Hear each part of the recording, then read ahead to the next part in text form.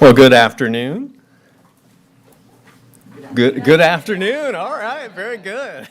Y'all are alive. So welcome to the Polk County School Board's work session today. We will now call the work session for July 29th, 2025 to order. I would like to thank everyone for being here today. I'm not sure about you, but it is a great thing to be in the AC, right? Indeed. We've got some crazy heat advisories out there. I think Mr. Wiggs looked at me and said, "Hey, have you been on vacation?" And I'm like, "Nope," because I'm a little bit more tan, I suppose, because of all this heat. But in reflecting on that, here we are in the midst of the heat advisory and so forth. And I know some board members and volunteers and our staff have been diligent in serving our community, and I love seeing all the social posts of how many cleanup activities are happening around our campuses all across the school district. So I did have a chance to take part at Philip O'Brien. I think we had over 60 volunteers at that school site during a cleanup just recently within the last few days. So it's been amazing in the midst of all this heat advisory. So thankful to be in the AC today. And then secondly, I would just say I love seeing all the banners that are going up around the school district. It's a quite fulfilling thing to say that our district is a B. So huge thank you to everyone involved all across this district to make that happen. Education, I say, is the greatest and strongest pillar of hope in our community. So you make that happen. So thank you. All right, so I just want to say thank you to our staff. You're available and accessible to us today and here to help us to address any questions that we have along the way. So I'd like to start by saying this. First of all, we're humbled to serve alongside you, and I would say the most highly educated workforce and dedicated workforce in the nation, so thank you. I'll read the Who Are We statement. It says, "We are the Polk County Leadership Governance Team. If we were to pick one phrase to define us, it would be student-centered. Because when we come together to work, we lean on our diverse backgrounds and these experiences that we have to ensure that these decisions that we're making, they're focused on providing a high-quality education for all students. The four most important things to our governance team would be: 1, operating with integrity; 2, respecting our students, our staff, families, and each other; 3, establishing this culture where the stakeholders, they feel valued, they're supported and have opportunities for personal and professional growth. And then lastly, supporting an approach of continuous improvement to ensure student outcomes. So we're never complacent. So thank you for that. So collectively, we need to work on behalf of our children that we serve and find these avenues of agreement so that we can govern this district in an effective manner. There's no acceptable alternative to that. We will always collaborate in a respectful manner in order to enhance opportunities for each student and staff member. We will not disparage others. Our students will thrive because we will remain committed to supporting the whole child. We hope to engage and empower our students and stakeholders to create this community of lifelong learners." And at this time, I would like to turn it over to the superintendent to guide us through our work session today. Silencing my phone. Good afternoon, everyone. Thank you for being here. It seems like it's been forever since we've met. I think it goes back to June, so thank you all for being here. I'll speak later during the superintendent's report as far as the school district's grade and give some kudos and some recommendations or a summary, a very brief summary. We will have a more comprehensive summary for the board in August, but there is indeed a lot to celebrate, but there's also a lot of intentionality in our work moving forward to ensure that we stabilize our performance, but also look at those areas that require some additional improvement. So first and foremost today, I'd like to bring up Kofile Technologies, and our presenter today is Trace Sism. Board members, just to provide you a little bit of context, I know Ms. Winchester and the team are here as well. Several months ago, we had an incident where post-hurricane, we became aware that many of our records had been exposed to the elements, and as a result, started to have mold, mildew, and other issues. We do have a requirement to retain those records, and so Ms. Winchester had done some research and did her due diligence, and we were very fortunate to come across Kofile, which is a subsidiary of Kodak, if I remember correctly. And so this is an opportunity for us to make sure that we can retain those records permanently. And I don't want to say too much more if anything else is left out, but the one thing I do want to share with the board, and the one thing that we find most appealing about this process is this is not simply just a Xerox copy of the pages from our historical documents. This is absolutely, it's searchable. And so it's an imperative that we keep and retain these documents. There was recently an incident where someone had donated property to the school district many years ago, and the family, now 2 generations further down the road, had questioned, well, if the school district wasn't going to use that property anymore, it should revert back to the family. That was in the agreement. And if it weren't for the fact that we had these records, we would not have been able to show that, no, we actually purchased that property and there was no such agreement for a right of reversion back to that family. So these documents are important and we're required to retain them, so this is a great opportunity for us. So, Mr. Sissom, I'll turn it over to you. Thank you, sir. So my name is Trey Sissom. I'm here on behalf of Kofile Technologies. We're a Dallas-based company that offers not only digital transformation, but also physical preservation of historical records. And if you look over to my right, you'll see some of those historical records and the disrepair that they're in. If you don't go through the proper preservation and conservation treatments and then digital transformation to help make them searchable, that record will be gone forever. Think about it like this. The Declaration of Independence, one of the most historical documents in the United States today. If the Library of Congress wasn't constantly working on that document, it would be gone and lost forever. This paper is made from wood pulp, very high in acidity content, and so if we don't get it back to a neutral state, capture the data on it, and make it searchable, those are going to continue to deteriorate until they're gone forever. And correct me if I'm wrong, but this is the only copy of these minutes. So natural disaster, man-made disaster, hurricane, flood, fire, these would be gone and not searchable ever. So my recommendation is the power of digitization. So it converts fragile records into secure, searchable digital files. It enhances accessibility, disaster recovery, and public transparency. It reduces physical storage needs and operational cost. Every government entity I go into is busting at the seams to store records because that's what it is today. You're a record storage business and none of it's searchable. I see it millions and millions of times where you're trying to find or locate a document and weeks and weeks, if not months, can go by without actually being able to find it. Our repository will actually house everything and make it fully OCR compliant, even with handwritten documents, and that's what those are. Those are from the 1800s. It supports legal compliance and audit readiness, and it also unlocks valuable data for fast decision making.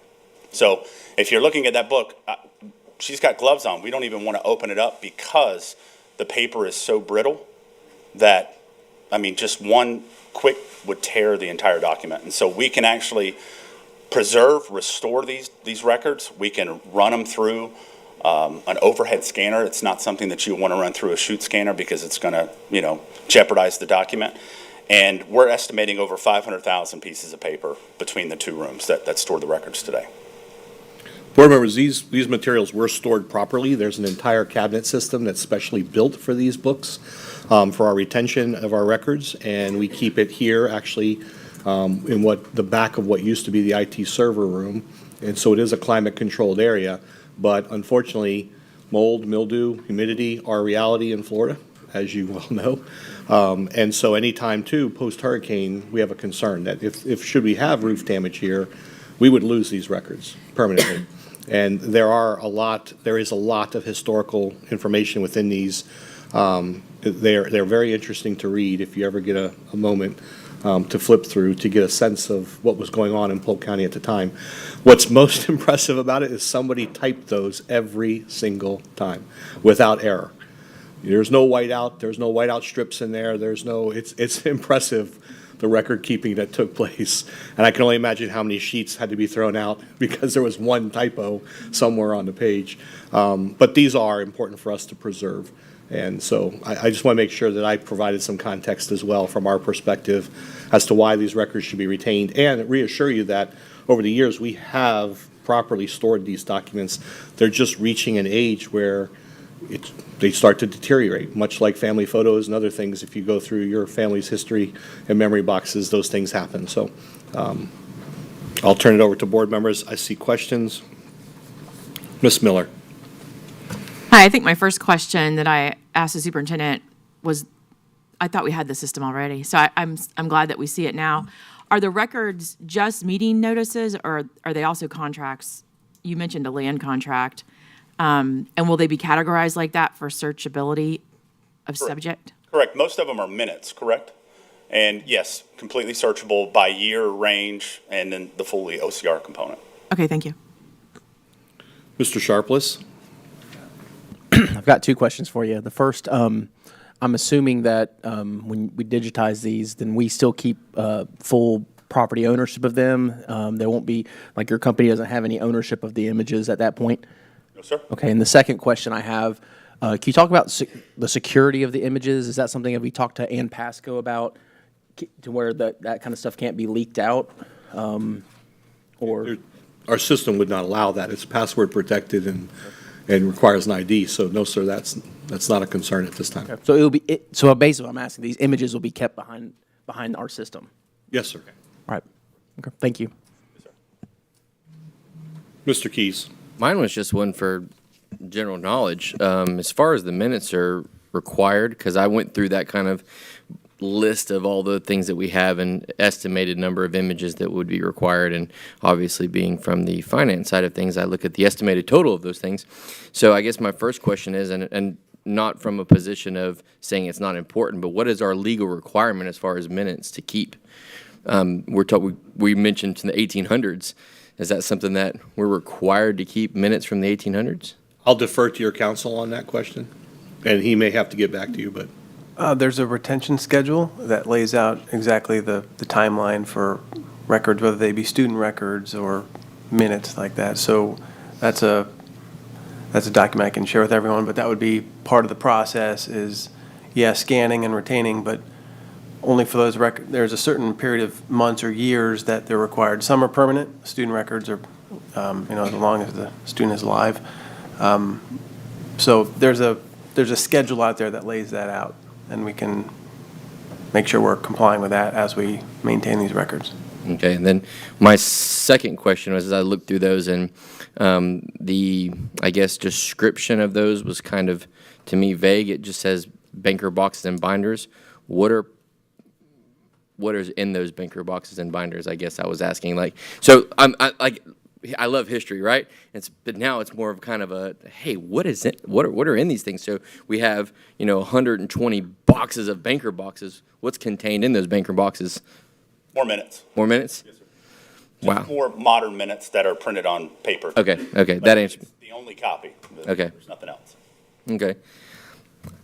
I guess those are the only questions. It just when I looked at it, it's like, okay, because I know as far as record retention, some of the things that I'm involved with were required for this amount of time, and where there is historical significance in it, I want to make sure, and I think Mr. Sharpless already asked some of those questions, is once we have those documents scanned, do they fully belong to us? They're housed on a server somewhere, and the minute that we say, hey, Kofile, we're not using your services anymore, we don't have access to your server, do we lose all of our data? That was another concern, but I thank you for asking that question, because once the data is scanned, do we truly own that data at that point going forward? That's all I was concerned with. Yes, it sir. is. To oversimplify, it is our intellectual property. Okay.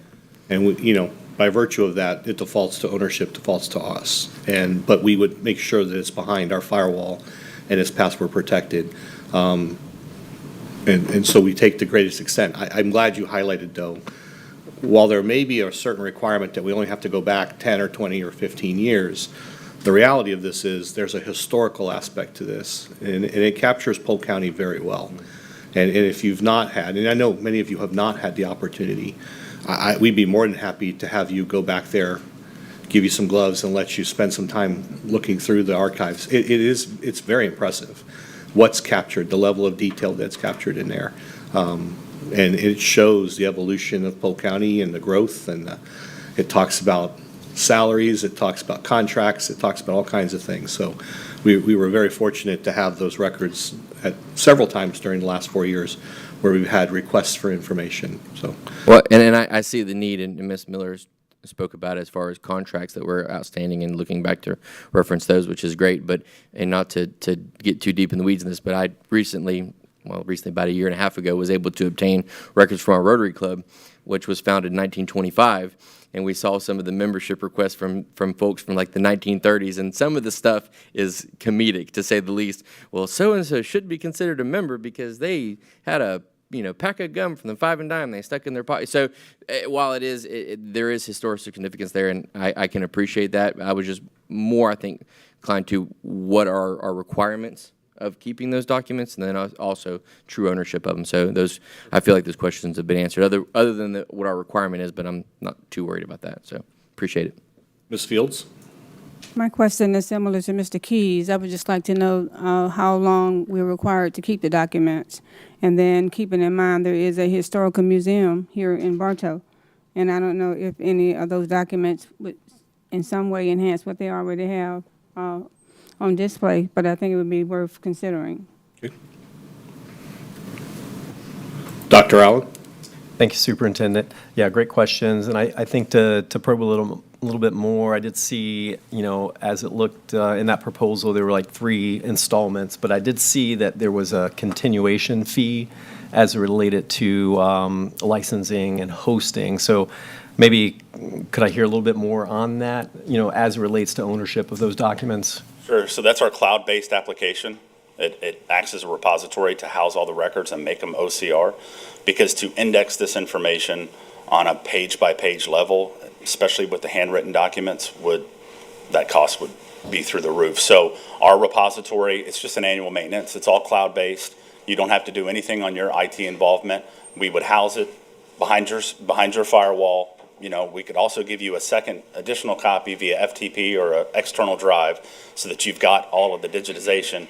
But it's just annual maintenance, just so that we can monitor and maintain. We handle all the questions. If somebody's got, certain customer service needs, they reach out. It's all housed here in the United States too. Mm-hmm. Okay.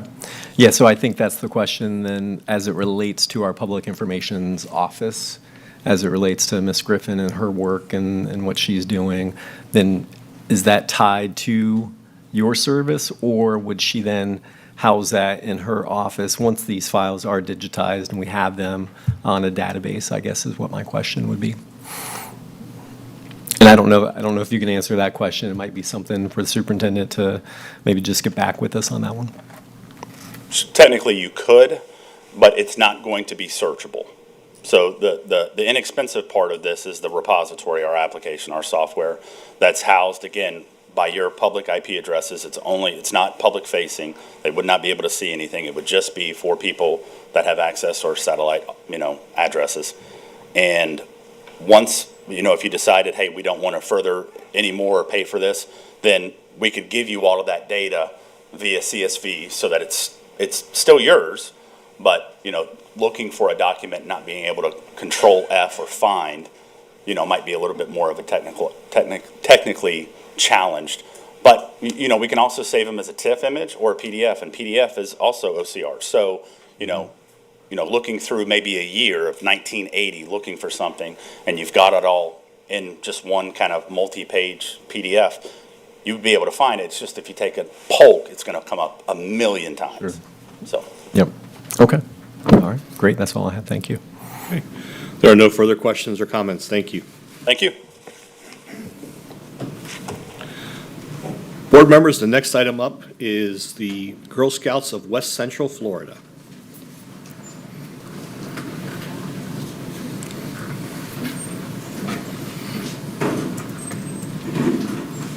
Good afternoon. Thank you so much for having me. I'm Mary Pat King, the CEO of Girl Scouts of West Central Florida.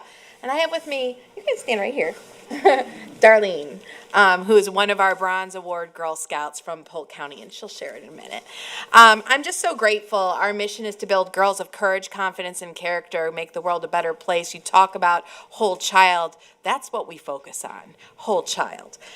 We have a team of 5 people who work out of Polk County, and my colleague Christina and I support this. I want to recognize Maria Elena Moore, who's our regional director for Polk County. You'll see her a lot. We were founded in 1912 in Savannah, Georgia, but Tampa actually has the second troop in the nation. But the real fun fact of the history is that this woman, Lenore Gundy Costello, maybe some of you recognize that name, in Lake Wales, 108 years old, still an active Girl Scout member, leader, and mentor of mine. She was the CEO from the 1950s to 1976, the year after I was born. And today she still is my mentor. What's amazing about her is she made sure that Girl Scouting was part of the cultural fabric of Polk County for decades, and that continued. She asked people like Mr. Ben Hill Griffin to say, Mr. Ben Hill Griffin, will you please support us? We want to buy a camp, Camp Wildwood. He gave her that $25,000, and guess what? Camp Wildwood is still an incredible place for girls. She also asked her friend, Mr. Jenkins, would you support our equestrian program at Camp Wildwood? And guess what? He provided those first dollars that made for the equestrian program that still exists today. Girl Scouting is a part of Polk County history yesterday, today, and tomorrow. In Girl Scouts, we build girls of courage, confidence, and character who have life skills, a range of life skills. Everything from I can sew something to I can tell and communicate with a friend on when I'm struggling with what's happening in our relationship, to a life skill of navigating difficult circumstances. Changing an auto tire, you name it, they learn it in Girl Scouts. And I would say you look at her, the back of her vest, and that's proof. They stand up as peer role models, and that is going to be very important for you in Polk County. You want to have Girl Scouts in your schools. You want to have those courageous bystanders who say, hey, that's not right. They connect with caring adults. On average, Girl Scouts have between 56 and 100 hours of adult mentoring, not just 1 year, but year over year over year. And that progression of experience creates a lifelong relationship that can support them as they engage, as they grow into adulthood. They explore careers. They have entrepreneurial skills. You know them by cookies, right? And they take action as student leaders. In Polk County last year, we did a study, my Girl Scout sisters, CEOs across the state, and I, the State of the Florida Girl Report. We have a flyer with a QR code for you to access the full report. But what I specifically pulled out was for Polk County. Too many girls here are struggling with bullying and depression and high-risk behaviors. I was at the Polk Vision event. I know you know these data points. But 60% experienced symptoms of depression in the last year. 60% reported emotional or social bullying. 32% experienced physical bullying. And 43% of girls in high school drank alcohol. I think that those are things that we can work together as Girl Scouts and the school district to support. We're the solution. Through your own data, through the data that we've gathered here in Polk County, our Girl Scout survey shows 99% of Girl Scouts feel safe. They feel like their troop leader, 89% feels like their troop leader cares. 75% have a positive self-identity, which is the building block of leadership. And 90% say, I belong in Girl Scouts. Our Girl Scout impact is clear. 95% of Girl Scout alum in the Girl Scouts USA studies that happen every few years, consistently 95% say they are happier with their overall life. That includes health, career, finance, and relationships. We did a pulse survey to find out where do we rank compared to other nonprofits that serve youth. 82% of Floridians recognize Girl Scouts as empowering and uplifting girls. And 75% say we see the goodness that girls do in the communities, goodness like what Darlene does. And that's critical because when choosing among nonprofits, while all are good and layers upon layers of supports are needed for the whole child, Girl Scouts ranked at the top as one they feel the safest with for their children. So this is our program, our proven outcomes: sense of self, positive values, our Girl Scout law, respect, kindness, caring for others, being a sister to every Girl Scout, respect authority. That's what we teach over and over and over again.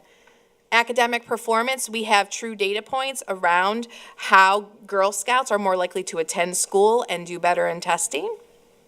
And healthy relationships, and finally, challenge thinking. And we'll talk about that in a minute. These are our program pillars. So we have programming.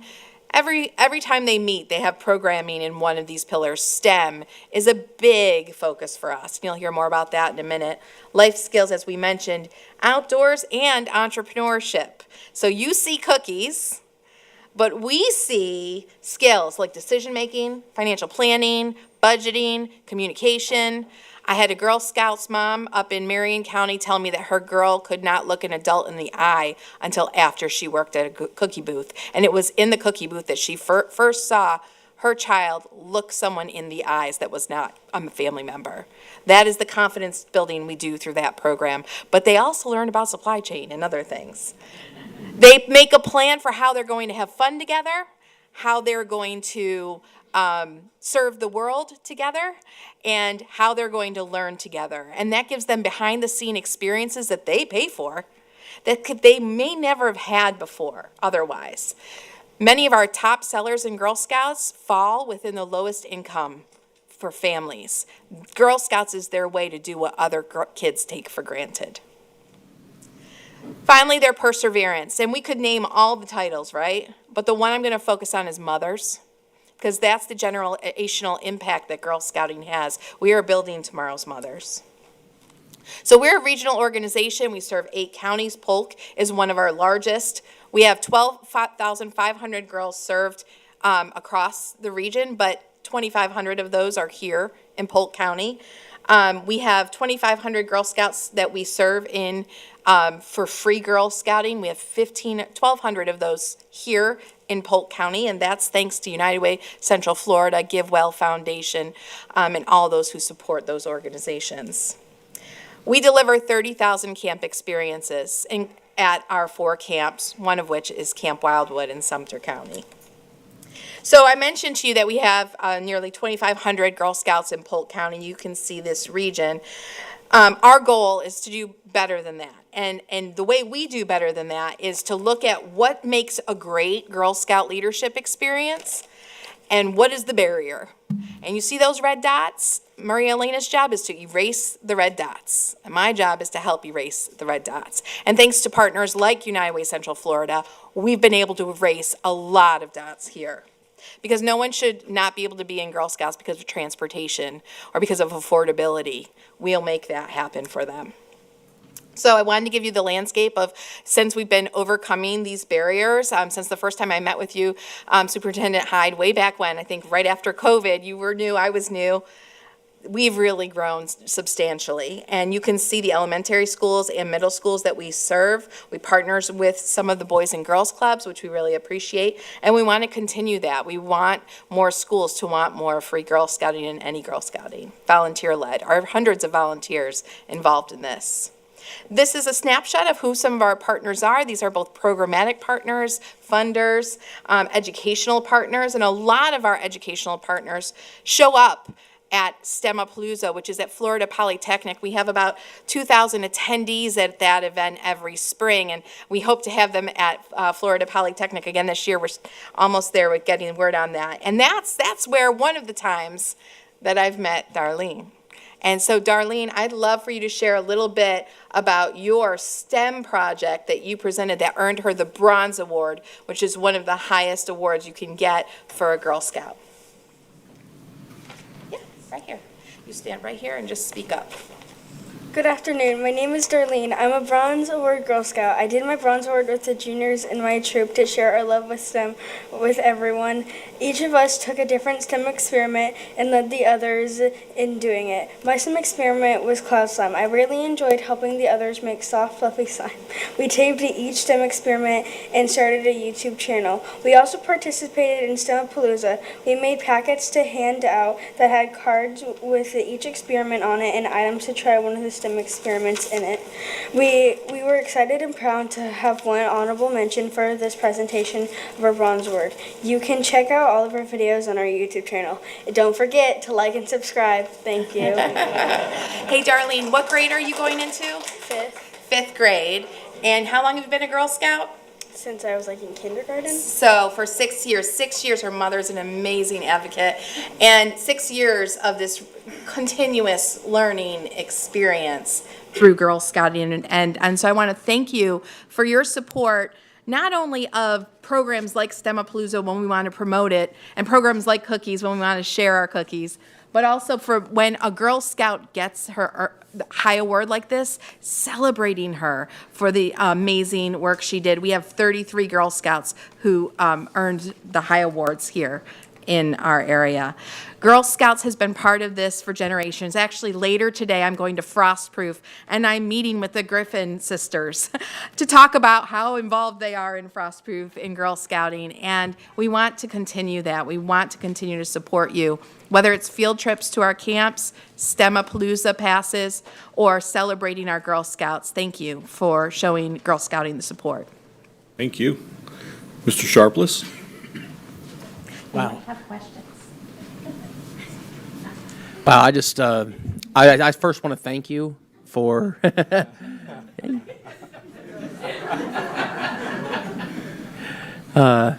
you for that great presentation you gave to us, absolutely. And thank you for everything you do for the girls in Polk County.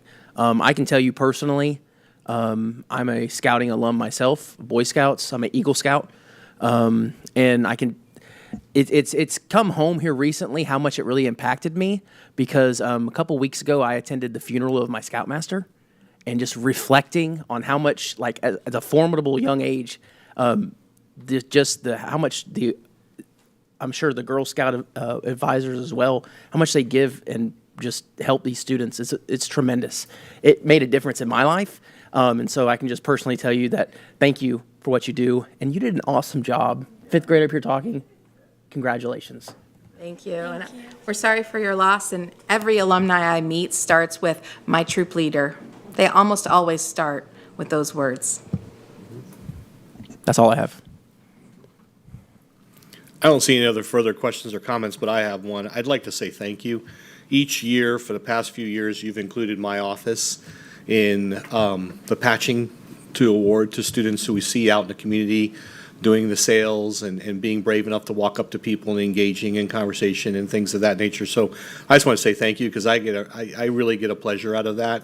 So if I'm shopping somewhere with my wife and we see the students there, you know, I'll ask them, hey, have you gotten one of these yet? And their faces light up if they haven't. And so it's a pleasure to participate and support the program additionally. So please, please, please continue to keep our office involved. Thank you for being a VIP shopper. You're very welcome. Very welcome. Listen, it's a body built by Girl Scout cookies. Me too. Thank you. Thank you. Next up, we have Katie Taylor, Senior Director for Food Service, who's here to provide an update about adult meal pricing changes.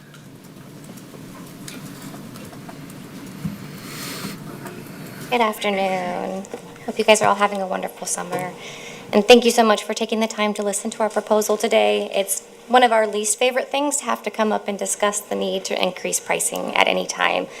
We've been very, very fortunate, and we haven't had to come before you for almost 3 years. So we feel that as a good thing, but unfortunately we've reached that point where USDA requirements require us to come before you with this proposal. So the way that adult meal pricing and any type of non-program pricing is determined is they take a look at what the cost is to our program, and they allow us to utilize 2 factors when coming up with that. So they have us look at the reimbursement rate that we get from the USDA, as well as the value for those USDA commodity or donated food items. We actually just got the official numbers this week for our reimbursement rate, and that came out to $4.71. The USDA value has not officially come out, but we received an update from the USDA the other day, and they're estimating that going up to 45 cents, which is amazing for our program. That's a huge increase, but it does mean that we are definitely going to have to increase those prices. So as of today, the price that we are looking at, the absolute minimum we can go to is $5.16. We're currently charging $4.75, which honestly is a steal if you go out to McDonald's or anywhere else and get a meal. But again, it's an impact on our staff's salary, so we kind of hate doing this when we have to. The proposal we're bringing before you is, we have 3 different levels. Level 1 is going to $5.20. That's just a nice even number. It's the lowest possible that allows us to meet those regulations, as well as wraps in a little bit of a cushion for staffing, equipment, all of those additional things that go into those meals. The next one is $5.25, which is kind of our recommendation to the board. It gives us a little bit more of a cushion and will actually hopefully allow us to go another year before we have to come before you. And then the final one is $5.50. Again, that's the max that we would want to go to. This would give us probably 2, if not 3 years of having to, or being able to maintain at that. So that's kind of what we're bringing before you today. Do you have any questions for us regarding this? Mr. Keys? Yeah, and in reviewing this, and I think you answered that question, the only, I guess, statement I had or question would be the main reason for the increase is the increase in the reimbursement rate. Is that correct? Yes, sir. Okay, yeah. And like you said, it's already a steal anyway, but if the reimbursement rate has gone up, then it leaves us with fewer options, right? So. Yeah, and I think that's an important part that Ms. Taylor opened with, which is this is not done by choice. This is done because it's required for us to meet our requirements under that program. So it is important that we convey that to staff, that this isn't just something we enter into lightly. And so, again, you have 3 choices that the board ultimately will vote on as to where you'd like to land. So, Ms. Fields? If my memory serves me correctly, we've always struggled trying to make sure that we were not in the red when it comes to the food service program. And so I think that being proactive, this is something that we definitely have to pursue. And I would be in agreement with option 2. And that way we won't be looking at it next year, the following year possibly. Am I correct? Yes, ma'am. Okay. That's the estimate. Thank you. Thank you. Ms. Taylor, I see no further questions or comments. Thank you so much. Thank you. You guys have a great day. You as well. Next item, board members, is proposed rule development for school board policies, and Ms. Griffin, Assistant Director for Policy and Public Records, is here for her presentation. Good afternoon, everyone. I wanted to, before we get going, I have I think there's 21 policies that I'm bringing before you today. I kind of wanted to just give you an update on a little change in our rulemaking process that I wanted to talk to you about. Chad and I met with Mr. Green recently just to go over our rulemaking process, make sure we're doing things efficiently, just kind of talk through that. And one of the things that we decided makes the most sense is to go back to our process of adopting policies during the public hearing. So you may have noticed on tonight's agenda, we have a public hearing scheduled. If you remember a few years ago, we used to make a motion to approve policies during public hearing. I think last year, maybe a year or so ago, we switched to not adopting them until the subsequent meeting. We want to give the public an opportunity to speak to our policies, obviously. And then if the board from that had any revisions, it was giving us more time to make that adjustment. But it's not a requirement, and it does hold up our process by another month or longer, depending on how our meetings are scheduled. Sometimes our meetings are 6 weeks apart, and so that does add more time when we're trying to get policies through the process. So the way it will work is, like you'll see tonight, the policies that I spoke on in June are on public hearing tonight, and the public can speak on those. If at any point the board decides they don't want to move forward on a particular policy, you can always remove that one and just vote on the remainder. So it still gives you an opportunity to vote on the ones that are good to go, so they're not held up. but it gives you the opportunity, like we can bring those back if there's any particular ones that you want to look at further. Does anyone have any questions about that before I go into today's rulemaking? Dr. Allen? Yeah, no, I think it's a good move as long as, and if I remember correctly, if we go back to the record, the reason that we had that new procedure in place was in the midst of our public hearing, there was a potential addendum, right, that was proposed in a sense. So as long as we still have that freedom in the midst of that public hearing to then go back to the work session side, I'd be in favor of that. Yes, you do still have that option to make an addendum right there during the public hearing, or deciding, let's pull that, we can bring it back to a work session to talk through if necessary, and then bring it back to a subsequent public hearing. So that option is still available.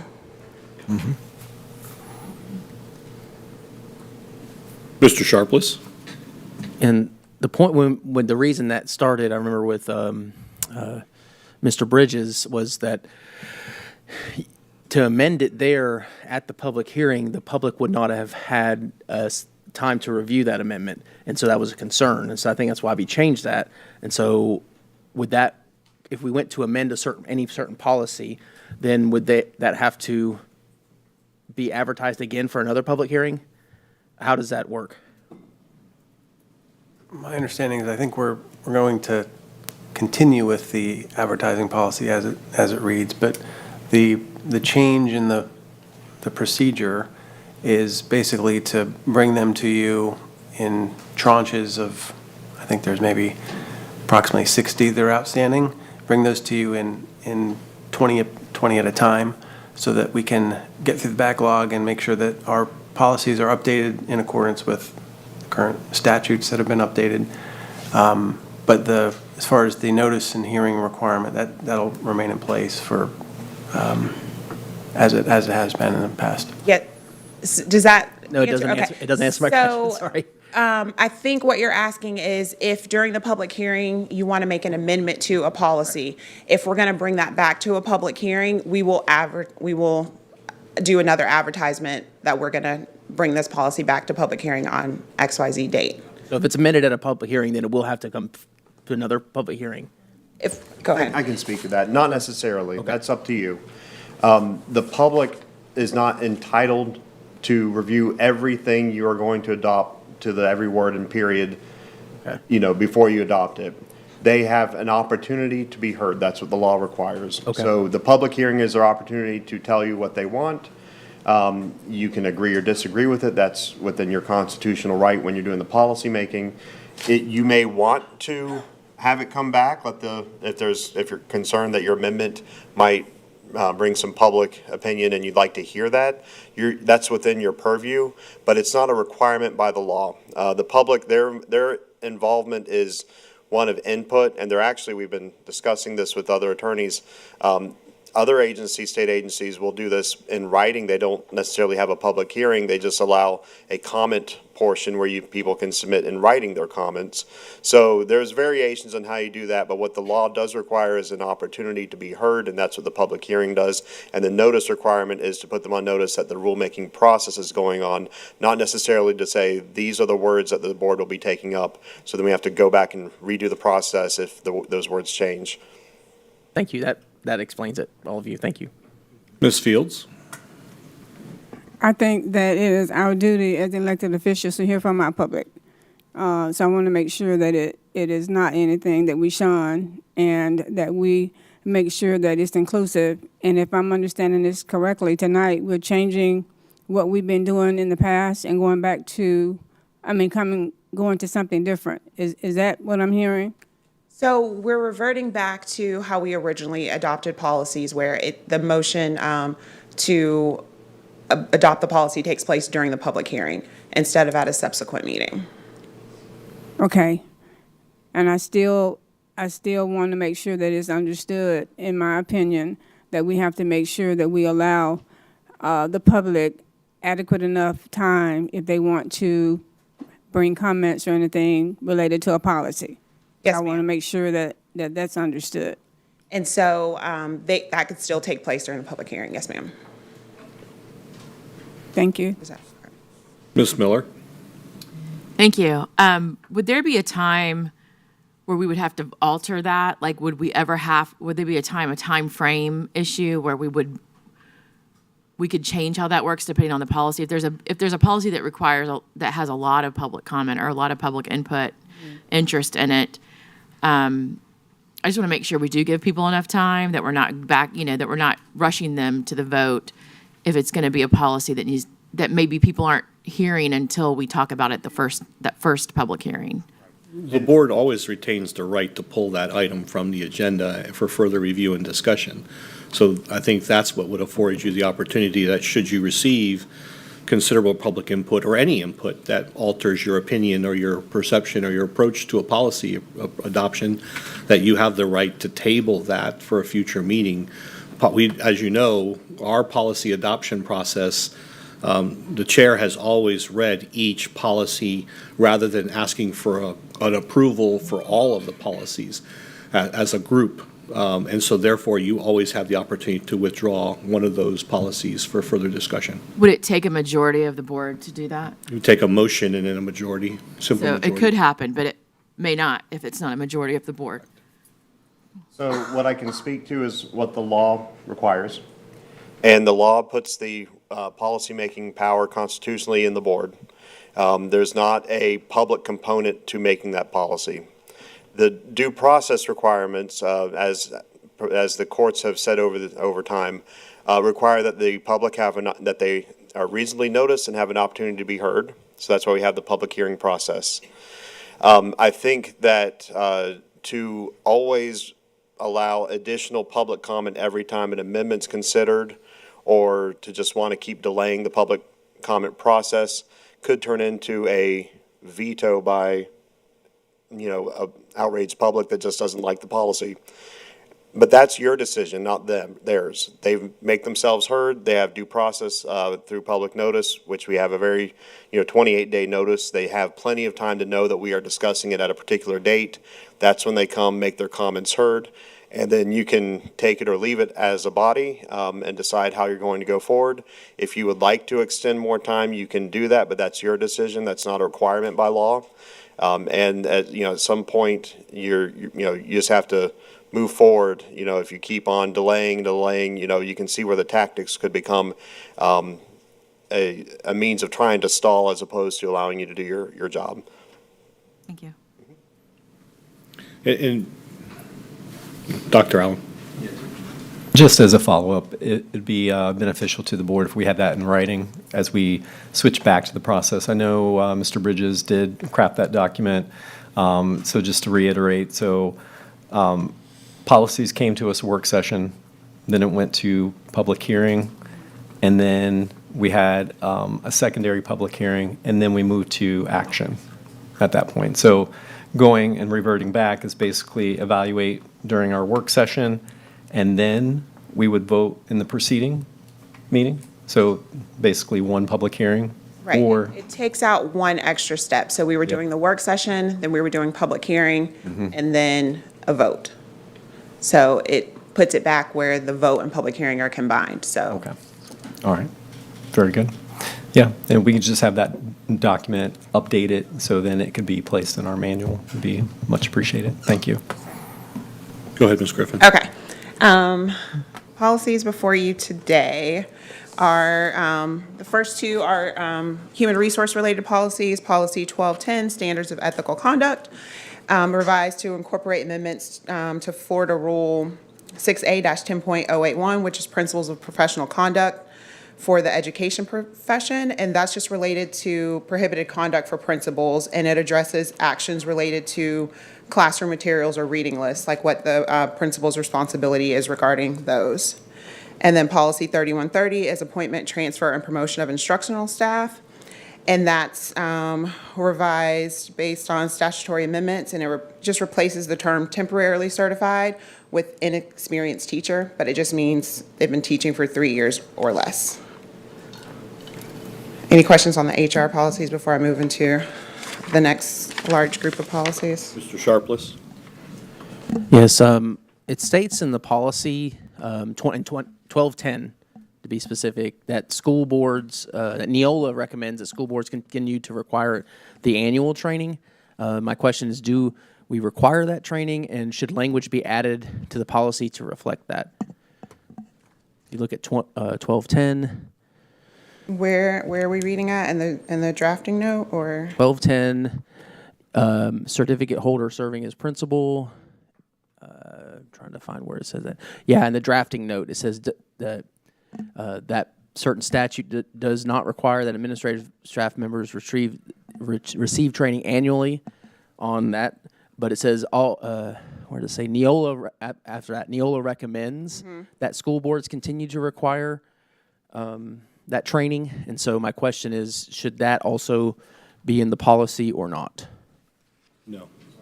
It's in there. Okay, I didn't see it. That's where I was. So it should already be included in there, because Neola left it in the template. Okay. It's because it's their recommendation to leave it in there. I'm trying to find exactly where it is. That's not a revision. That's existing. I was reading that drafting note. It kind of stuck out to me. Under training, hold on a second. If you look directly beneath the drafting note under training, it's not. Very next That's sentence. current, that's our current policy. Okay. So we're not changing that. Okay. We're not changing that, and we actually are working on ethics training that will be provided to all of our employees on Okay. an annual basis, so. All right. Thank you. Appreciate it. That's my only question. Go ahead, Ms. Griffin. Okay, moving on, program instruction, policy 2215. It's revised to modify that required instruction related to Medal of Honor recipients, Veterans Day, Memorial Day, and the history of communism. And the required instruction pertaining to the history of communism must be implemented by the 26-27 school year. So you'll see that notated in the policy. It's not necessarily for this current school year, but, or our upcoming school year, but the 26-27 year. And then educational options and virtual instruction. These policies are revised according to Florida Statute 1002.45 around requirements of virtual instruction programs. Mr. Keys? I just wanted to make a statement. I know that's one of the things that we're required to by statute, but if you're looking through there and seeing the policy change, I just wanted to make a comment that is very important for some of these things. The statement is on I of that section, in order to encourage patriotism. So I think it's very important for the students to learn that, and to the importance of those that have served before us, and then things of the past, because if we're not students of the past, we're doomed to repeat those things. So just a quick statement on that. Go ahead, Ms. Griffin. Okay, policy 2371, Hope Scholarships, and Florida Statute 1002.40 addresses just some program eligibility and school district obligations surrounding that scholarship. Policy 2440, Summer Program, is updated to, based on Senate Bill 7004, and it includes the addition of new provisions related to the operation of VPK programs and coordinated screening and monitoring, progress monitoring. And then there's also a legal reference that was removed just due to the repeal of that statute. Mr. Sharpless? The only thing I have on policy 2371 is opportunities is misspelled on the second page, so we may want to just tighten that up. My apologies on It's okay. that. That's it. Okay, yep, I'll fix that. Policy 2455, Dropout Prevention and Academic Intervention Programs.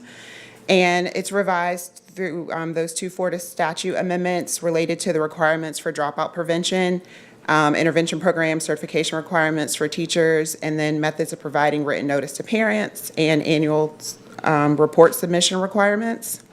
And it also, a Florida rule change, just details what must be included in the academic intervention plan. Policy 2460, Exceptional Student Education.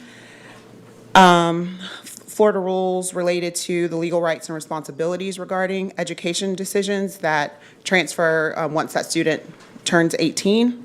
And then there's also some outdated exemption language that was removed, and additional legal citations were added to that policy. The next three policies are all around instructional. I'm sorry. Dr. Allen? Sorry, thanks. more so for the superintendent, as it relates to that policy, I did have a question as, that requirement for collecting that survey data from a student that's potentially dropping out. And then there was a requirement, I believe that's the policy that I was looking at, that we're supposed to offer a list of what the options were, right? Options are, that's in Yeah. a couple I think that's in And I know there was sort of, little touch points across as those policies overlap. And it was just more superintendent, maybe a list of, because I know we have Graduation Alliance and some other, what is that official list that we would then hand off to families in that situation? And then, survey data, see what that survey data looks like. Okay, we can provide that to the board. Thank you. Go ahead, Ms. Griffin. Okay, policy is 2520, 2521, and 2522, all surrounding instructional materials. It includes, and these are things that, I don't know if I said this time, we're still updating policies of things that happened last school year. We just got a new update from Neola that we'll be bringing to you shortly. But so some of these things, they're things we're already doing. The law already changed, or we're just getting our policies caught up. So it includes the limitation that a resident of the county who's not a parent or guardian of a student, they can only object to a material once per month. And then it also specifies that if a school board denies a parent the right to read passages from a material, then the district is required to discontinue use of that material. So those are things that were already addressed. Mr. Keys? So referencing back in 2520, under the replacement and purchase of instructional materials by students and parents, I've seen that we changed the language for students shall to students may be held responsible for the cost of replacing instructional material. So does the district then eat the cost for the replacement of that material? Or do we have some type of schedule for that? Because when I see anything from go to shall to may, that's given us kind of an opening there. So if we have instructional materials that are damaged, is it something that we're not, holding the student or parent responsible for now, ultimately? Or is it a means of interpretation to each incident, I guess?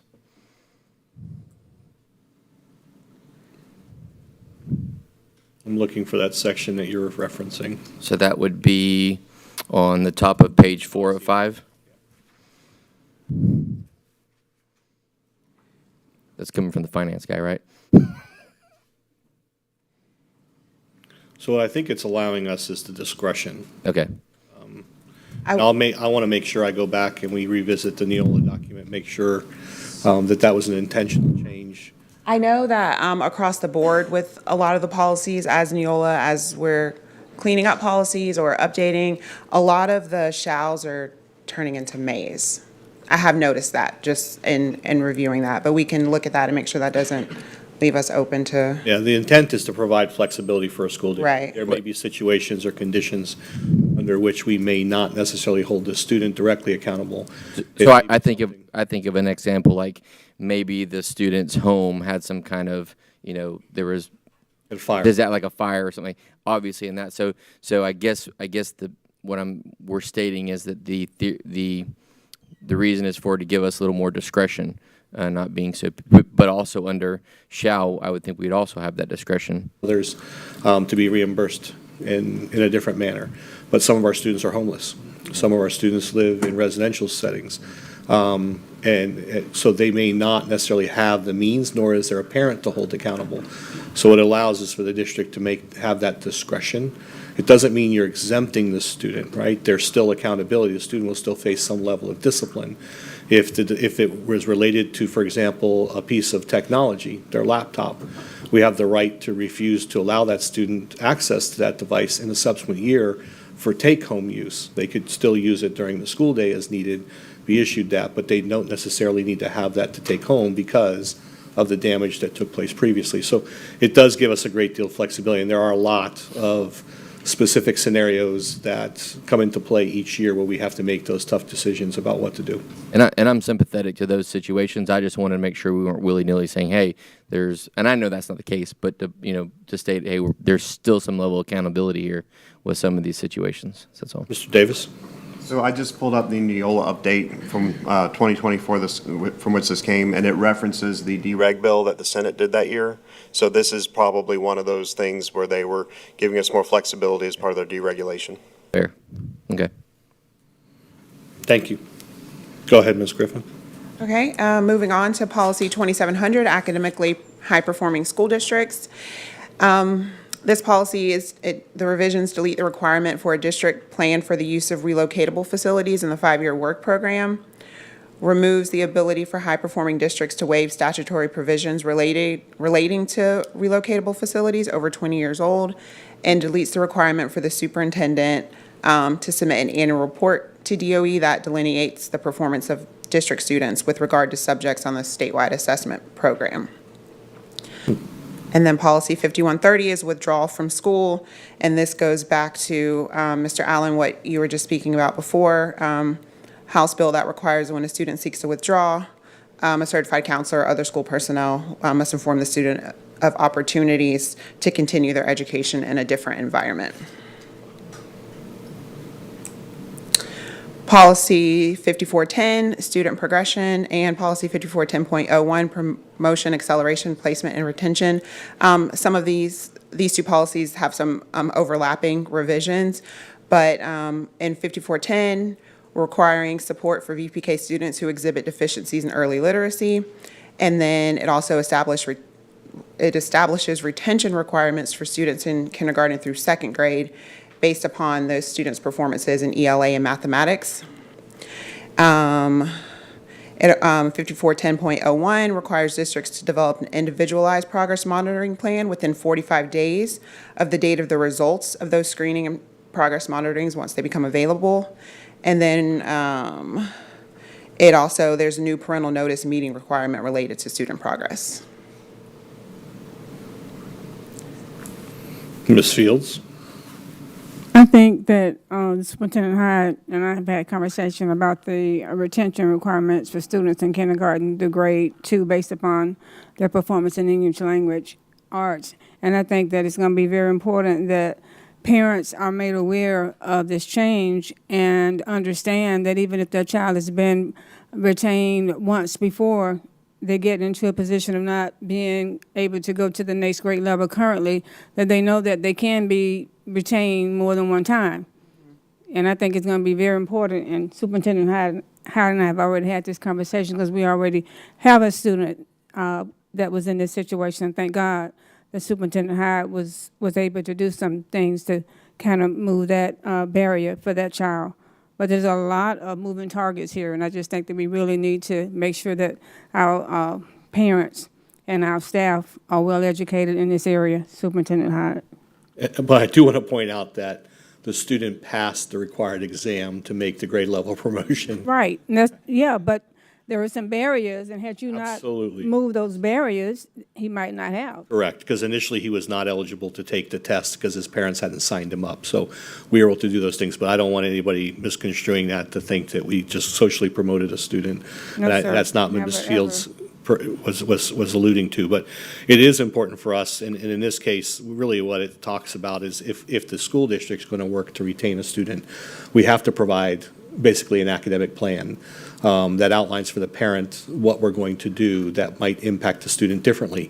What most people are not familiar with too is, so for example, in 3rd grade retention, they are reassessed early September in that first PM assessment. If that student performs at a certain threshold or established threshold, they can then be promoted again to 3rd grade or beyond. So to 4th grade, excuse me. So there are opportunities that are already within the system to do that. But for us in particular, retention is an interesting discussion. Ms. Miller brought to my attention a parent who was questioning retention with her child, and so we were able to work through some things. But through that process, realized that student was facing potentially multiple retentions, and that would not ultimately benefit the child.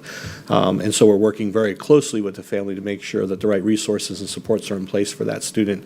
And those are the kinds of conversations that need to happen as a result of this. Far more often than not, sometimes we make decisions about retention. Now, as a district, I'm proud of the fact we make decisions about retention based off statute and rule.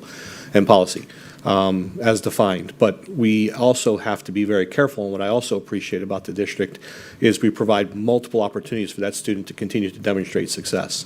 And it's really important. And we do see huge variations in student performance. So as you know, thank goodness, the state of Florida moved to 3 assessments during the school year. And that gives the student 3 opportunities to demonstrate that they're at or above grade level. What we struggle with, Mr. McNaughton and I and Ms. Riley Hawkins and I have had to work with individual families. A student can score a level 3 on PM1 or PM2 and then decline to a level 1 on the last assessment because when we look at their test, maybe they didn't take it seriously, they didn't spend any real time on it, they just clicked through it. But it's that last assessment that makes the difference as far as the decision to place the student, and we can't override using some of the other scores. So and there are some exceptions within there, but we have to be very careful to explain to families that you really have to do your best on each exam, and so our students understand that. And in some cases, we've seen students just excel on PM1 and then just absolutely decline in PM2 and then raise the bar again in PM3. So it's an interesting situation, and it's one that really probably requires more study on our part. Were there factors that we were aware of that day that maybe would have predisposed that student to not doing well on the test? For example, did they get in trouble at home? Did they have a fight with a friend? Did they, those kinds of things that can completely derail a student sometimes, and maybe it would have been better to place them in a holding room and let them retest later on when makeups were available. So, those are things we have to continue to explore, but thank you. Ms. Miller? I just want to kind of agree with Ms. Fields about the parent notice and the parent understanding, because what I see more than not are students who take advantage of maybe a private school option or a homeschool option. And then when they come back, they're severely behind, and that causes them to be and that's not all cases, but that's the ones we get, which are the crisis cases where they're now in jeopardy of being retained, or the parent feels they should be retained because they see the rigor of the school district and what their student needs to meet. So this is all about messaging, I think, and what our parents are made. And I know I can't tell them that once they're leaving, but that would be a possibility. But I think we do need to be clear in the messaging about how we do retain or promote, because it's kind of on both sides. You get it in elementary school from people who try other alternatives, and then when they return, they're either shocked that they're now going to be retained, or they want to be retained, and we all know the studies we try to get them with resources and move them forward. So again, this I think is back to messaging, so I think we as a district need to be aware of what that looks like. Thank you. Dr. Allen? Sort of going off what you were saying there a little bit, Superintendent Hyde, maybe we can super score our PM data in some way like ACT or SATs. But there's got to be some solution there. I'd be happy with that. Yeah, indeed. I think I'd reached out to you. I think this morning we had the conversation around the VPK policies here as it relates to the deficiencies and the IEPs and so forth. And I think my question to you was, infrastructure-wise, because obviously we're now assessing VPK, and I think that's good data as we're, tracking those students along and then transitioning to kindergarten. But I was, like support-wise, how many students are we actually building, IEPs for within our VPK system? I was curious about that. And then that support that then we're having to provide to Early Learning Coalition. I was just curious, obviously that's on our agenda tonight as well. So, not sure if you have an answer. I know I posed those questions this morning, but. I do, and thanks to Ms. Allen for answering that earlier today. So there are over 600 students currently who are in the queue for evaluation, and will ultimately, some of those will obviously receive an IEP. I can't say whether the majority will or not. There are a lot of things that lie behind that probably are a good discussion for us to have at the retreat, quite frankly, versus trying to have it here this evening. But it does create a heavy burden for many, and it's something that, quite frankly, we're going to have to look at the staffing for how to best address that moving forward, because we already have a large cohort of students that we're supporting with 504s and IEPs, but you start to bring in those students. Now, if those students are identified through Child Find, we are required to then assess those students and provide those services. There's also a benefit to this. The earlier we can identify students with a deficiency in any area, the better off we are at helping them overcome those deficiencies. And so it's important to keep that in mind as well. But there are some concerns with sometimes the why a student's being referred for an evaluation. And so we can talk about that further. But like I said, I think I got that right. When I spoke to Ms. Allen earlier, there's over 600 students in the queue right now. Mm-hmm. Yeah, thanks for that quick response. Yes, sir. Ms. Miller? I think I want to add to that topic for the retreat. We also are required to evaluate students who are submitting applications for the scholarship programs. And I would like to talk about staffings for that and funding for that. It's very important because these students do need early interventions and what that looks like. But again, when we have limited staff, I just want to talk about how we'll prepare to meet the needs of all those students. Yes, ma'am. Thank you. You're good, Ms. Griffin. Okay, we just have a few more. Policy 5780, student and parent rights. Some of this may look familiar to you guys. I did bring policy 5780 to you once before. It didn't make it all the way to public hearing because there were a few additional tweaks we had to make, or that Neola added to it, but it was, it addresses alternative methods for providing parent notice, the short-acting bronchodilators, I always say that wrong, so I apologize if I said it wrong, and then the New Worlds scholarships, and then there's additional revisions related to deficiencies in reading and mathematics. And then policy 6661, instructional materials allocation. It incorporates requirements that school boards prioritize and allocate remedial and supplemental instructional resources to VPK students and other students in K3, K4 who exhibit certain substantial deficiencies. And then our last few policy, I'm sorry. Mr. Sharpless?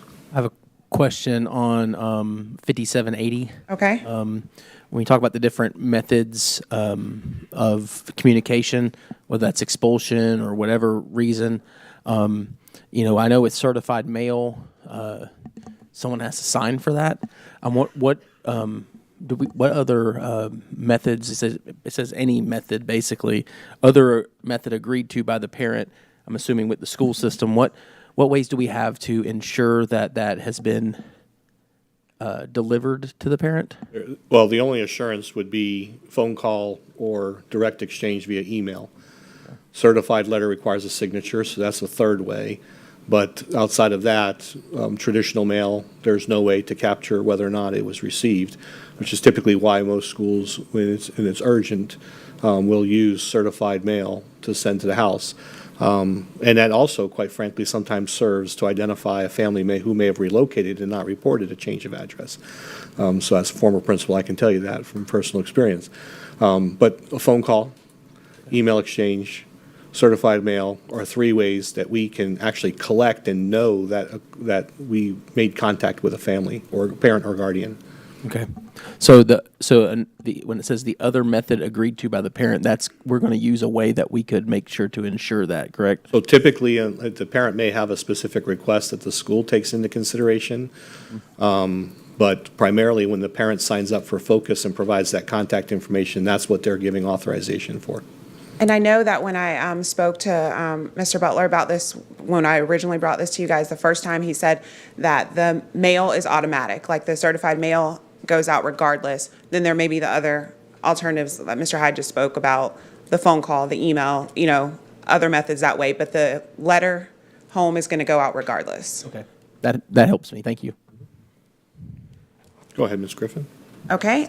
6322 is construction contracting, and this is amended based on Florida Statute 1013.45 to increase the cost limit for day labor contracts from $280,000 to $600,000. Policy 6330, acquisition of professional architectural engineering, landscape architectural, or land surveying services. And this was House Bill 149 that increased the not to exceed amount from $4 million to $7.5 million for certain continuing contracts. And then our last policy, policy 7440.03, small unmanned aircraft systems, which are basically drones.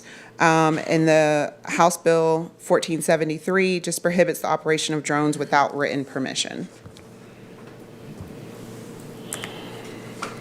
There are no questions, Ms. Griffin. Thank you, guys.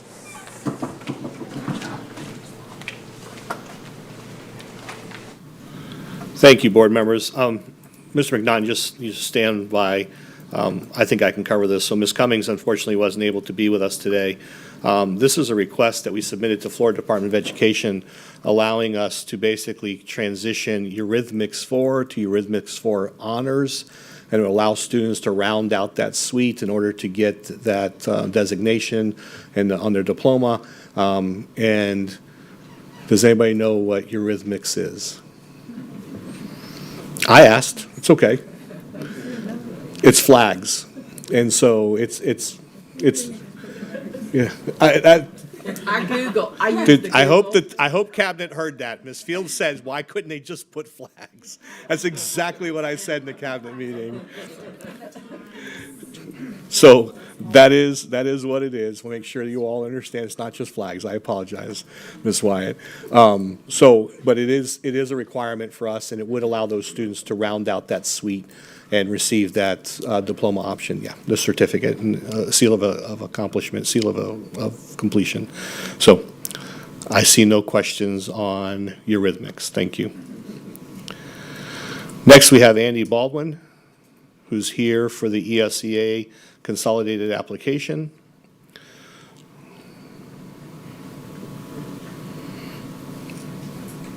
Good afternoon, board members. Good afternoon, sir. This afternoon, I'm presenting to you information about our ESEA consolidated application for the 25-26 school year. This is our main entitlement grants that you're used to, Title I, Title II, Title IV, those grants. I did want to share with you an update that we have done to our processes this year, where we have ensured that all of our grant activities at the district level are aligned specifically to strategic plan goals, which we have established. Goal 4, our department really emphasizes Goal 4, especially objectives of making sure that the use of our funds is transparent, strategic, and aligned, and that our resources are used in an equitable and consistent manner. So what we did this year, whenever the departments requested the use of grant funds for this next year, we asked them to each identify which strategic plan goal that they are specifically targeting with their initiative. In total, we have 129 total district-wide initiatives. There are some school-wide initiatives, specifically under Title I Part A, which are not captured in this, but all of those school-wide initiatives are part of the school improvement plans, which are also aligned to the strategic plan. In addition to identifying the goal for the strategic plan that the department will be targeting, we've asked them to identify the key performance indicators, or the KPI, so that we can identify the specific metrics which each of the initiatives are targeting throughout the year. I gave you a sample here of the types of district-wide initiatives and the different key performance indicators. The one most chosen was the English Language Arts performance on PM3. And then district leadership training programs and overall graduation rate, also all throughout there. In total, there were a total of 49 different KPIs which departments have chosen to work on throughout this year, all aligned to the strategic plan. The ESEA consolidated application includes grant applications for Title I Part A. That's our largest grant program for the entitlement programs. Title I Part C, our migrant education program. This is for students who are migratory, meaning that they work in the agricultural and fishing industries and move from place to place throughout the school year.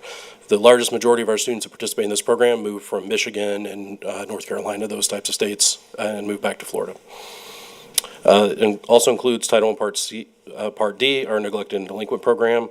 Title II Part A, supporting effective instruction. Most people know that one as our PD grant, where we do a lot of professional development activities for our staff.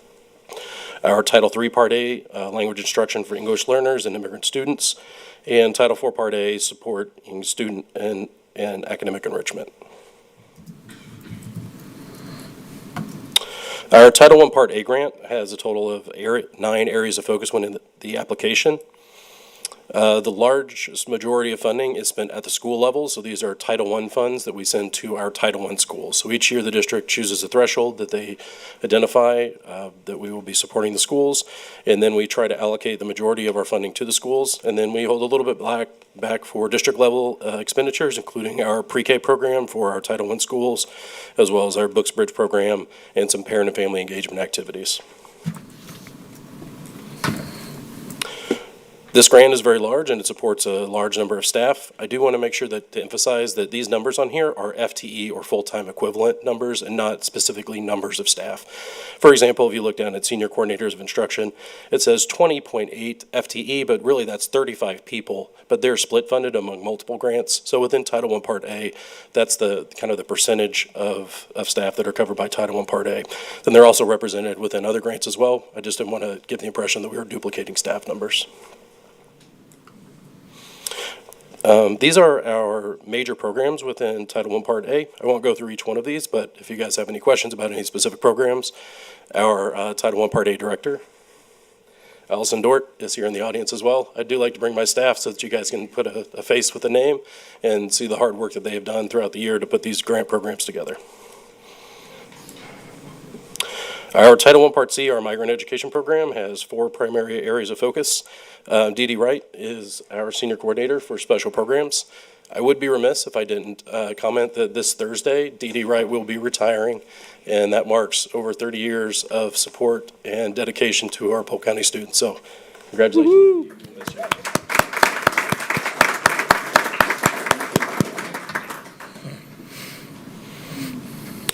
The large majority of our Title I Part C grant funds are for instructional services through our K through 12 students. The next biggest pot goes to our identification and recruitment of those migrant students, because every year we have to go out into the field. Our staff goes out into the field, knocks on doors in some of our areas that are in high migrant concentration, and has to do certificates of eligibility to include those students within our grant application for the next year. So those are our 2 biggest areas. We do have program staff within the migrant program as well. And again, here are the list of some of the major components within the Title I Part C grant. And again, heavily on the academic instruction and academic supports for our students. Our Title I Part D neglect and delinquent program has 3 main areas of focus, with the vast majority of the amount going to fund 2 transition facilitator positions to support students that are transitioning back into normal schools after being in a residential or residential delinquent facility.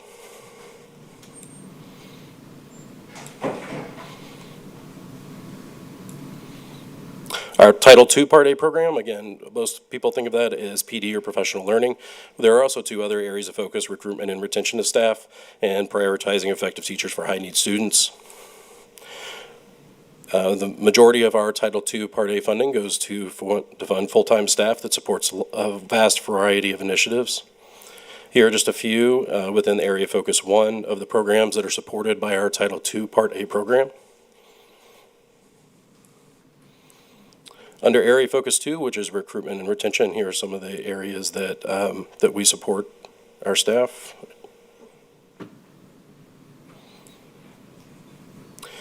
And under Area Focus 3, this is where we provide some additional supports to some of our struggling schools.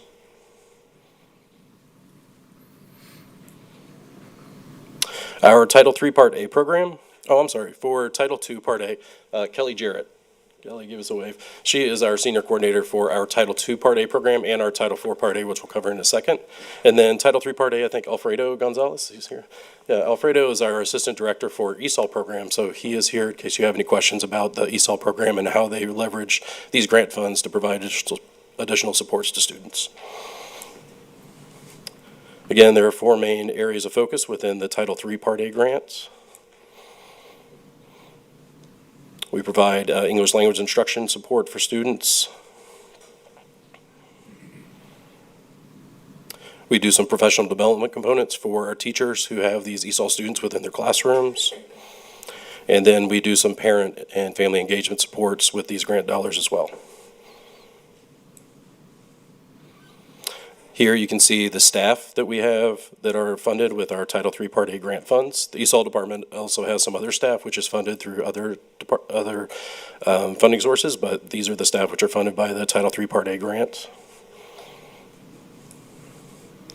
And our Title IV Part A grant is kind of our newest grant within ESEA. It's about 5 to 6 years old now, and it has 3 primary areas of focus: well-rounded education, safe and healthy schools, and effective use of technology. The vast majority of our Title IV Part A funds go to providing staff to support different programs, with the largest program being our community outreach program, which helps us drive up attendance at our schools and identify students who need additional support for getting to our schools and keeping their attendance up. These are some programs that are funded under our well-rounded education component of Title IV Part A. And these are some of the programs under our Area Focus 2 for safe and healthy schools. And then we provide some additional support to extend network manager contracts at the schools, especially to support our summer extended learning programs in the month of June, so that the schools can still have some technical support if it's needed. And that's all the information I had for you. I'm happy to answer questions if you have any.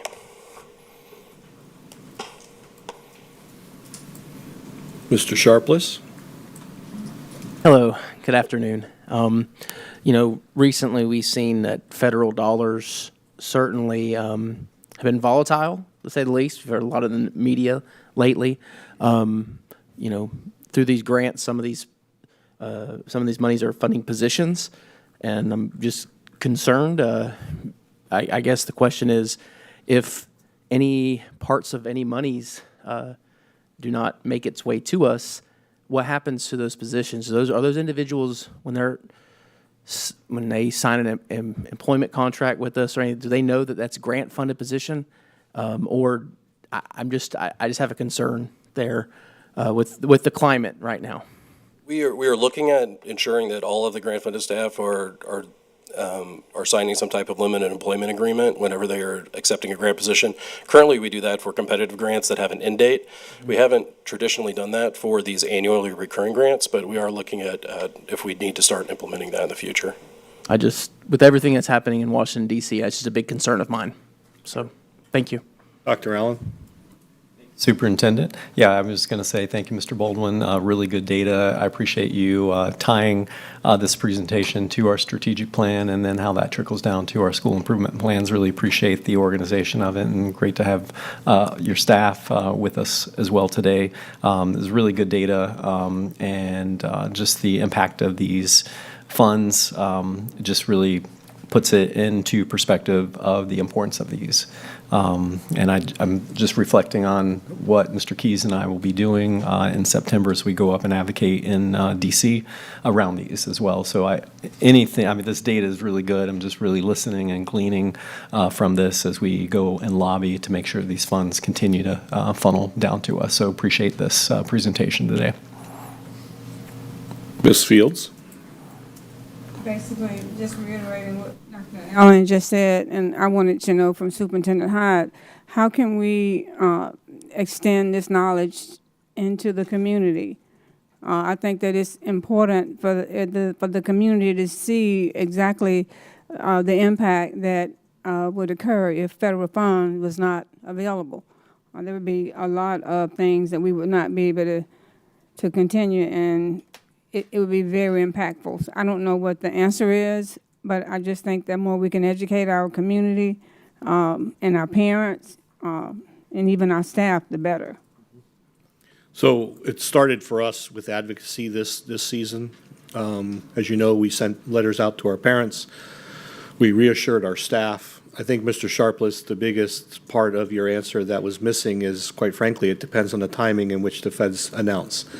Had they given us adequate time and ample time, we're going to be fine incorporating staff and making decisions as far as how to continue to proceed. In this instance, we had to make those decisions at the last minute, and that's why I provided the board with an update as to what our fund balance would be by retaining all of these staff. But I needed to provide assurances to these individuals that less than a week out from school starting, their jobs were no longer in jeopardy. We wanted to make sure, and quite frankly, what these people support is the most important part.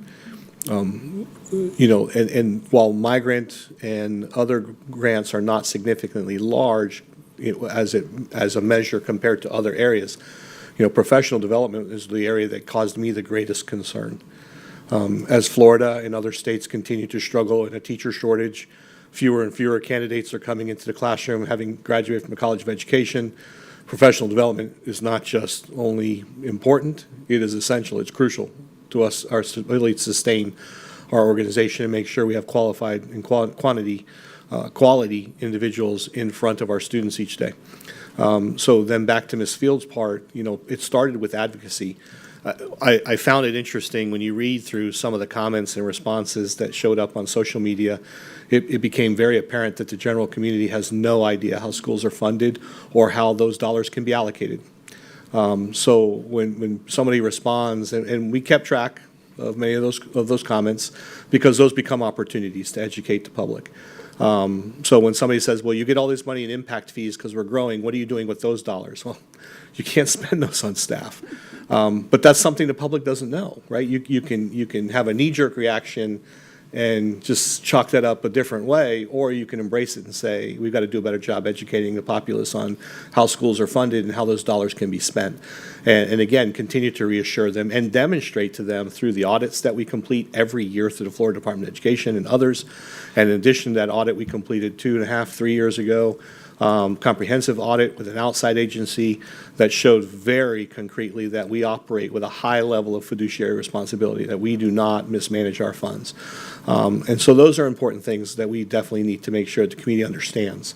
They don't necessarily have to agree with all of the ways we decide to spend the dollars on students and the school system, but at the end of the day, at least they'll have an understanding of why we do what we do and how we do it. So that's the important part. So I think, Ms. Fields, to your point, especially as we move forward with other topics about potential revenue, this will be crucial to make sure we provide those reassurances. Yes, ma'am. Thank you. Yes, ma'am. Mr. Baldwin, thank you as always. You do a fantastic job. Thank you to your wonderful team. Congratulations on your retirement. All right.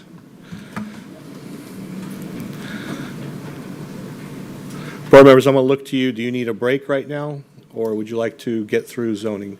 I see nods, so I'll go ahead and keep talking for a moment or two so that the people behind the wall where the magic happens can put us on pause. So we will take a quick recess. Mr. Chair, how long would you like to recess for? 15 minutes. 15 minutes is fine. We'll come back at 2:17, 2:20.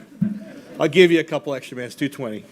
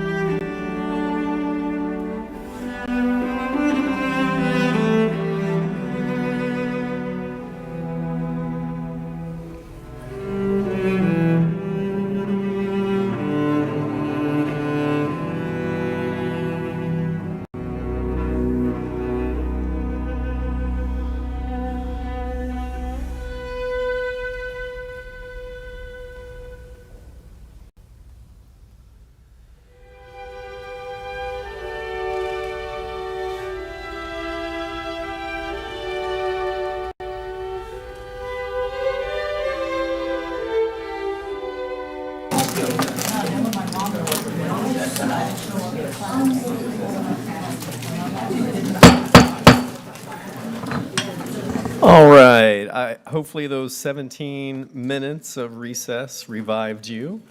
So welcome back. I would like to call this meeting back to order and turn it over to our superintendent to help us finish off our work session today. Superintendent?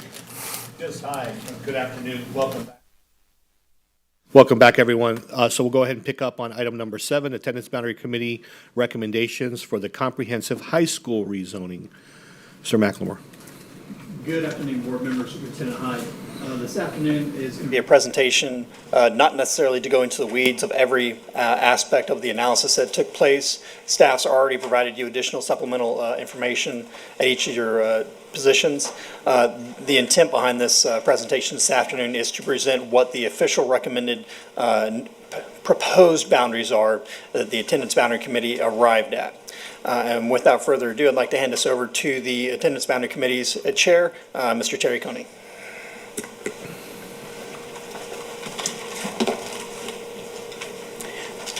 Good afternoon, school board members, Mr. Hyde.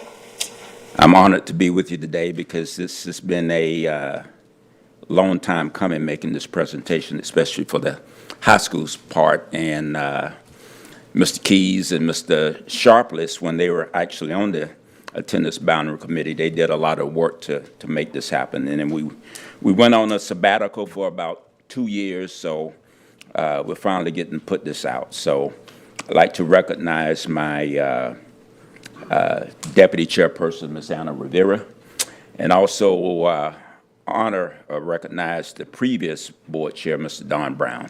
And Mr. Travis Keys actually served as the deputy chair when he was on this committee. So again, the reason we're here today is actually to talk about the rezoning the high schools.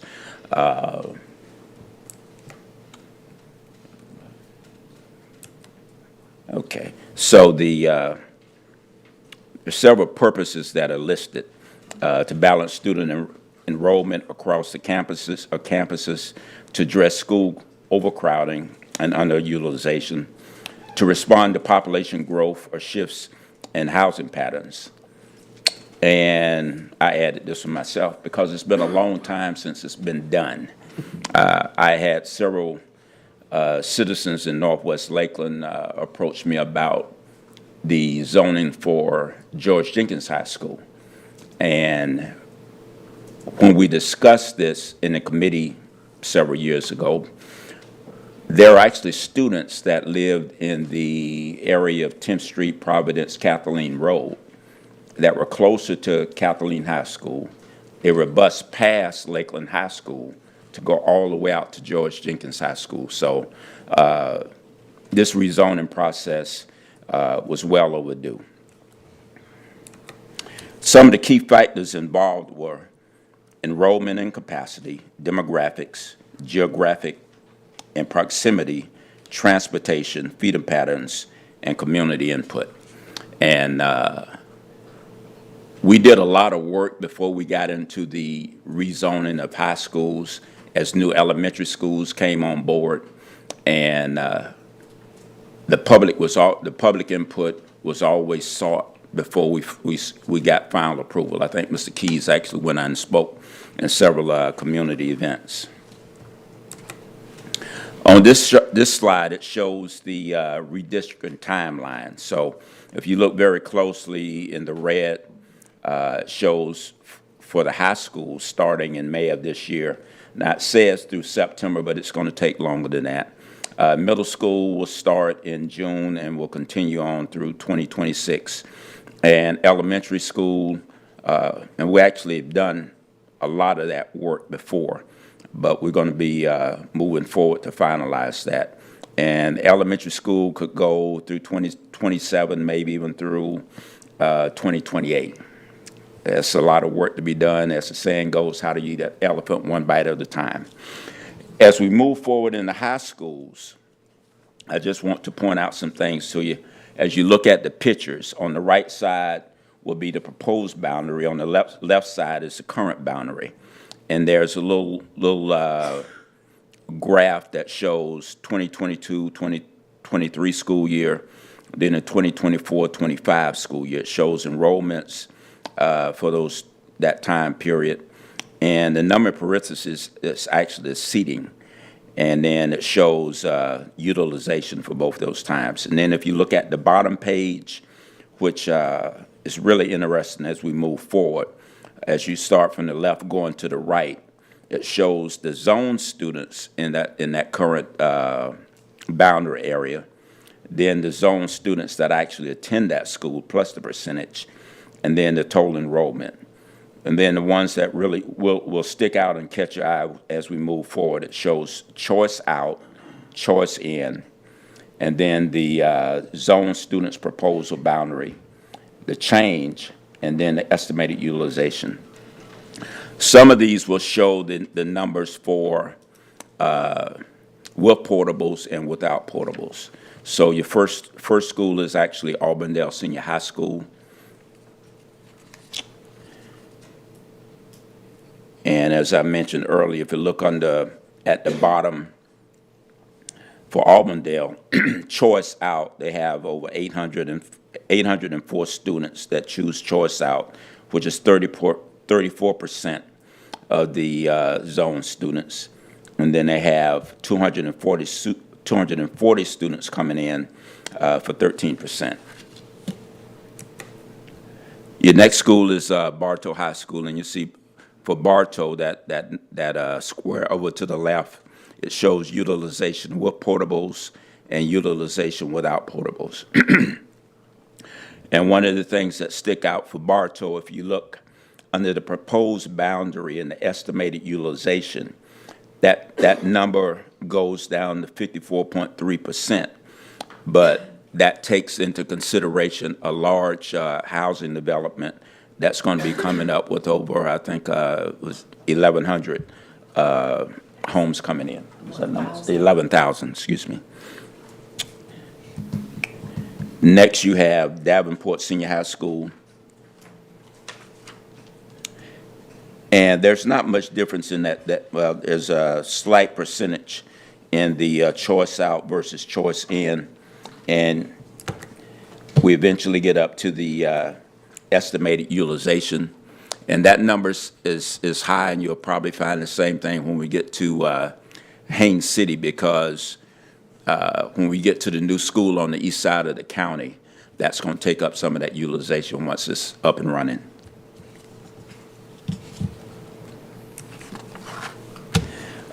Next is Fort Meade Middle School. And it's actually Fort Meade Middle Senior High School. So as you look at the numbers, 438 students in, zone and attendant 355, total enrollment of 397, and close to 19% a choice out and 10.6% choice in, and their estimated utilization after the zoning will be 72.4%. Next is Frostproof Middle Senior.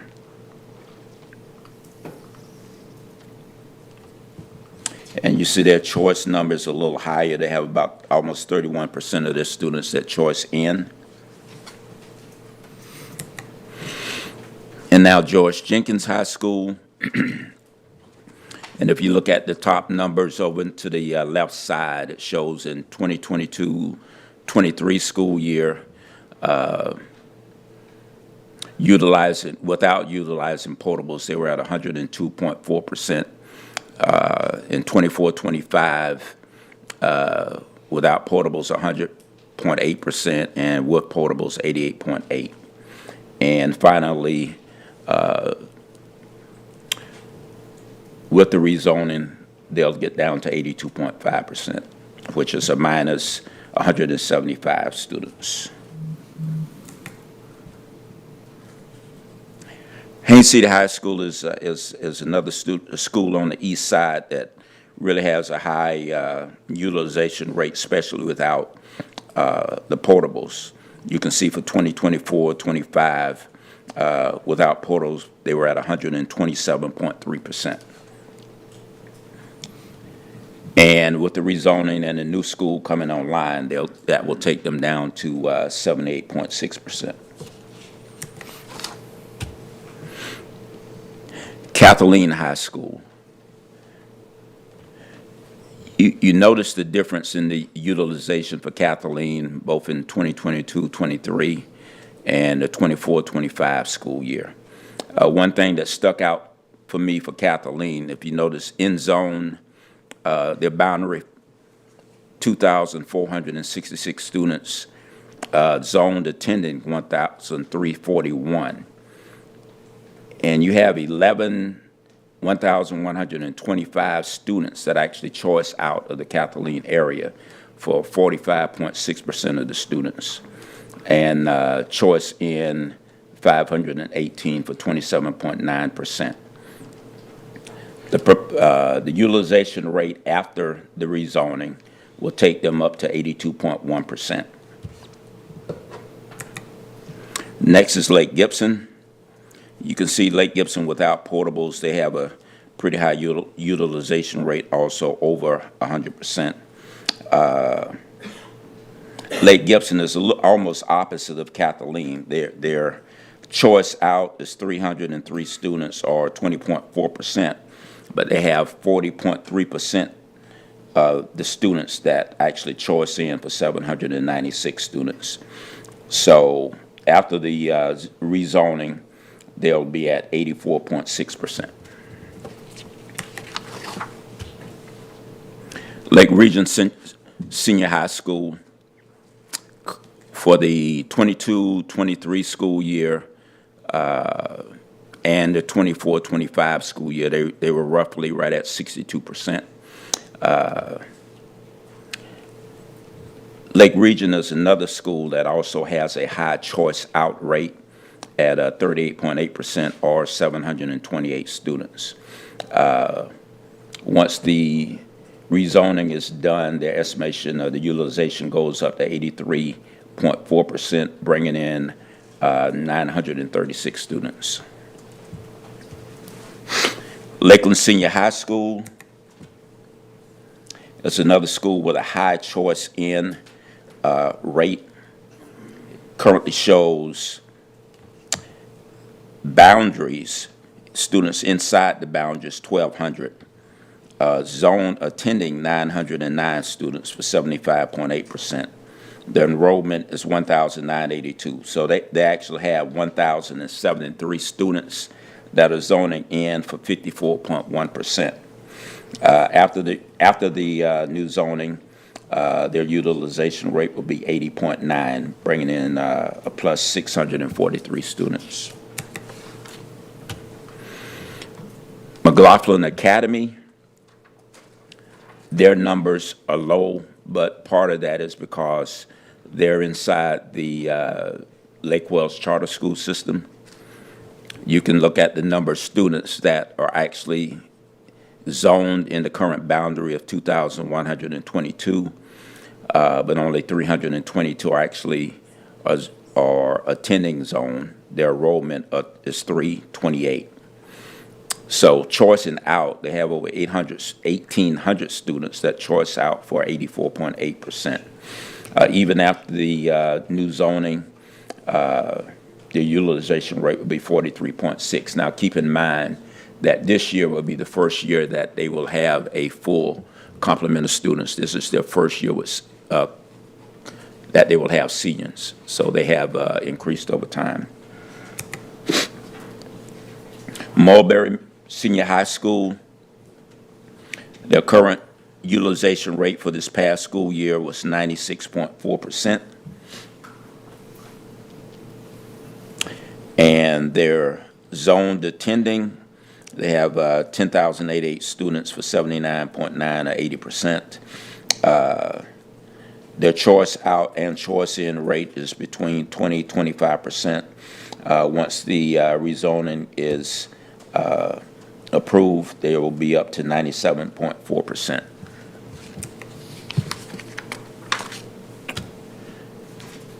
Ridge Community, which is another school on the east side of the county, that has a high utilization rate without portables. And as staff has mentioned to us, the goal is to actually get out of the portable business.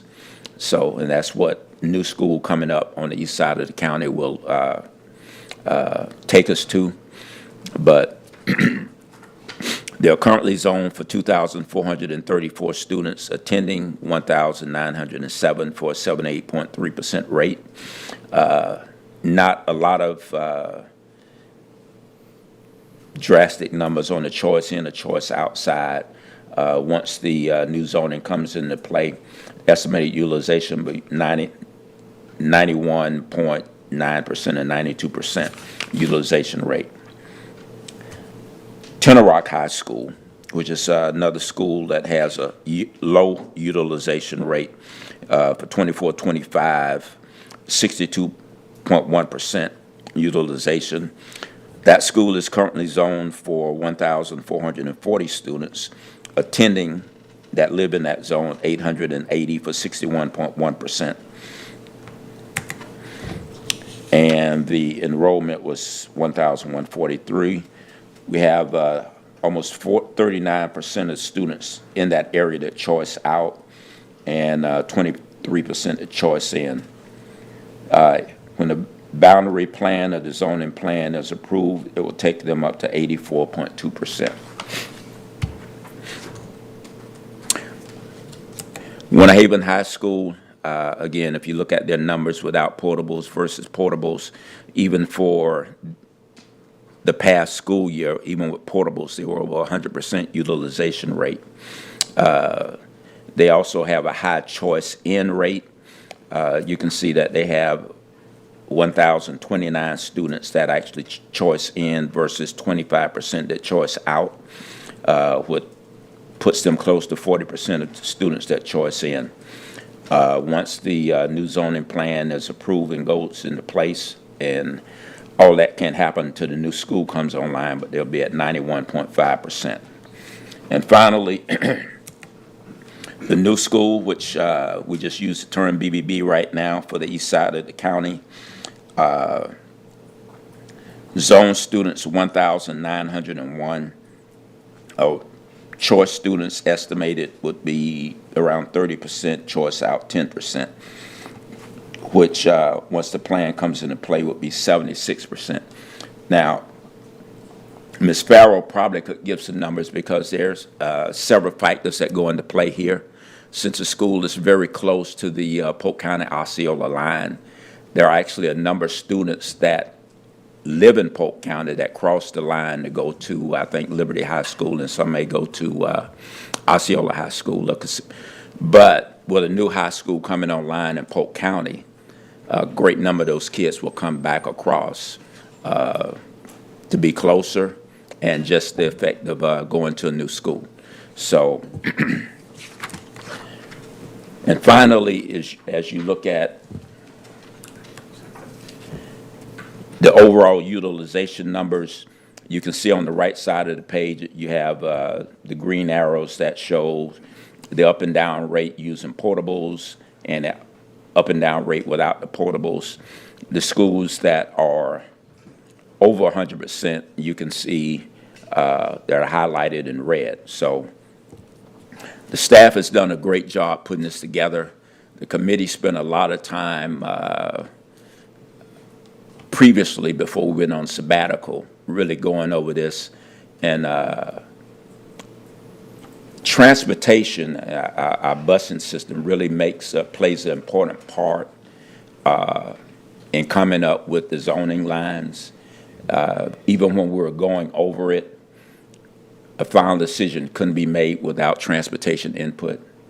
And there were several discussions, especially for the schools on the east side, on the west side of the county, the Lakeland schools, consideration of working with Sister Connection and helping our transportation and busing system, maybe getting some kids around, especially for extracurricular and for students that have to stay at school late and they don't have buses to get them home, and that really puts a lot of pressure on the parents.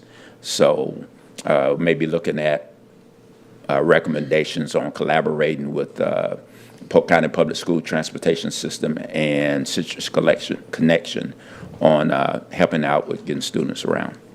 So. I'll pass it on to staff for questions. Josh, as the presentation was going on, I received some messages from board members specifically with concerns related to certain communities that it seems like the boundaries are actually dividing a neighborhood or an apartment complex or those things. How would you like the board to provide you feedback on those specific questions? You want them to come directly to you or funnel them through my office? However you prefer, sir. I mean, regardless of our response, we'll CC you in our responses. That's fine. So board members, if you do find, as you drill down, and I know Mr. McLemore provided you all with access to the GIS system, if you have specific questions about zoning or boundaries, I would encourage you to go ahead, email those to Mr. McLemore. Please copy my office so I can track those to make sure that we address those.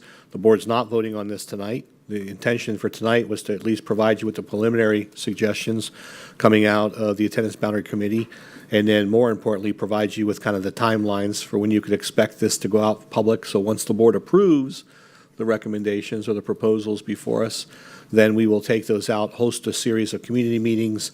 Several will be in person and one will be virtual. And in that way, we can capture that feedback and provide it back to the board before you actually finally come to a final vote. I see Ms. Wyatt. Thank you, and I think you may have just answered my question. I actually had two questions. The first was, you want us to email like screenshots of it, or would it be easier just to meet with you for some of the? If you can describe it or take a screenshot, that's fine. Okay. If you screenshot, just keep the image small enough, it's not going to become an issue in the when it tries to upload in our system, because sometimes I send images and it says it's too much data. But if you could do that, and if Mr. McLemore needs to schedule time with each of you to talk through the specifics, he'll be happy to do that. Perfect. And then my second question was, so we'll be voting on what goes out to the public, and then we'll get public feedback and it will come back to us Correct. to vote on again? Yes, ma'am. So the board's going to vote to approve the recommendations for us to be able to take them public. And then based off public input, we'll provide you a summary of that public input and the responses. The board can then take that under consideration and then ultimately approve the final rezoning options for those schools. So the initial vote is not a vote to approve them to the community. It's basically giving the Attendance Boundary Committee permission to take those public and gather feedback. So. How soon is all of that happening? So you will see in the next 2 weeks, depending on the individual feedback that he receives, at the next workshop, we will bring this back with any potential revisions. If there are no substantive revisions, which I have a feeling there'll be some based off the messaging I received, we'll have to bring it back to you one more time for review. Although I would ask at that time, we're not going to review the entirety of today's presentation. We will simply address those specific areas that the board had concerns with. And then if the board is okay with those final recommendations, then you will vote to allow us to move forward. So it will be on both, it will be on workshop and board meeting, but the board meeting approval at the next meeting will simply be an affirmation allowing us to take it public to gather feedback. And then ultimately they'll come back again, based off the specified timeline that Mr. McLemore and his team recommend, and then you'll get that opportunity to finally vote based off of your perception of the rezoning, and then taking into consideration whatever feedback you'd like from the community. I guess I still have some concerns about timeline just because of when our meetings are.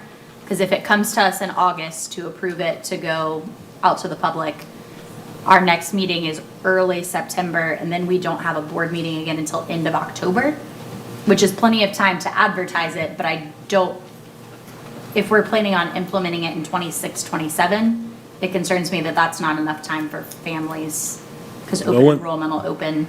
Well, I think we need to clarify, too, that no one's being forced to change schools. The recommendation for rezoning comes with an understanding that I will not recommend forced choice. I will recommend that families be allowed to finish where they're currently attending. Any incoming new students would have to be zoned to their traditional school unless they take advantage of a transfer option that we currently offer as it is. So I hear what you're saying, but there's going to be a 30-day minimum, if not a 40-day, 45-day period of time where we have to go out for public feedback anyways. So the likelihood is the board will not vote on this till, at best, late October, early November, as fine, and then immediately we will notify families that this is a decision you've arrived at. And open enrollment for academies and choice schools is going to be when this year? I will defer to staff. I don't know those dates, and Ms. Everett's not here, so I'll have to follow up with her. I just want to make sure we're not putting families in a situation where they think their kid's zoned to one school, they don't apply for anything during our choice application, and then find out 2 or 3 weeks later, oh, now they're zoned to a different school, because that's not fair to families. I want to make sure. Now, the other option the board has is allow us to move forward with the recommendations tonight, to go ahead and go out and get community feedback with the understanding that we'll make whatever tweaks to those boundaries that you are in contact with Mr. McLemore. That's the only thing that comes to mind that will allow me to accelerate the timeline. Otherwise, I do feel the need to bring it back and address that with the whole board before we get approval to take it to the public, but I'll defer to the board in your interest there. I mean, I can go either way. I don't know that we'd have to have anything solidified if it's just getting feedback from the public, but that's just, Okay. as one board member, I don't. Okay, then I will work on a timeline with Mr. McLemore. What we'll also do is make sure that I work with Mr. Geary. The parents' back-to-school memo is being finalized today, and we can make sure that we add a component in there for families to get an update that this is coming. And we'll outline a timeline for that as well. Thank you. Go ahead, Mr. McLemore. And one other item to help with the communication and messaging part of that is that we are creating a dedicated web page where it's going to contain all this information, and it will allow parents to drill down just to a specific school, or if they want to look at it comprehensively, maps that'll be displayed side by side that are linked where you can move the current zone, how it looks today. It will start doing the exact same action on what the proposed boundaries look like or what's under consideration.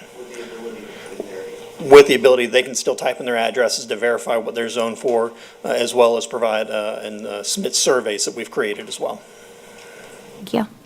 Ms. Fields? I had a couple of questions. I think I know the answer to a few, but I want the public to have the answer. Please define for me what choice in and choice out is. So choice in are those that, we define that as students that are not, fall within that zone boundary for a school, that are electing to take advantage of the choice window to choice into a school that they're not zoned for. Choice out are those students that they may be zoned for example, they live within the Auburndale attendance boundary, however, they are not choosing to attend Auburndale High School. They are choosing to attend a different school, whether that be private, charter, or one of our other high schools in the area.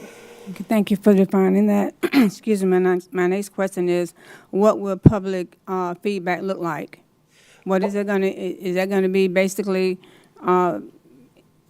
in-person meetings, or are you basically going to just use electronic feedback? We're going to do a hybrid of all of it. We envision 4 in-person regional meetings as well as 1 virtual meeting where we will record the exact same presentation that would be shared in person. That is always going to be available for people to look at if they can't attend one of the regional meetings in person. We're also relying on a digital platform as well to where they can also explore and or submit surveys, comments, and we can get their feedback on how they view some of the proposals. Thank you, because I think it's important that they have that in person, because a lot of people are visual learners. They don't learn electronically. And then the last thing is, Mr. Coney referenced our partnership with Citrus Connection. I thought we already had a partnership with them, the CODE program. We do already. It's just more of when we're assessing some of these boundaries about where these lines are drawn, we rely heavily on our input from our transportation department and division, because while it may make sense from our standpoints of how it looks where we draw the lines, other things that need to be taken into consideration are bus route planning. Are buses having to do double backs? Are they having to go back and do a third round for some of these pickups? Whereas if we take that kind of planning into consideration, it helps us gauge where some of these boundary lines lie. Okay, just want to make sure that I'm understanding. Yes, ma'am. Thank you. Mr. Keys? So I would say first, actually, the only thing is I'm kind of concerned that we're going another meeting to discuss this. We've had this material for a while now. These decisions were made, or recommendations, some time ago, and I would assume everybody had time to review this. Okay, Thursday? Okay. Well, then I apologize. Yeah. Well, and so, again, and I guess I take it from a different perspective because the last meeting we had was April of 2023, and making those decisions. So to get back on board, and it does take time, and with 16 different community meetings that would have to take place on recommendations, it's gonna draw that out some and put an immense load on that team. So that was the first statement I was making. The second one is, and I kind of Ms. Fields had asked it, I would say the community input, having led multiple meetings of those community meetings, it is very interactive. I would say probably the largest one we had at the time would be Chain of Lakes when we were building that new school and how that looked. That was a crowd, and they were very concerned, and they voiced their opinions, and the staff did a absolutely fantastic job of addressing the concerns live, and then those they couldn't address, getting answers to them. So I think that's probably one of the most important parts as we look at these. This team has mulled over these options, and they've given the recommendations to the board. But then also in transparency, the community has the opportunity to present their concerns as well. So it's a long process, and I'm glad to see that we're picking up again. All that hard work is coming to fruition. So that's great. And I would say too is that part of the things we also need to look in the opt-in and opt-out numbers is that we have those programs. We have Cambridge, we have IB, we have situations like Harrison, where these numbers can seem kind of skewed, but there's reasons for that. So I kind of scratched my head. Kathleen was one of those. Wow. So I kind of want to have a very short discussion on that as the opt-out of that. I'm assuming I know what that is but is there any input on why there's such a large opt-out at Kathleen? We don't have an answer for you today. Okay. I don't want staff guessing. Okay. I'm curious about that one because that's a large number on opt-out. So that's all. Ms. Miller? I put on hold so long, I almost forgot my question, but I didn't. Thank you. I can watch the numbers as they go down. I also think that it's better to move forward. I mean, if it's the will of the board to move forward with this, I have two communities that are very community-centric that showed up in large numbers when they had a third high school built without their input or without what they felt was their input, that kind of divided those two communities. And so I would rather move forward to have that and not to the next meeting, but that's of course up to the board. My question is, when you get all this feedback, I'm sure the board members will be made aware of community meetings, but when you get all this feedback and present it to us, will that be at another work session? That'll be the work session before we move forward after that next step. I do think we need to go. I think we need to go ahead with what the superintendent suggested or made as a second offer, only because I know. Yes, some of this is about siblings and people who have children that are 7 years old, but still planning. I mean, if you've been to Auburndale, they will be bloodhounds if they're 2 years old. And so it's not much, they're not worried about the continuation of students that are already at the school. They're worried about long-term. Yeah. So I can answer part of the question as far as the data. So we can provide it as quickly as the board considers to be reasonable.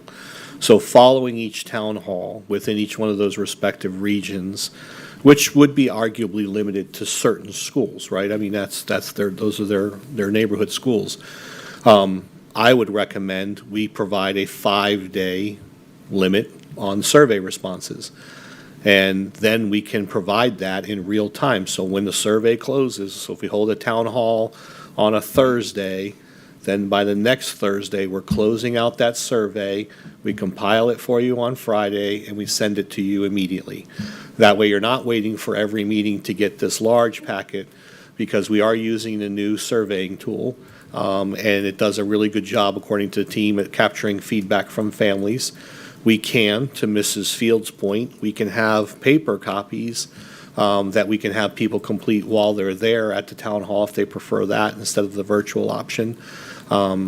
And then if need be, we can work with our schools, which we would, to communicate these meetings to our families. But if we need to send a survey out with graphic images of the new boundaries to other families, we can do so as well.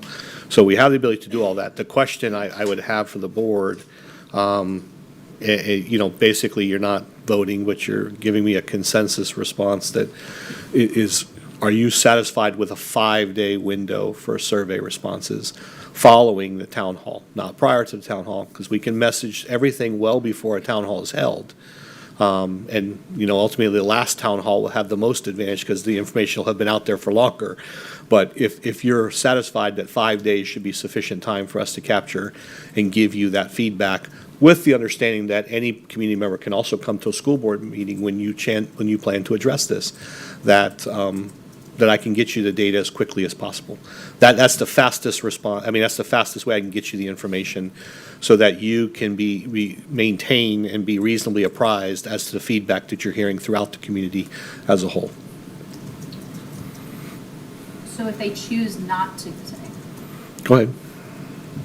if they choose not to go to a town hall and to view it online, then how would they submit there?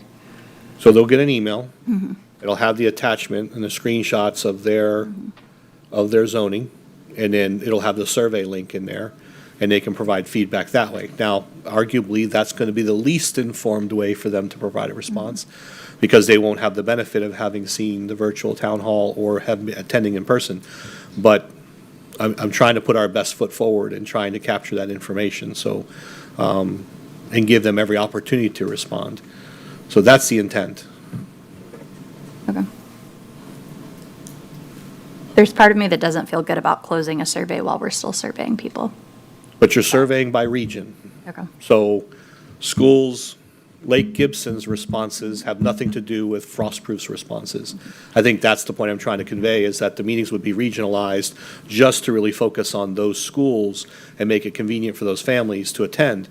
So if we can do it that way, it would make sense. But yes, you're right. If we were addressing all the changes globally, then no, comprehensively, that wouldn't be a good strategy for us. I don't feel good about us doing, if we're not doing it at every school, then I don't think we can do regional surveys. Because what happens if I am at there's one in Bartow and there's one in Winter Haven, where do I go to if I'm at Lake Region? So that You have the virtual town hall, and then you'll have the email that you can respond to as well. Or are you asking that we hold a town hall at every single high school? I mean, I think it's that important, but. But I'm one board member, so. But I'd have to review that anyways and come back. I don't know that that's, I don't know that that's attainable. But we can see. We can see. Ms. Miller, were you? I'm still the speaker.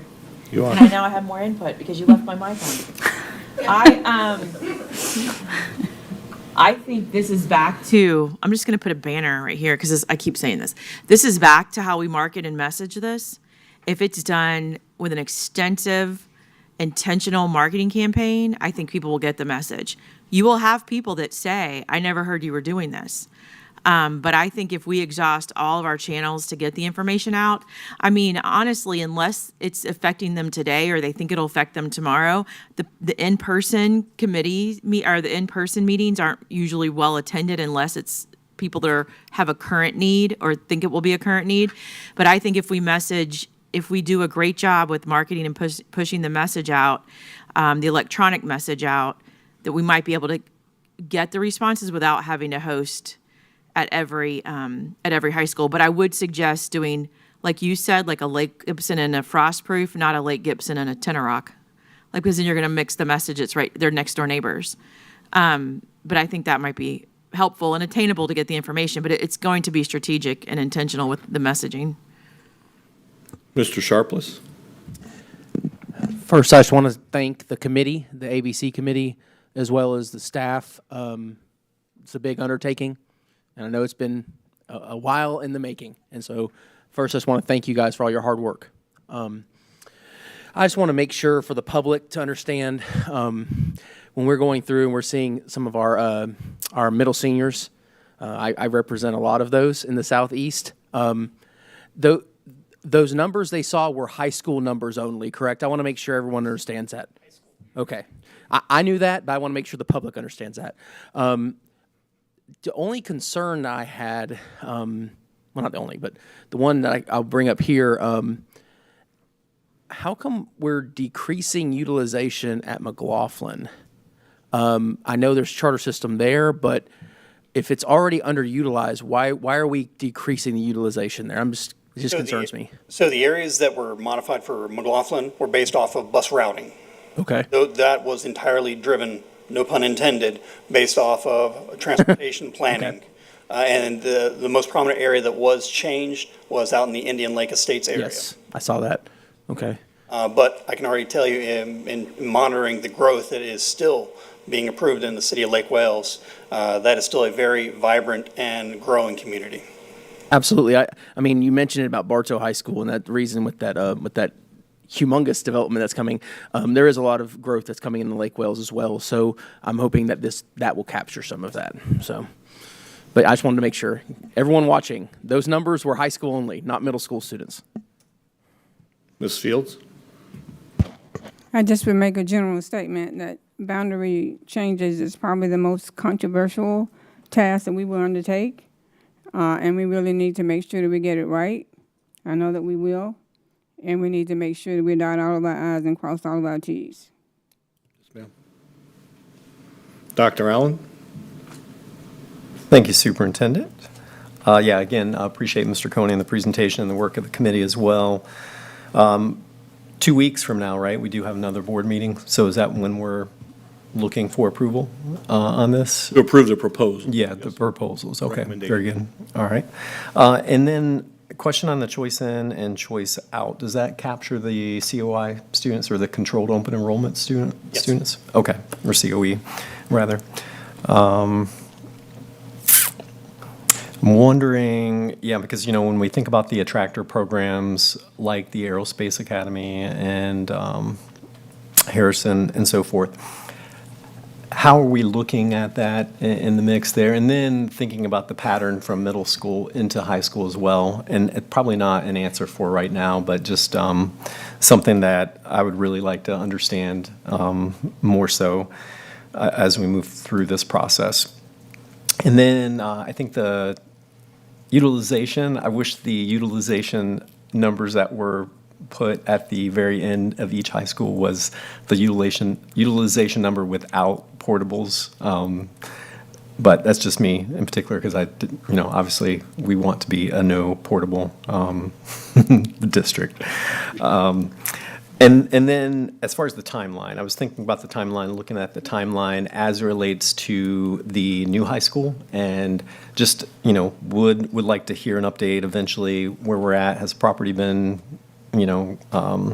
captured so far in that process? Where are we at timeline? Does it work in relation to what we're presenting in the timeline itself as far as the construction of the new new high school? Yes, in that while the boundary committee has already approved a boundary for what the new high school would function under, understanding that until it actually becomes fully operational, those students would still fall within the Haines City attendance boundary until the new school becomes online. Okay. So just a little update on that, whenever you see fit on that one. All right, and that's all I had. Thank you. Thank you. Board members, there are no further questions on that one, Mr. McLemore. Next item is the Attendance Boundary Committee recommendations for Alta Vista Elementary Schools rezoning. Good afternoon. So we are doing that global comprehensive rezoning, and that's why we did all the high schools. But for Alta Vista, because as you know, we're moving it into where Scenic Terrace was, we needed to also go ahead and come up with a boundary for it. So that's why we're shifting right now to the K-8. But globally, we're going to be doing, after high school, we'll be doing middle schools and then elementaries. But we're touching on this one now so we can get a boundary in place for the new K-8, or for Alta Vista's new K-8.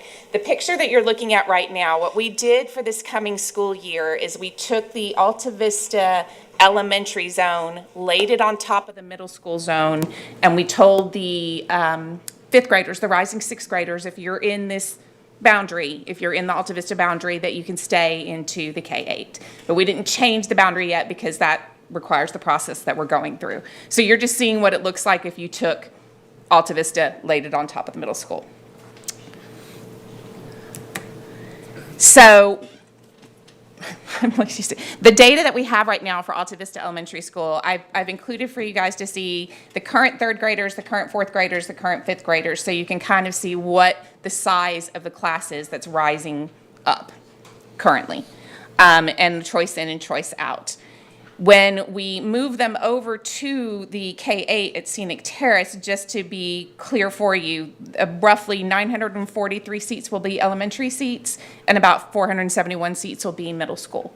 So when you look at these numbers, just that's what we're looking at to talk about it. And again, that same picture, that is just showing you Alta Vista lying on top of the middle school boundary. So we took this to the ABC and we came up with some options for an official boundary that will be in place further out. This is option one. Option one, we didn't change very much. Option one, we kept basically what the boundary was. The only thing we did is we carved out, you can see it up there kind of, we carved out where Boone is. So there's that funny little rectangle up there at the top. That is where Boone literally physically is. And so with the changes that we would make, it would change for Boone, it would decrease the utilization down 79%. It did not affect Denison. We'll discuss Denison in a minute.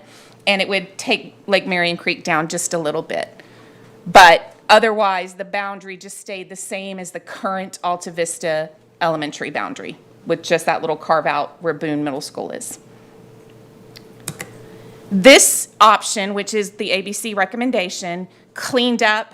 I'm gonna go back for a second. So we, it looks kind of like a puzzle piece, and we've got all these little other intrusions in here. This one cleaned that up for us. This option helps with Boone, helps with Marion Creek, and takes 433 kids over to Alta Vista's K-8, the K-8 portion. And this is the boundary that was recommended through the ABC. This one also we discussed with transportation, et cetera. This one is another option we had. It basically more extended up above Boone, just to try to give Boone a little bit more relief for consideration. It was not as conducive, though, for transportation, and that's why the ABC committee chose the prior option. And there's one other recommendation we made. When we were going through and looking at these, one of the things we wanted to do, Denison's current utilization is very low, and Boone's utilization is very high right now. So we were also looking for, can we do something in here that maybe we weren't taking them all into Alta Vista, there wouldn't be enough space, but could we help get some Boone kids and move down? This one we also discussed with transportation. This is very helpful for them. And it's on the top portion of the Denison boundary right now, pulling some kids out of Boone. 169 kids would then be zoned down into Denison. So the board is also recommending that we do, or I'm sorry, the ABC committee is also recommending that we do this little Denison portion down. What we're asking today is the same thing that we just did with the high schools. We're looking to move forward with public comment. Now, they've already talked to the public because of what's coming up this coming school year, and it was very, very positive. Of the kids that were rolling up into sixth grade, I believe only 2 chose not to. Something like that. Yeah, not to go. 99% of them just wanted to stay. They're very, very excited about this. They're very excited about the K-8. So, but what we want to do is now be able to move forward to talk about a permanent boundary and get the community feedback, et cetera. Any questions? Seeing none. Okay. So just as a reminder for the board, 3 options are listed. However, option 2 is the preferred option being recommended by attendance boundary committee. Yes. And then subsequent to that, that last slide captures any changes that would affect Boone and Dennison. Right. as a When we result. were first looking at it, and we were trying to pull it all over into the K-8, it was almost too much to pull into the K-8. So this was, wait, can we still help Boone and Dennison and balance that a little bit, but that chunk not bring it into the K-8, or it would have been pushing too much over to the K-8. So that's what that little option Dennison was. Okay. Thank you. Thank you. Good job. I don't- And thank you to our guests. Thank you to the ABC Committee. Next item, board members, is the fleet proposal, Mr. Pitts. And we are joined by several members of Avail, the team from Avail, so.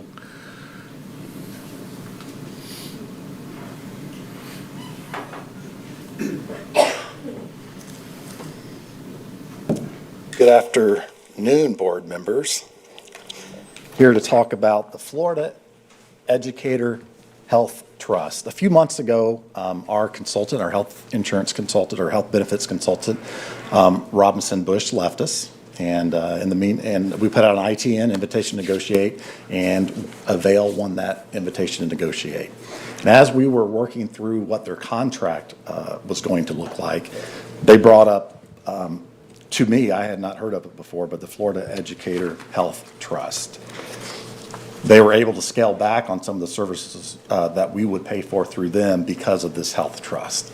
So I'm going to kind of walk you through the benefits of this because it is on your agenda tonight as an action item, and it's under you. So what is FLEET? It was established by the Florida Association of School District Superintendents, FADS, similar to the Florida School Board's Insurance Trust, FSBIT, for property and casualty. It's basically a consortium. It's specifically designed for the complexities of health insurance for school districts. All 67 school districts are invited to apply, but the district must be self-insured. The goal of the consortium is to reduce costs by providing increased financial stability for member districts. So here are a list of program benefits for joining FLEET. It's controlled by the district school superintendents, and if we join the trust, Mr. Hyde or designee will become part of that board. We would have access to FLEET's risk-sharing program. Member districts have complete autonomy over full employee benefits program and design.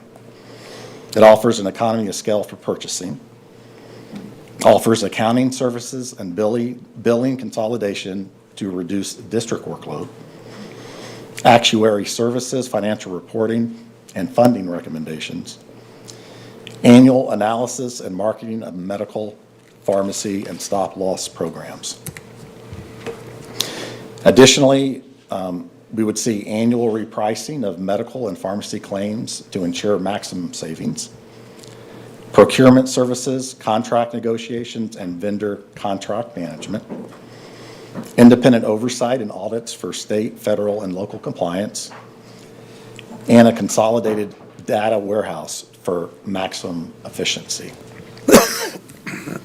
There is a cost to become members of the insurance trust. There's a one-time fee of $10,000, and then a per employee, not the number of folks that are on the health insurance plan, but just based on our number of employees, at $17.75 per month, which equates to about $2.5 million a year.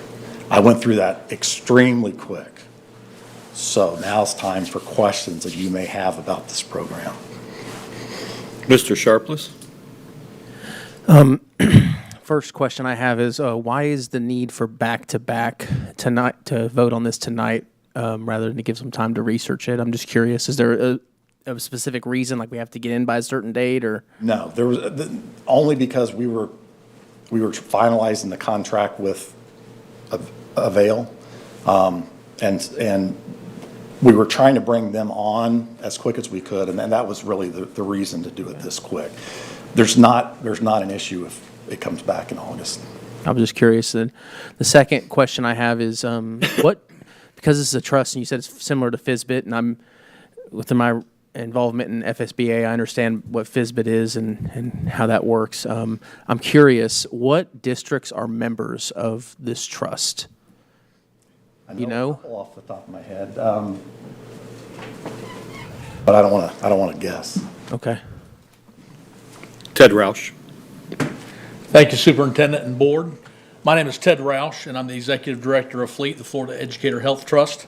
I will say it's a privilege to be with you all today on this side of the dais as a recovering superintendent of 8 years. This is important work, it's engaging work, and it's meaningful work, and that's why I've chosen to be a part of it, because as you all well know, there are large dollars that go out to support employees and their health program. So to answer your question, Board Member Sharpless, currently there's Henry, Hardy, DeSoto, and Okeechobee, and we have a stable full of districts that are lining up to get in as we speak, that are coming on board within the next 30 to 60 days. We have 2 districts that have already acted on their participation agreement to become active members that have already voted. That's Madison and Dixie as well. We've also are in very tight and quick timeline negotiations currently with the Brevard County School Board to entertain their interest into the trust as well. And so I don't know if this has any bearing. It just when I hear all those districts, those are all relatively small districts, not large districts like us. And so I'm curious, does us being a large district, is that what kind of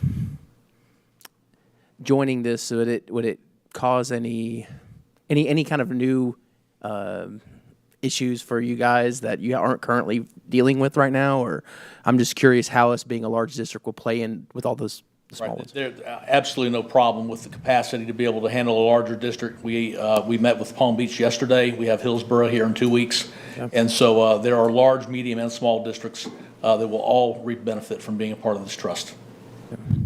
Those are my only questions right now. Thank you. Ms. Miller.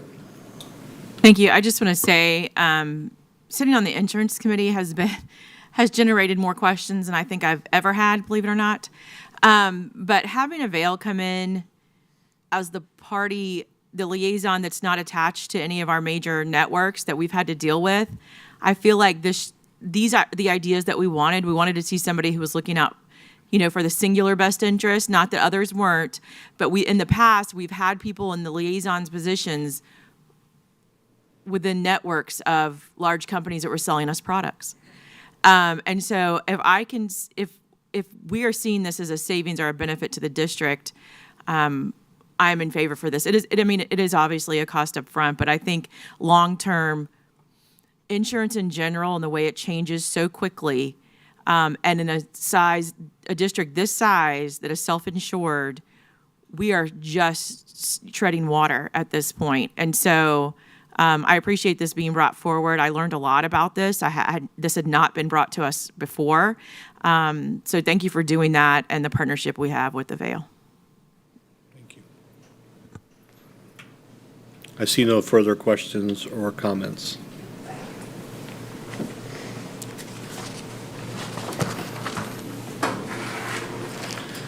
Next item, board members, is an update to the Student Code of Conduct. Mr. Wiggs.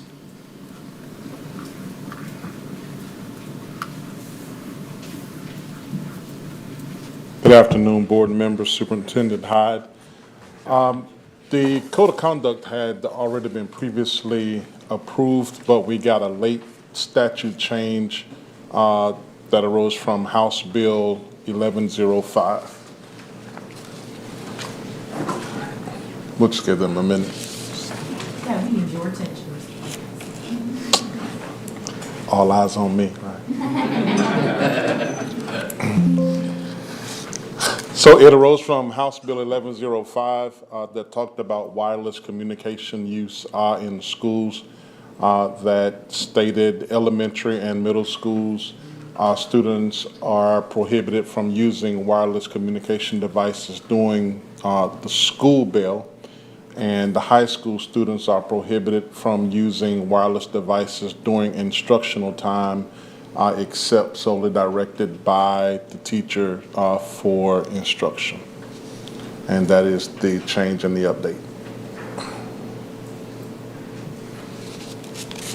Ms. Fields? And tell me, how do you think that's gonna work?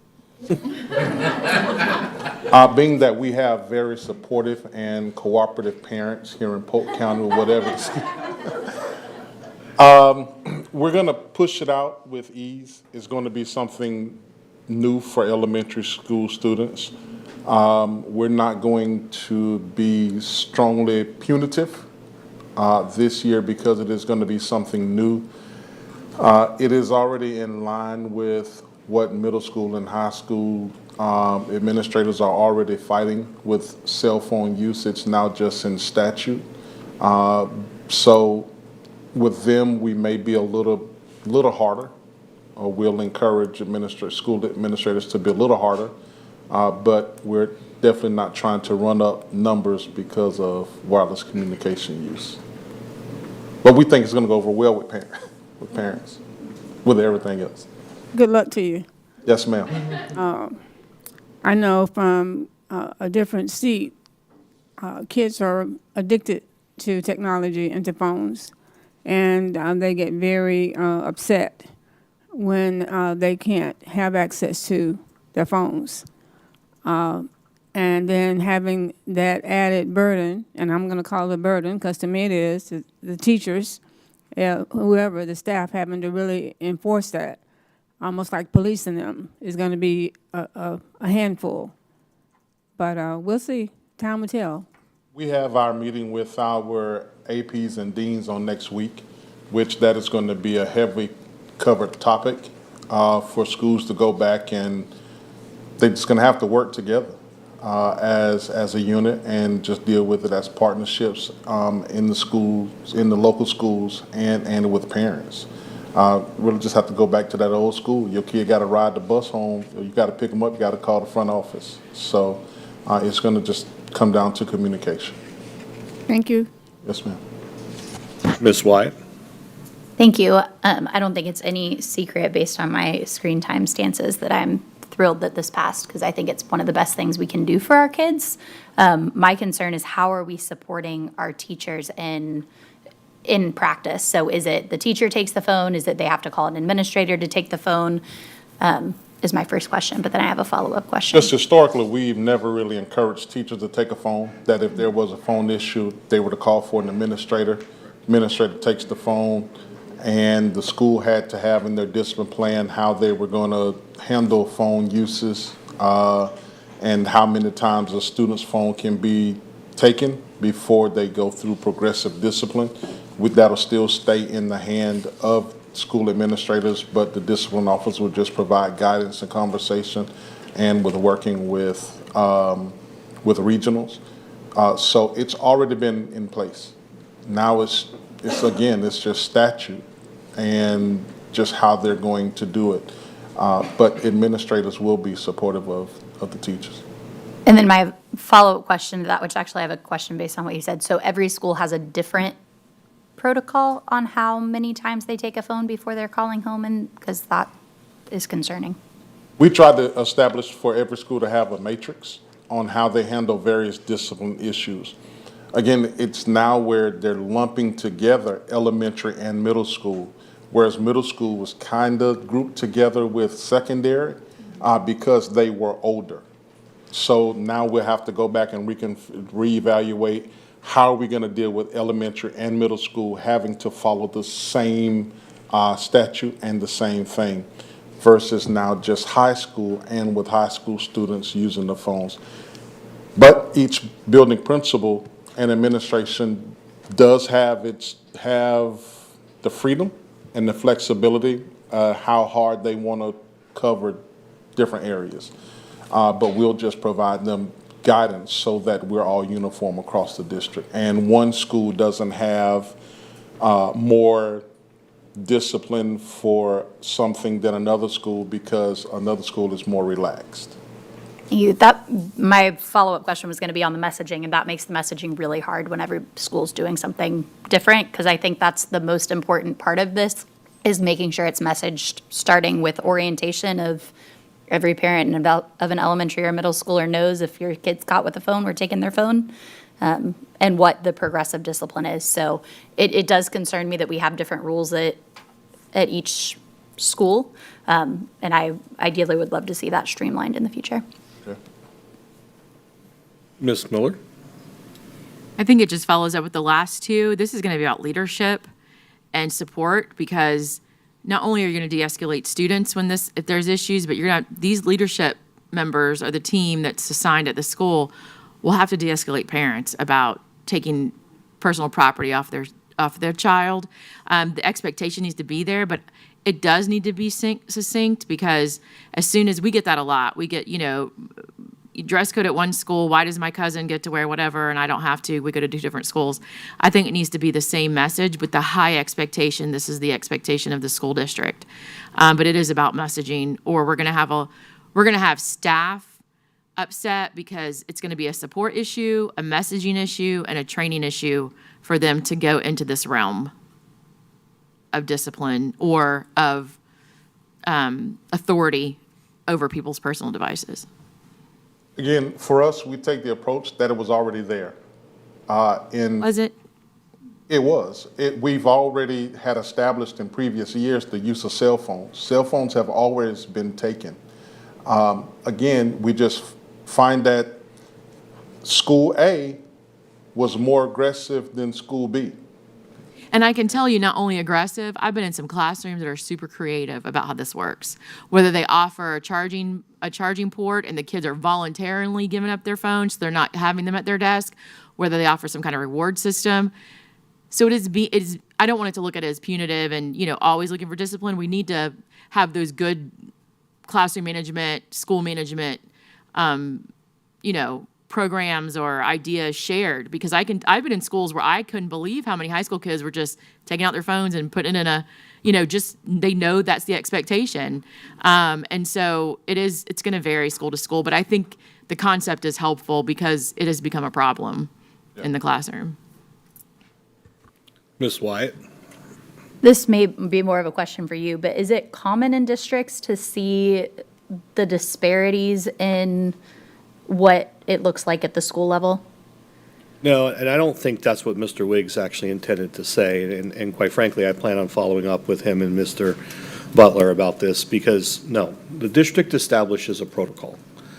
What Mr. Wiggs is absolutely correct on, and I will continue to defend, is ultimately the administration retains the right on how to apply the discipline. Because there are other conditions and other factors that come into play when they're interacting with each child as individuals.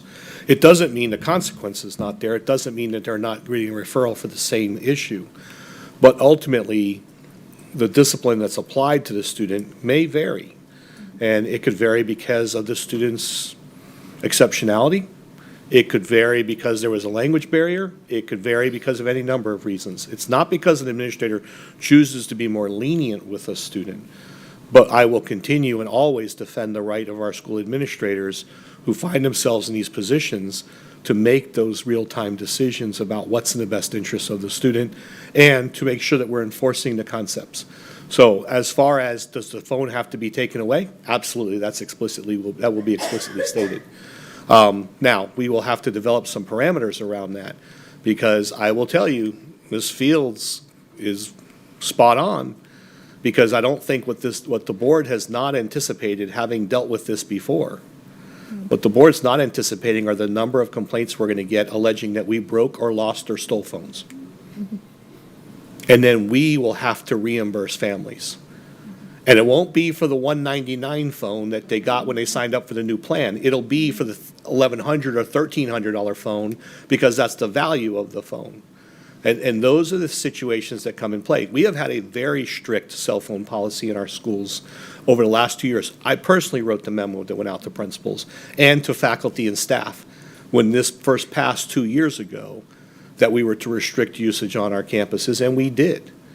We simply told our teachers, do not confiscate a phone, call an administrator to come take the phone, because that eliminates the teacher from them becoming the target in case where somebody says, well, you broke the screen.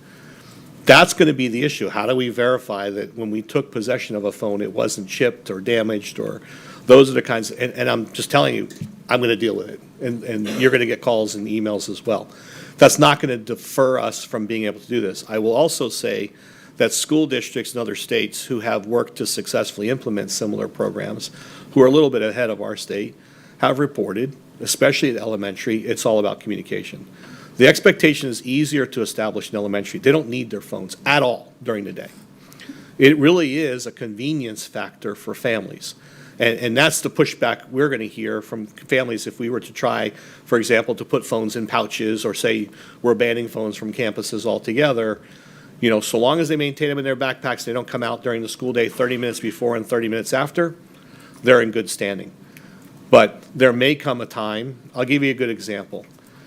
School bell rings, student is a bus rider, their bus is running late, 15 minutes after school, 18 minutes after school, and their parent calls them to say, where are you?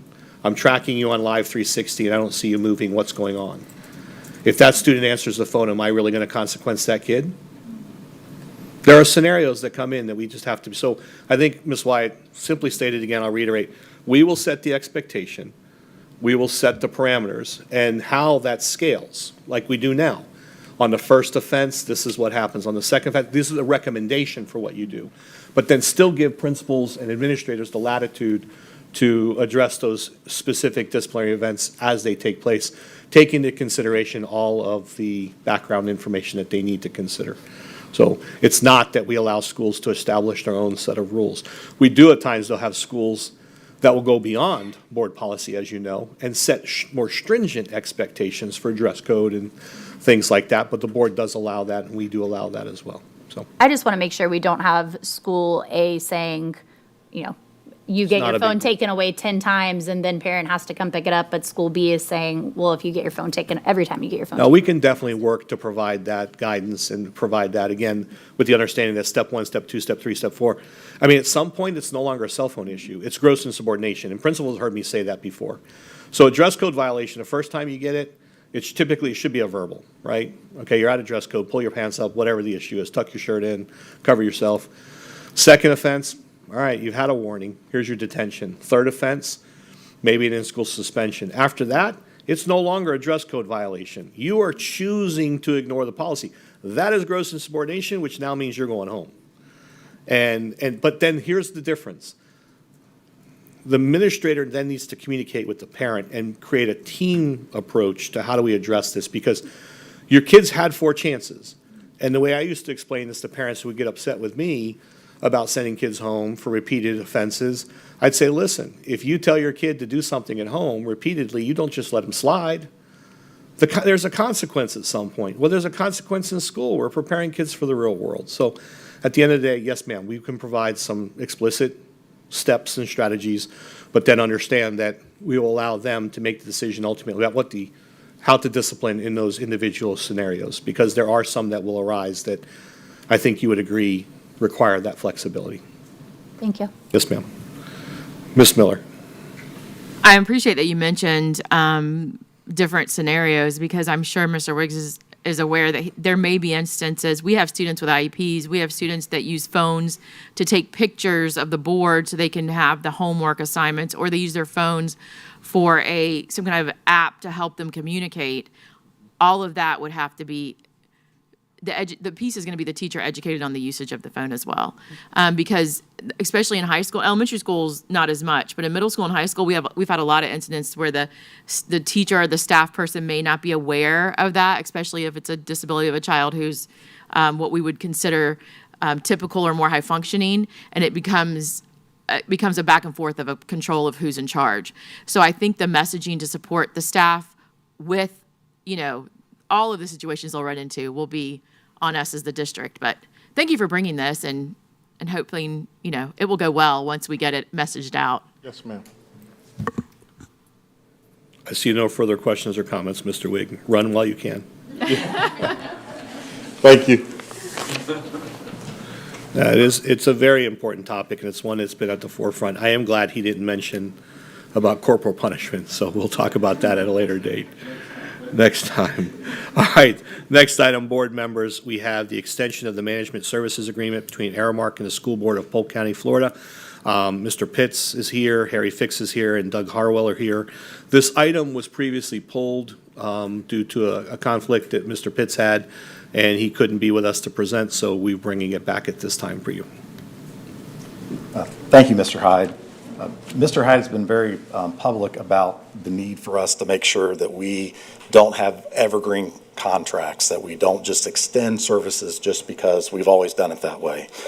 So over a year ago, we started talking about what it would look like if the district took on the management services that Aramark provides for us. And as we uncovered that, it is very complex. They've been intertwined with us for so long that it's going to take at least a year for us to figure out how to move or to manage these services ourselves or to go back out for a bid. And so I kind of wanted to, what we asked Aramark to do was to give us what our contract would look like for a 1-year extension, a 2-year extension, or a 3-year extension to get us through until we could make that decision. And Mr. Hyde was more favorable towards the 2-year contract.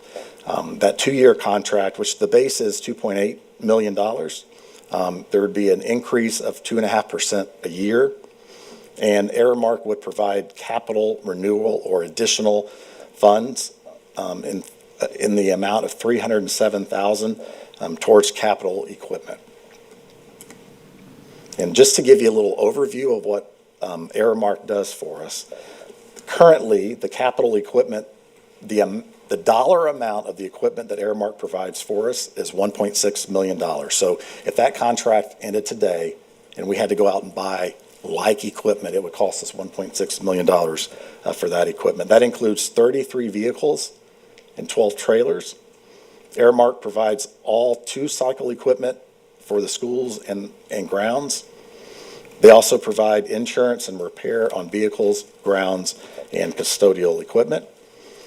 And they also provide fuel for custodial vehicles only. They do not use our fuel pumps for that.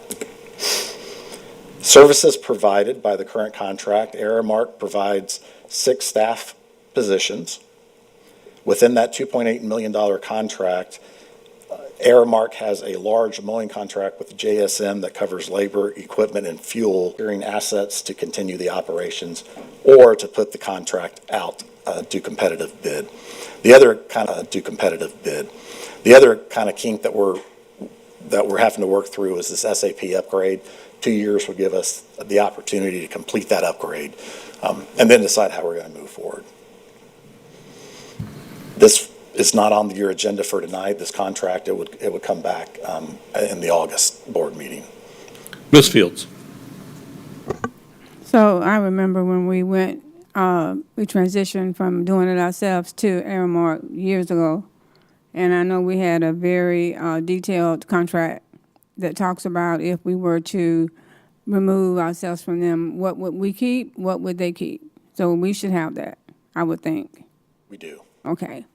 And then the other thing is, can you explain for me on the mowing contract with JSM?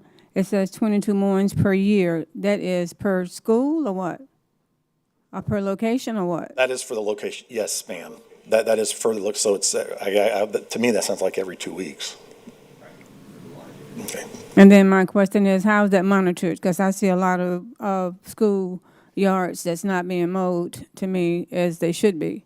So how is that monitored to make sure that the 22 mowings per year is provided? You might not be able to answer that. I'm not personally able to answer that question. But okay, well, maybe you can get one for me, please. Answer that question.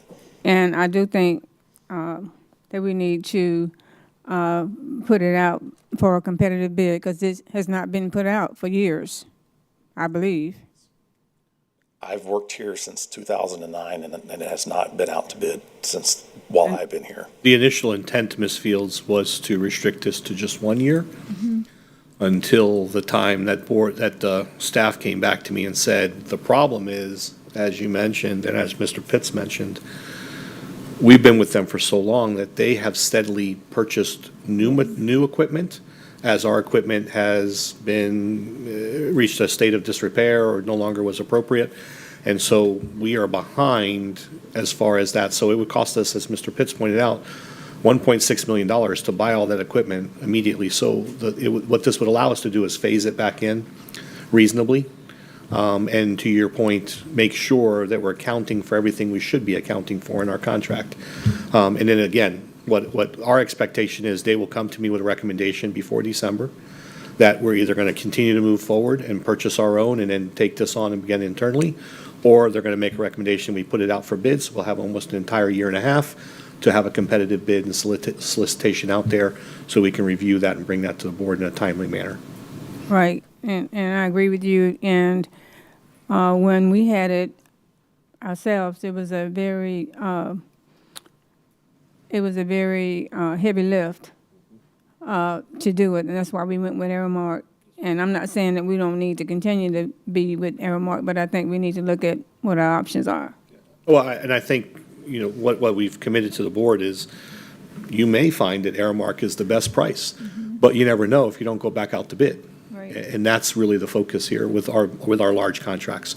So this is the first of many that will start coming before the board. Thank you. Mr. Keys?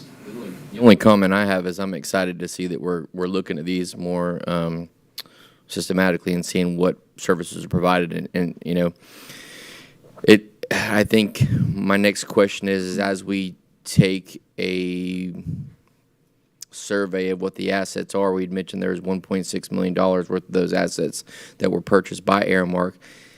Is that included in the comprehensive inventory we're doing in the district? This is totally separate from that. We're talking about building facilities, and this is separate from that, correct? So if you're talking about the deferred maintenance evaluation, I don't believe that the equipment is in there.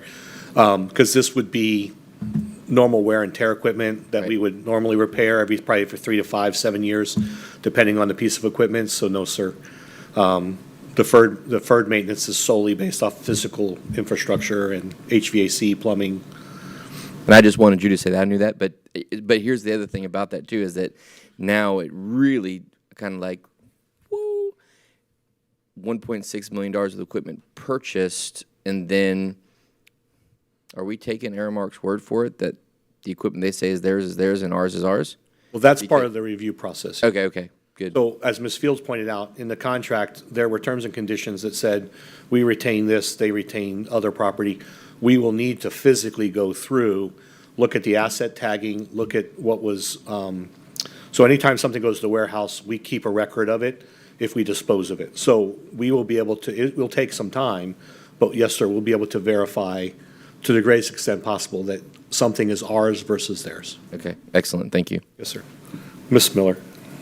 Thank you for mentioning that, because that's what came up last time we talked about this. I mean, we were talking about leaf blowers and mowers, and of course, they're not going to turn in the ones that they just purchased last year, because that's not good business for them as a whole. But it's been a concern for a long time for this, so I'm glad that we're doing this. I don't know that purchasing equipment and keeping it up to date and keeping the maintenance on it and employing contracts for people to do that is the best way to go. You know, the other side of this is bringing it really down to site base, like we're doing other areas, because you have schools and stuff that are not kept up like other facilities. And if that were relying on a third party to do that, I would at least, even if it's a new contract, I would like to see the chain of command of how a principal would report, you know, those issues. Because asking all my realtors to come out and paint and mow is great, and they're willing to do it. But if we're paying the money for somebody else to be doing it, they need to be held accountable for that. But thank you for this. I remember we had it at Jim Miles, because I couldn't believe how many leaf blowers that it took to keep this campus going, and we couldn't identify the leaf blowers that would belong to them or what they would turn back in, and the cost of those alone. We're not talking about zero turns and everything else. So I'm looking forward to us concluding multi-million-dollar contracts and doing better with those dollars, if that's going to be the route we take. Thank you. My position is everything new is ours, everything old is theirs. Right. They'll take the same position. I don't know that they agree with that. I would like to add one thing, because Ms. Miller started to touch on it, and it is important. Several of you attended an event last week where it's small businesses. Dr. Anthony and his team, where the board has repeatedly said, how do we get more business here locally? And part of the problem when we put solicitations or bids out, we don't get responses from smaller companies, many times because they simply just don't know how. And the gentleman who assisted us with this actually worked for the county. And during his time at the county, they more than quadrupled their small business involvement and contracts across the community. And so what I hope is, as we go through this evaluation process, the lawn aspect may be something that we have our own lawn crews. Do we simply assign them to just do high schools and middle schools and then contract out elementary schools? Because the cost, as Ms. Miller and you all have started to kind of catch on to, which is the cost of the equipment and contracted labor might be significantly higher than trying to do smaller companies that could say, and that's why we've measured the acreage and we've measured all of the square footage of all sidewalks on our campuses. Because if we do something like that for lawn care, we may want to do something like that for pressure washing. And that way, our schools can be guaranteed to be kept up rather than saying, well, we got a crew that's down because we haven't filled all their vacancies. I mean, we have that issue pretty consistently as well. So there's a lot to this. It's a very comprehensive approach. So the 2-year timeline is appropriate, but I did not, when they first came to me, even though there's more of a cost savings, if we went out to a 3rd year, I just can't support that at this time. I think we need to get this out to bid as quickly as we can. So I see no further questions or comments. Thank you, Mr. Pitts. Thank you. And board members, I have an easy one for you that would wrap up the superintendent's report portion. We've talked about the charge sheets for committees over some time now. What I've provided for you is the last updated version. Some of the frustration around why we couldn't get the ABC committee to make a final recommendation before the board about high school rezoning, some of that stems from our inability to ensure that we can have meetings. And because the quorum requirement varied by committee. And so across the board, we looked at all the committees. The Finance Committee by far had the best language. So every one of the committees now has the same language that basically says that the committee shall have regular meetings. Additional meetings may occur as needed. A minimum quorum shall consist of 40%, rounded to the nearest whole number, of the existing voting members. Once a quorum, a physical quorum, has been met, anyone else who participates in that committee who then joins electronically will be allowed to vote, because the board has passed subsequent policy allowing you that same thing when it's business related to those types of situations. In this case, we want to make sure that the committee can participate as a whole. I know I had a conversation with Dr. Allen, who was inquiring about minutes, but we can't even put the minutes up for approval until we can bring it before the committee. So I do believe that this, by and large, will help address that. There have been communication issues. The team's been working on those to make sure meetings are well advertised. But it has been unfortunate that even of late, they went into a meeting literally believing they had a quorum, but somebody doesn't show up or somebody calls in at the last minute, and then they have to cancel the meeting. So this provides a much easier threshold for those committees to continue to function. And I know that Ms. Miller, for example, asked some other questions about attendance, and so we do have expectations for attendance in there. And for board member attendance, and if we want to talk about that further, but I'd like to get the committee charge sheets approved, because I think we can address, if there's a concern about board member attendance at committees or other functions, then I think there's a different way, a different path for the board to address that, my recommendation. But obviously, I defer to the board. But all of the committees are listed there. The charter school review is not, it's considered a team, not a committee, much like the superintendent's committee. It does not have a standing board member. Thank you, Ms. Miller, for asking those questions. And that was a recommendation that came from General Counsel many years ago. And I think it serves to protect the board as a whole before votes and things are taken on charter school applications and approvals, which can be a little bit more, used to be more contentious and disruptive. So I will defer to see if there's any questions. Dr. Allen. Yeah, I appreciate the work on that and look forward to seeing this move forward. The only thing I was wondering if we can put for example, the committee makeup, I believe, composition and members. Some of them have term limits noted and some do not. I think it'd be good if it was universal, I believe, that was just from my opinion, that we do have those term limits noted on each one. I offered that on the retreat, so if the board would want to give me feedback on these, I'm happy to bring it back. But I would like to get this wrapped up. I would at least like consensus on the quorum, if we could at least do that, so that in the event that a meeting, I'm not asking you to vote this evening, and I'll defer to Mr. Green if he tells me I'm crossing a line here.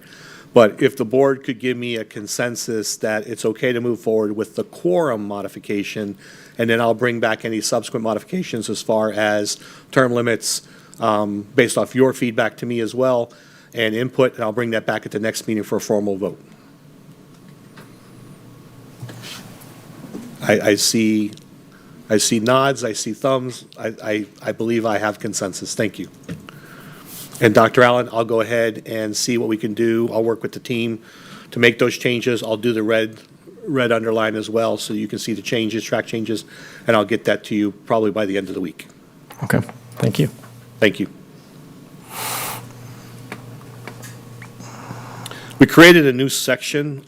Board members, the agenda can get quite lengthy, especially when we start talking about contract renewals. So any contract that exceeds the $1 million, based off a conversation we had 4 years ago, Mr. Wilson was pretty adamant that we be transparent with grants and awards. Anything at $1 million or above, we always bring before the board publicly. We added a different section here to allow for contract renewals under $1 million, so that we could help expedite the conversations. Again, these are renewals, not new grants or contracts. So I wanted to make sure I pointed it out to you. The SEDNet grant, if I recall correctly, is roughly $20,000.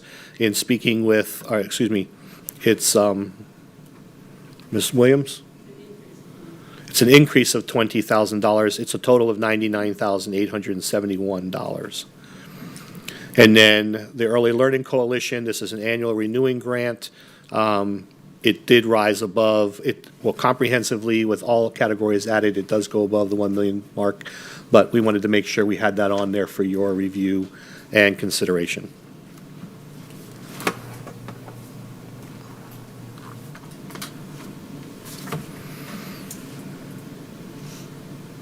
Seeing no questions, I'll bring Mr. Pitts up for the staff and district updates.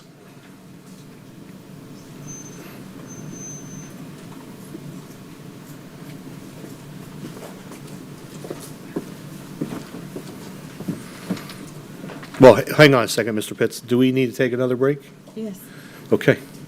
It is presently 3:52. How about we come back at 4:10? Sounds good. 4:10.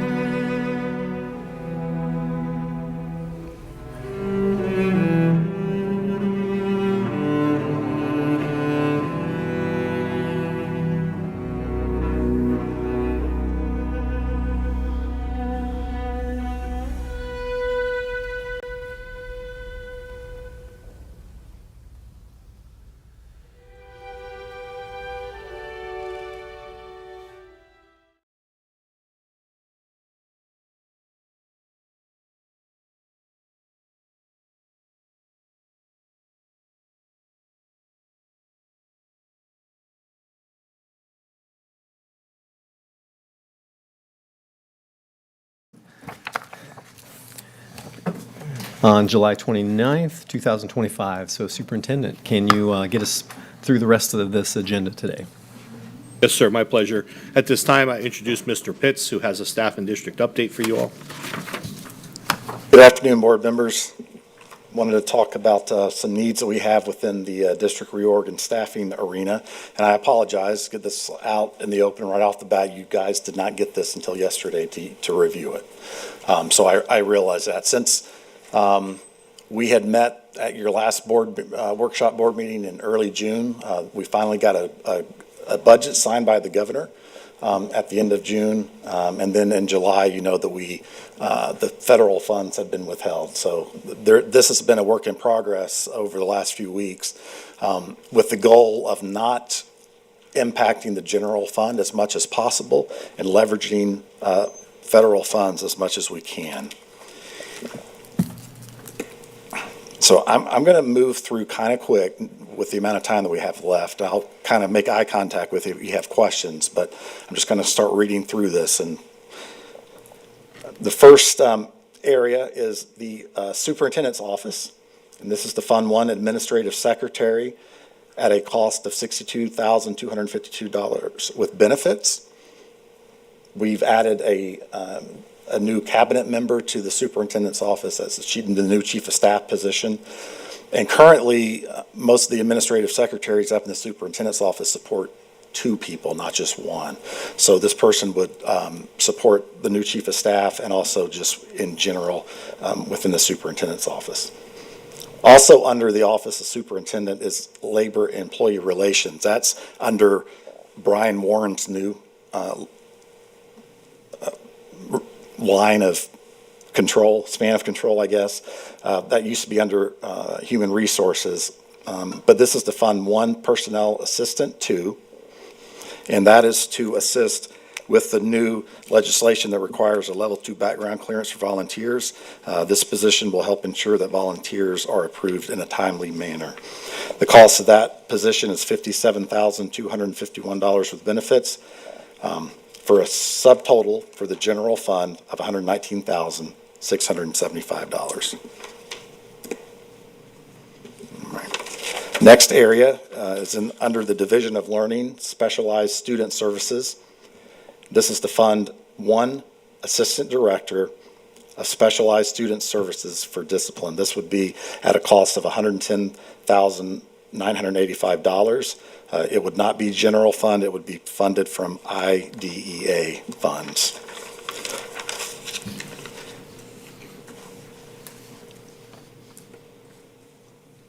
Division of Learning, Office of Acceleration, Innovation, School Counseling, and Charter. This is to fund 7 teacher apprenticeship program positions. This is a new initiative that's developed over the last year in partnership with Polk State College, where paraeducators can learn on-the-job training and get their teacher certification within 2 years. We originally had offered that up as 10 positions, but right now the first cohort is only 7 teacher apprentice positions, and the cost of that, including benefits, would be $278,299. Also under the Division of Learning, Fine Arts, ESOL, and Mentoring, the request is to upgrade one senior coordinator of visual arts to an assistant director. That would be at a cost of $4,681. Under both of these areas, that would be a total cost to the general fund of $282,980. Division of Learning, Career and Tech Education. This is to unfund one Secretary 3 position at a cost of $55,262 with benefits, and instead fund one Associate Technician of IT Data at a cost of $63,552. That would be a savings to the general fund of $55,262, and this would be a cost to the Perkins grant of $63,552. Division of Learning, under the umbrella of Educational Systems and Foundational Learning. This is primarily under the Head Start grant. It's to unfund one Office Systems Clerk, $51,058 with benefits. Unfund one Administrative Secretary, which is a total of $62,254 with benefits. Fund one Secretary 3 at a cost of $41,930. And to upgrade one Senior Manager of Head Start Operations to the position of an Assistant Director of Head Start Operations. Total savings with those changes to Head Start Fund is $63,568.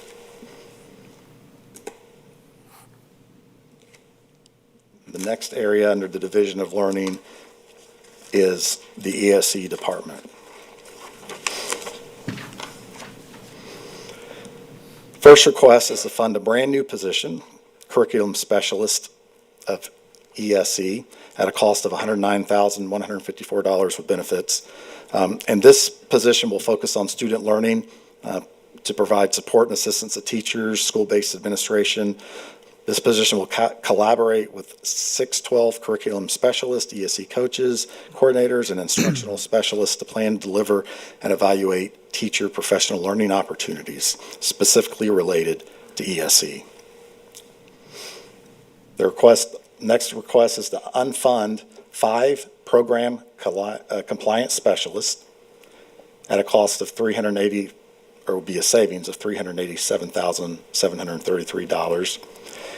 And instead fund 4 senior coordinator ESE instruction positions and 1 senior coordinator for ESE access. The cost for the 4 senior coordinators of instruction is $366,487, and the one senior coordinator for ESE access is $91,712. Request is also to fund 4 pre-K itinerant teachers, cost of $310,186. To fund 7 ESE facilitators, $542,826 with benefits. Unfund 1 secretary, 12-month secretary, savings of $51,611. Unfund 1 TRST network manager with the savings of $77,547 with benefits. Unfund 1 TRST pre-K, savings of $77,547 with benefits. Unfund 1 SLI para, $51,611 with benefits. Unfund 1 teacher visually impaired at $77,547 with benefits, and unfund 1 teacher hearing impaired for $77,547 with benefits.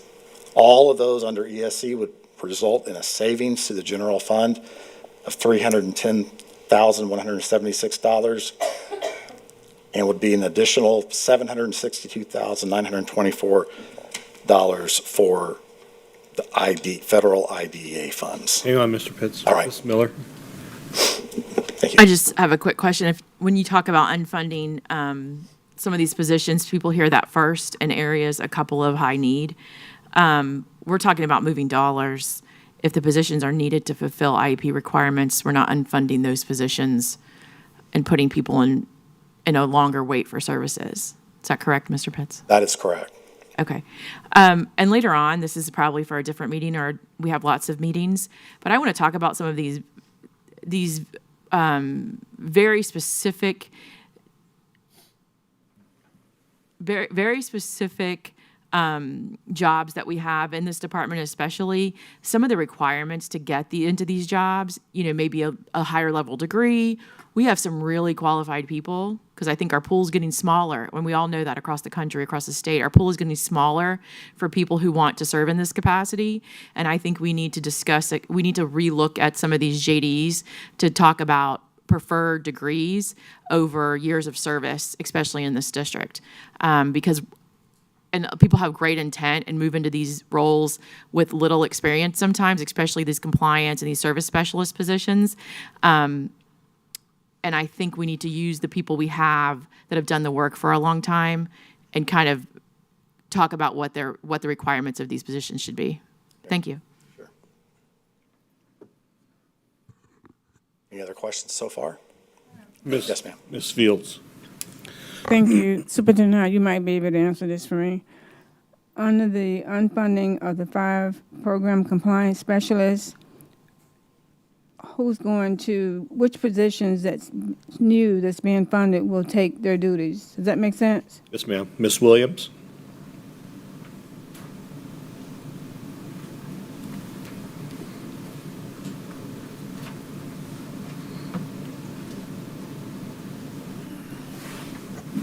Hi, good afternoon, Board. Good afternoon, Mr. Hyde. So the positions, the program compliance specialist positions, we only had 24 actually that we had that were actually being used, and we had some vacancies, and they had been vacancies for a while. We did not utilize them because, if you recall, we had about 4 program specialists per region that we're supporting. So that was the 4 regions. So we had 16, and then we also had some that were for pre-K and charter and private. So these positions are positions that were not filled. So the positions that are, those positions are just going to be focused on instruction, the way that we change them here. Does that answer your question? That answers my question. Okay. Thank you. Thank you. Thank you, Ms. Williams. All right, next department would be under Division of Learning, Behavior, and Mental Health. The request is to fund 1 new assistant director for the threat management and compliance at a cost of $110,985 with benefits. There's several changes for how the funding works. It's a net neutral. but it's shifting funds between general fund and grants for some school social workers, academic behavior support teachers, mental health facilitator interns, and para behavior support technicians. There's a request to upgrade the director of this department to a senior director for behavior and mental health. That would come at a cost of $21,931 with benefits. Unfund one coordinator for behavior, be a savings of $79,188 with benefits. Unfund one coordinator mental health, same savings of $79,188 with benefits. And instead, by unfunding those, to fund two coordinators for threat management, which would be at a cost of $158,376. Fund one secretary two to support this department at a cost of $48,450 with benefits. Fund one academic behavior support teacher, itinerant, at a cost of $77,547 with benefits. And fund one mental health facilitator at a cost of $87,579 with benefits. That would be a overall cost to the general fund of $57,177, and a cost to the behavior and mental health fund grant for $289,314. Also under Division of Learnings, under the umbrella of Student Services, the request is to unfund 3 school psychologist positions for a savings of $291,157 in total, and instead fund 3 educational diagnosticians at a cost of $261,669 with benefits. Request is also to fund 1 additional social worker at a cost of $84,859 with benefits. Fund 1 technician for a tassel program at a cost of $62,252. Most of you are familiar with that tassel program. It's only been on the Haines City, Winter Haven side of the county. We're going to be able to open up another tassel program out in where Dwight Smith Center is located in Lakeland. And that's just such a great program we offer. And then the last request for this division is to upgrade the director to the level of a senior director for student services at a cost of $26,776 with benefits. All those changes for student services would cost the general fund $59,540 and would be an increase for the behavior and mental health, or IDA, for $84,859. Ms. Miller? I have a couple of things. One, I just want to reiterate, we're not removing school psychologists, right? The psychologists that we desperately worked on for 2 years to get placed. We're not removing them. And again, there was vacant positions, and what we're running up against is that we can't get evaluations done quick enough. Right. And so the psychologists that we have in place, they currently work alongside the educational diagnosticians to ensure that we can get the evaluations completed. But there are some evaluations that can only be completed by a psychologist, but this is in an effort to address some of the assessments that can be done side by side and independently as well. Okay, a sidebar on that topic, since you brought it up, and I don't know if it would speed up how we're doing these, but at one point, psychologists could use whatever, they had a multiple of tests they could use.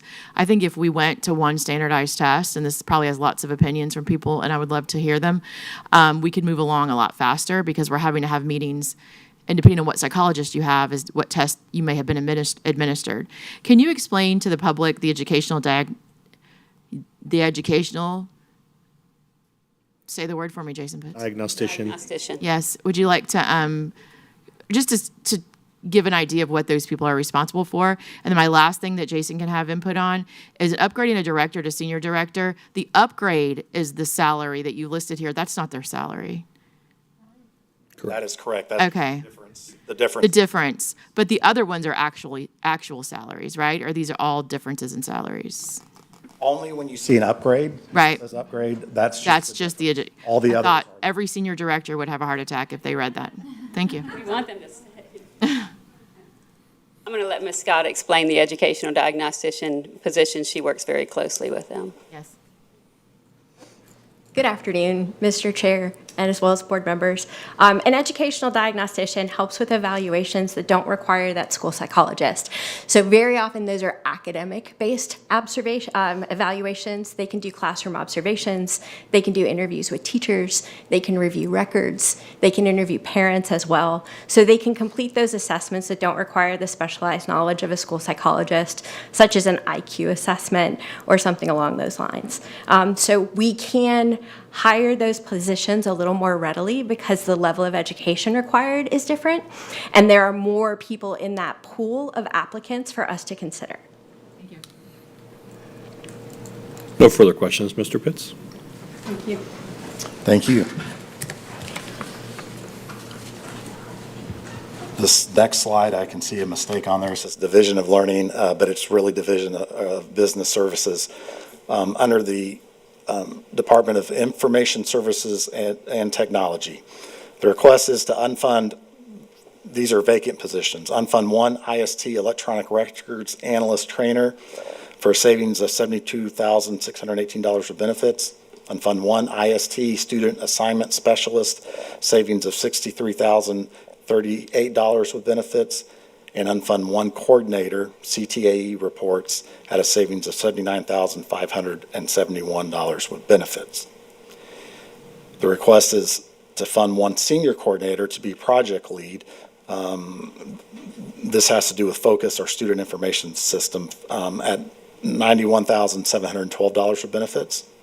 Fund one new director, information systems and FTE compliance, for a total of $127,390 with benefits, to fund one new coordinator data quality for $81,633 with benefits, and to upgrade one IST FTE specialist trainer to an IST FTE analyst trainer for a cost of $5,547 with benefits. We are also giving up, we had in our, as we were upgrading SAP, we had in there a contract that was going to be for $220,000 for this next year. We're not going to, the position that is being asked for this project lead is in place of that. So with the savings of that contract, all these changes for information systems and technology is a savings of $129,745 to the general fund. The last position before you is facilities and operations. Earlier in the year, we advocated for a new countywide groundskeeper team, but we did not designate one of those positions as a foreman. So to designate one of those positions as a foreman, the cost would be $13,210 with benefits. In summary, what I just presented is a total of 20 new positions, a cost to the general fund of $37,399, cost to grant funds of $1,248,066 for a total cost of $1,506,265.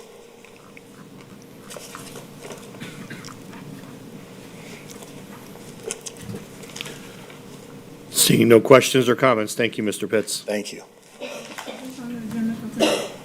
Mr. Pitts, remind me, is this on the agenda for this evening? No, sir. It'll be at the meeting in August, Next August meeting. Thank you, sir. Next two items, board members, are information items. And then, Mr. Chair, I'll defer to you for board agenda review. All right, very good. Thank you, Superintendent. Board members, if you take a moment to flip over to your agenda for tonight. We'll walk through that.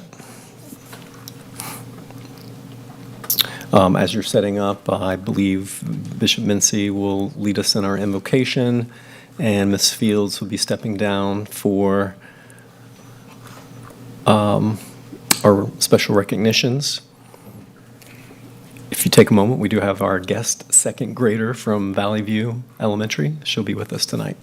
All right, so here we go. We will bump through the agenda for tonight. Let me know if you have some thoughts or questions to direct to the superintendent or staff. So A through F.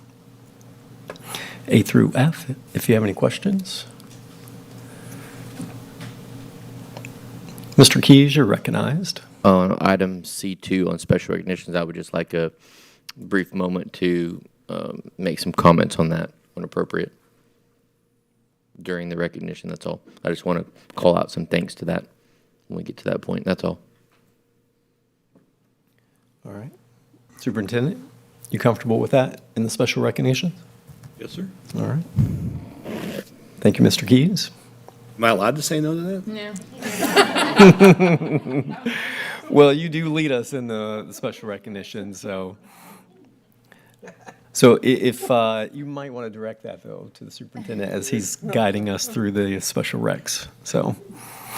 Just make sure you remind me, please. Yep. All right, G through J. G through J. All right, Ms. Wyatt. It looks like I-1, there's no attachment for staff district updates. I just want to, is that something that's coming off?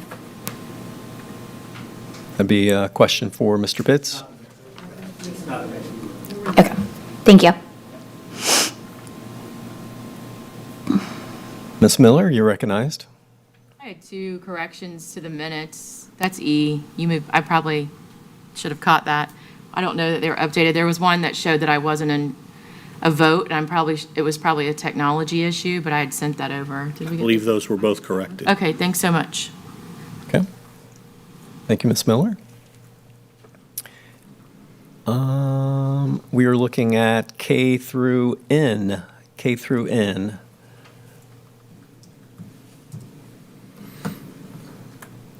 All right. I see no comments. O through R. O through R. We've got a long agenda tonight, by the way. See no comments or questions. And we are moving to S and T. Ms. Wyatt, you're recognized. Thank you. Just kidding. Mine's later. I apologize. Okay. All right. So moving now to action agenda, that would be letter U? Yes. Is this you? All right, very good. Sorry, I saw the dual enrollment. I will be recusing myself from U5, given my relationship with Southeastern University, and the proper paperwork has already been filed. All right, thank you, Ms. Wyatt. And Mr. Sharpless, you're recognized. I will be abstaining from U4 for the same reason that Ms. Wyatt, Board Member Wyatt just said, and I filled out the proper paperwork due to my relationship at Warner University. Thank you, Mr. Sharpless. We will then move into public hearing. We have 2 items. I see Ms. Jenkins. Will you lead us through our tentative budget discussion as well? All right, very good. And we have our policy updates. I'll be looking for a motion on those. I will read through each policy number and title as well before we vote. Superintendent, you have a report for us tonight? I will, yes, sir. All right, very good. And we have 2 items from our general counsel. Yes, sir. All right, very good. And then we do have something from Ms. Matthews tonight as well. And then we'll move to our board members' report and then transition from there to public comment, and then we'll adjourn for the evening. Sound like a plan? All right, I see no other comments, questions at all at this point. If not, we'll. Yes. Under the action item for the Florida School Board Association director and the alternate, there aren't any names of who was appointed to that. You'll get that updated.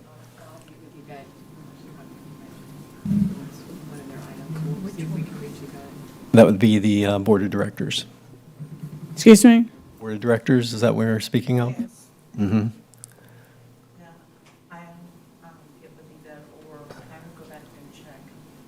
Yep. Okay. So if we can update those minutes, that would be great. And then speaking of, as we get to our action agenda for tonight, we do need recommendations for FSBA advocacy. So if you have someone that you recommend or you'd like to bring forward that would fill that role, and we do need an alternate as well. And Mr. Sharpless, you're recognized. Board Member Fields, are you interested in serving an advocacy role again? You've done a great job. You're so kind. No, you have. No, truly, you have. I've heard nothing but good things from committee members, so. We haven't really had many meetings, so. No. Yes, that's fine. All right, thanks. Thank you, Mr. Sharpless. How about recommendations from the board as it relates to an alternate?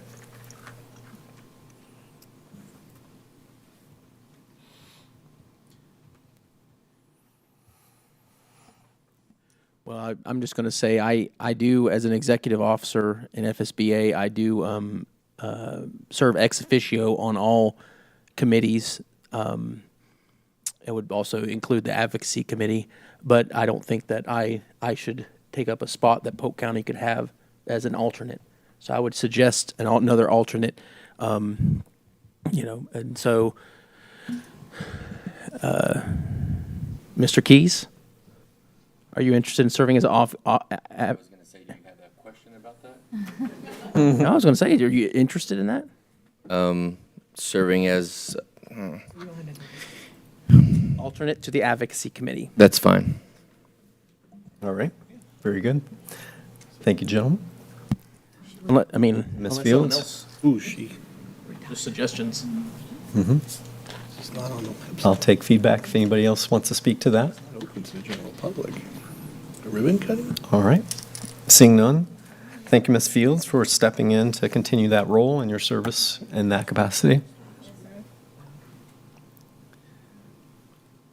All right, we will now move back to our work session to wrap that up for today.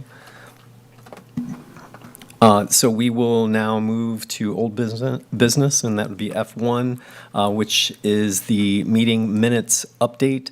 As you know, every year as we go through reorg, we do accept and confirm that we follow and abide by Robert's Rules of Order as it relates to our meeting minutes. So I was going to have our general counsel speak to this to set this one up and give us context to this old business. So, Mr. Green, you are recognized.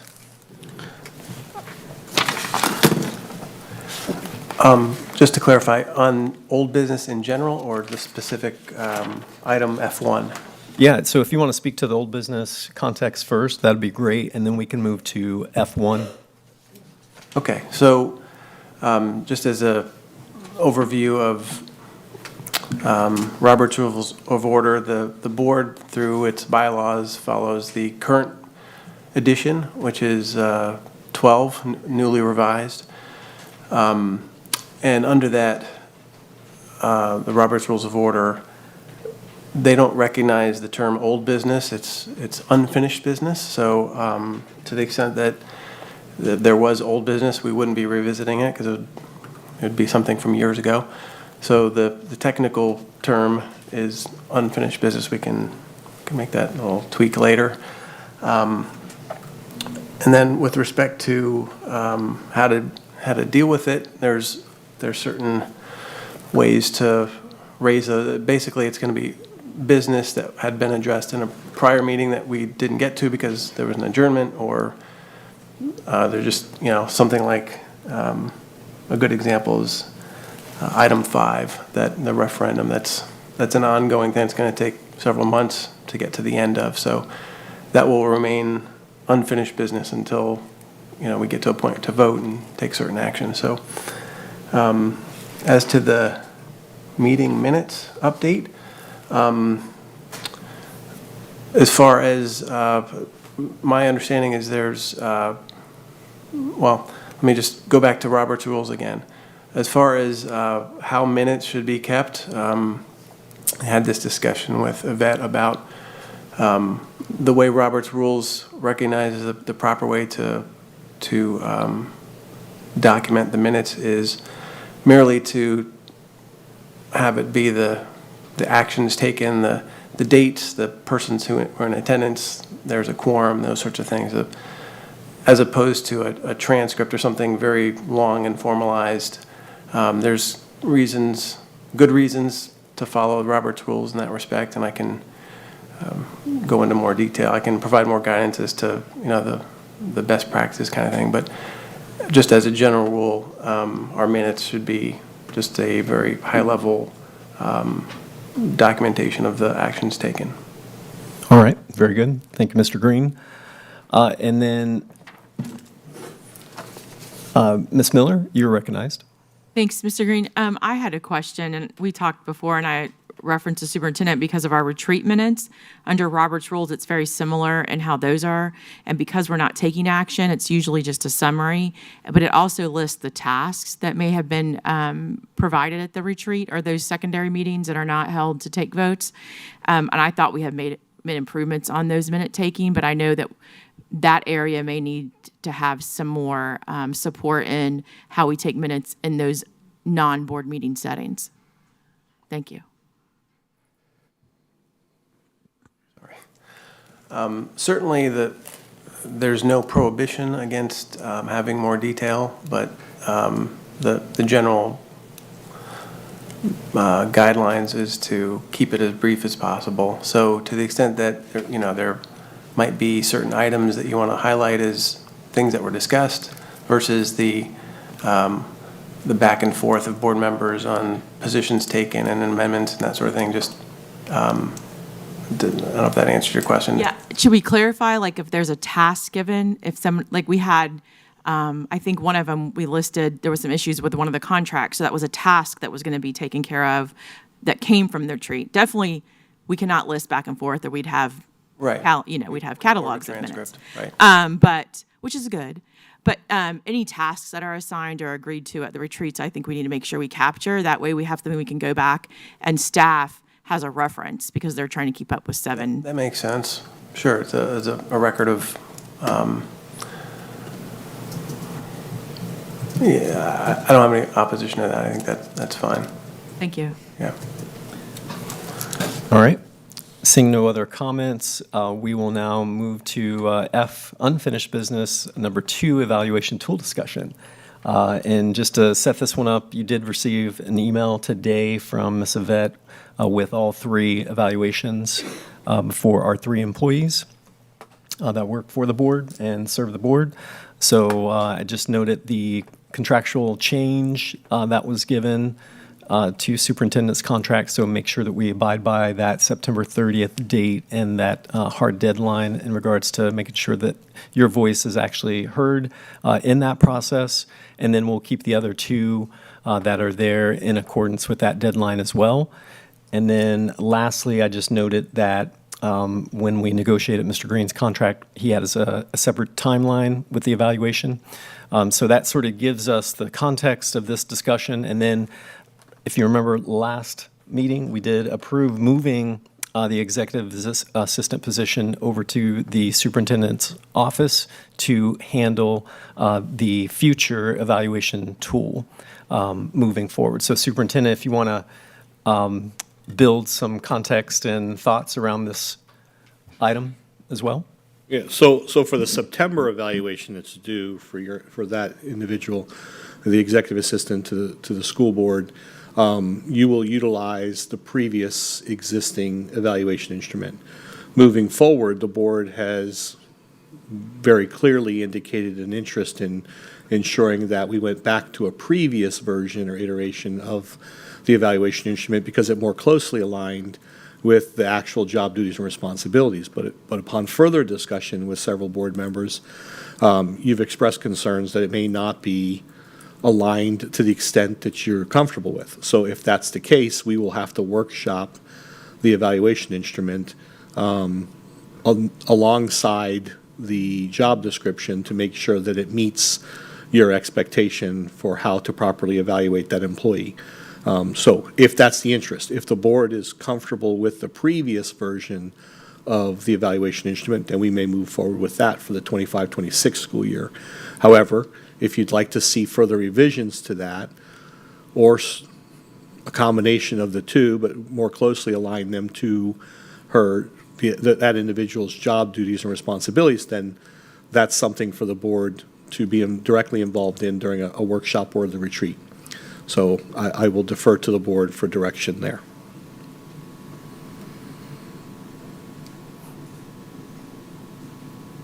All right. Ms. Miller, you're recognized. Thank you. I think it's only fair to employees that they're evaluated on what their job duties are. If we're evaluating outside of that, how would they plan to meet those expectations? I'm a little confused with the multiple job descriptions coming through, so I probably need to go sit with it a little bit longer. But I definitely think that if any employee should be able to expect what their evaluation to be exactly what they reflect in their job duties. I'm not sure either one do that, but I don't know. Someone else may have been able to research them more. But that's my opinion. Thank you. Thank you, Ms. Miller. All right. Seeing no other comments on that item? Dr. Hahn, if I may, though, and I'm happy to work with the board and with other staff, cabinet staff, to make sure that we can create an instrument that aligns to job duties and responsibilities. But I will say it must be completed no later than September. And the board has to adhere to that timeline. So with respect, if your feedback is not submitted, I cannot include it because that's something that has to be approved very early on in the year because that's the instrument you plan on using for this current school year. So to delay it any further is unfair to the employee because at some point you really should be doing a mid-year reflection on the job duties and the evaluation instrument and then initiating a conversation should you have concerns in respective performance areas. So I would encourage the board, if that's the interest, and I'd like to see again some feedback or some consensus on behalf of the board, happy to assume that responsibility and work with the staff to do so and with the chair. But ultimately, I am going to rely on the board's feedback. It's not something I'm going to direct and create in isolation. I just don't think that's what the board is looking for, and I think that's going to lead to further confusion. But I would ask that we set a deadline for September for that to come back to the board for a final vote. All right. Thank you, Superintendent. Ms. Fields, you're recognized. So Superintendent Hyde, help me to wrap my head around all this. There are two evaluations, and the one that the executive assistant is currently using is the one that needs to stay in place For the summary of last. For the summary of last year. And so now the question is whether or not to go back to the original evaluation tool. Or to take that and even modify it further because board members have said that there are sections there they weren't comfortable responding to because they didn't necessarily, they don't directly observe those things or it doesn't align explicitly to the job description. So what's being asked is can we tailor an evaluation instrument, which is fine, we can do that. But I just need to make sure that that's the consensus amongst the board before we engage in that. How does, and I want to commend Ms. Yvette and whoever worked on the procedures manual that we got. To me, it's very detailed. And that might need to be some tweaks, but whoever worked on it, I would say they did a good job. Because it really encompasses what her duties are. Yes, ma'am. And I would think that could be a part That of could be the frame. cross-referencing for the evaluation tool, I would think. If the board could agree to look at that, the draft handbook that. It's whoever did that. The manual? You're talking about the manual, not the board. You're talking about the manual of that office, right? Yes. Okay, yes, ma'am. I agree with that. I think that was The draft that I sent out. Yes. The procedural guide, is that what we're speaking? You sent it out yesterday, didn't you, Superintendent Hyde? Okay. All right. It took the essential job descriptions, but then it started to fishbone them out as far as actual steps that the individual should take. Again, I recognize, I think in the email I said, it may not capture everything, so if I'm missing something, please let me know, but I agree with Ms. Fields, actually, that's a great suggestion, that we start from there to develop the evaluation instrument, and I can work with staff to do that. All right, very good. And I can bring that back to you at the next meeting. That sounds good. Okay. Thank you, Superintendent. Yes, sir. Anything else, Ms. Fields? No, sir, thank you. Thank you. All right, seeing no other comments, we'll move down to F3, and this is the travel approval for board employees. So Superintendent, you did hand out a document for us, and if you want to set that up as well. I did. So board members, you received 3 handouts prior to the meeting. So this one's processing of leave submissions is the title on it. I'll give you a moment.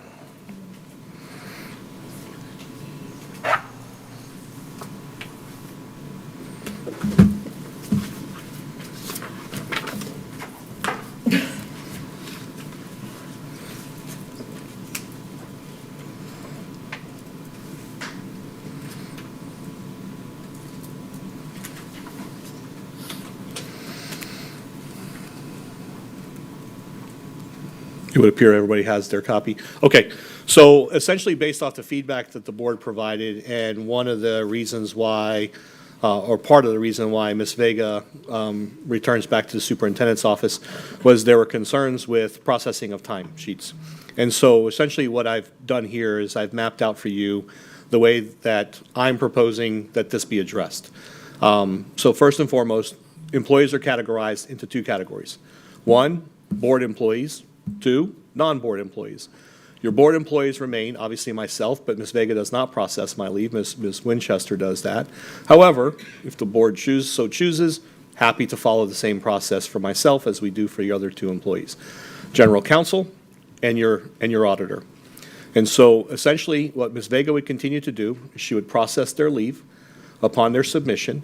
However, the ultimate approval of that leave will then require the board chair, or in his or her absence, the vice chair to sign off on that leave. So therefore, the board has every assurance that leave is being documented, it's being addressed properly, and in accordance with district policies and procedures. Subsequent to that, there are employees in both departments that are not school board employees. There are 2 employees in the general counsel's office. There are 2 employees in the auditor's office. What I've provided for you there also is the history of their leave. So you can get a sense of how many leave submissions are taking place during any particular year. The recommendation is, as their direct supervisors, they assume the responsibility for processing that leave in accordance with school district policy and procedure. Now, if the board would like to amend that further, general counsel does have an executive assistant. That executive assistant could assume that responsibility. However, again, their direct report should be the one that must sign off on it, not defer that. So, for example, if it comes to the general counsel's office secretary to be processed, but it's coming from the auditor's office, Ms. Matthews would have to approve it. And it would not require Mr. Green's approval because they don't report to him. So in keeping with just consistently and maintaining it with the direct supervisor, that's the recommendation at this time. And I offer that as an alternative rather than as an alternative to Ms. Matthews addresses the leave for her department, 2 employees, and Mr. Green addresses the leave for his 2 employees, but he does have the benefit of having an executive secretary. So.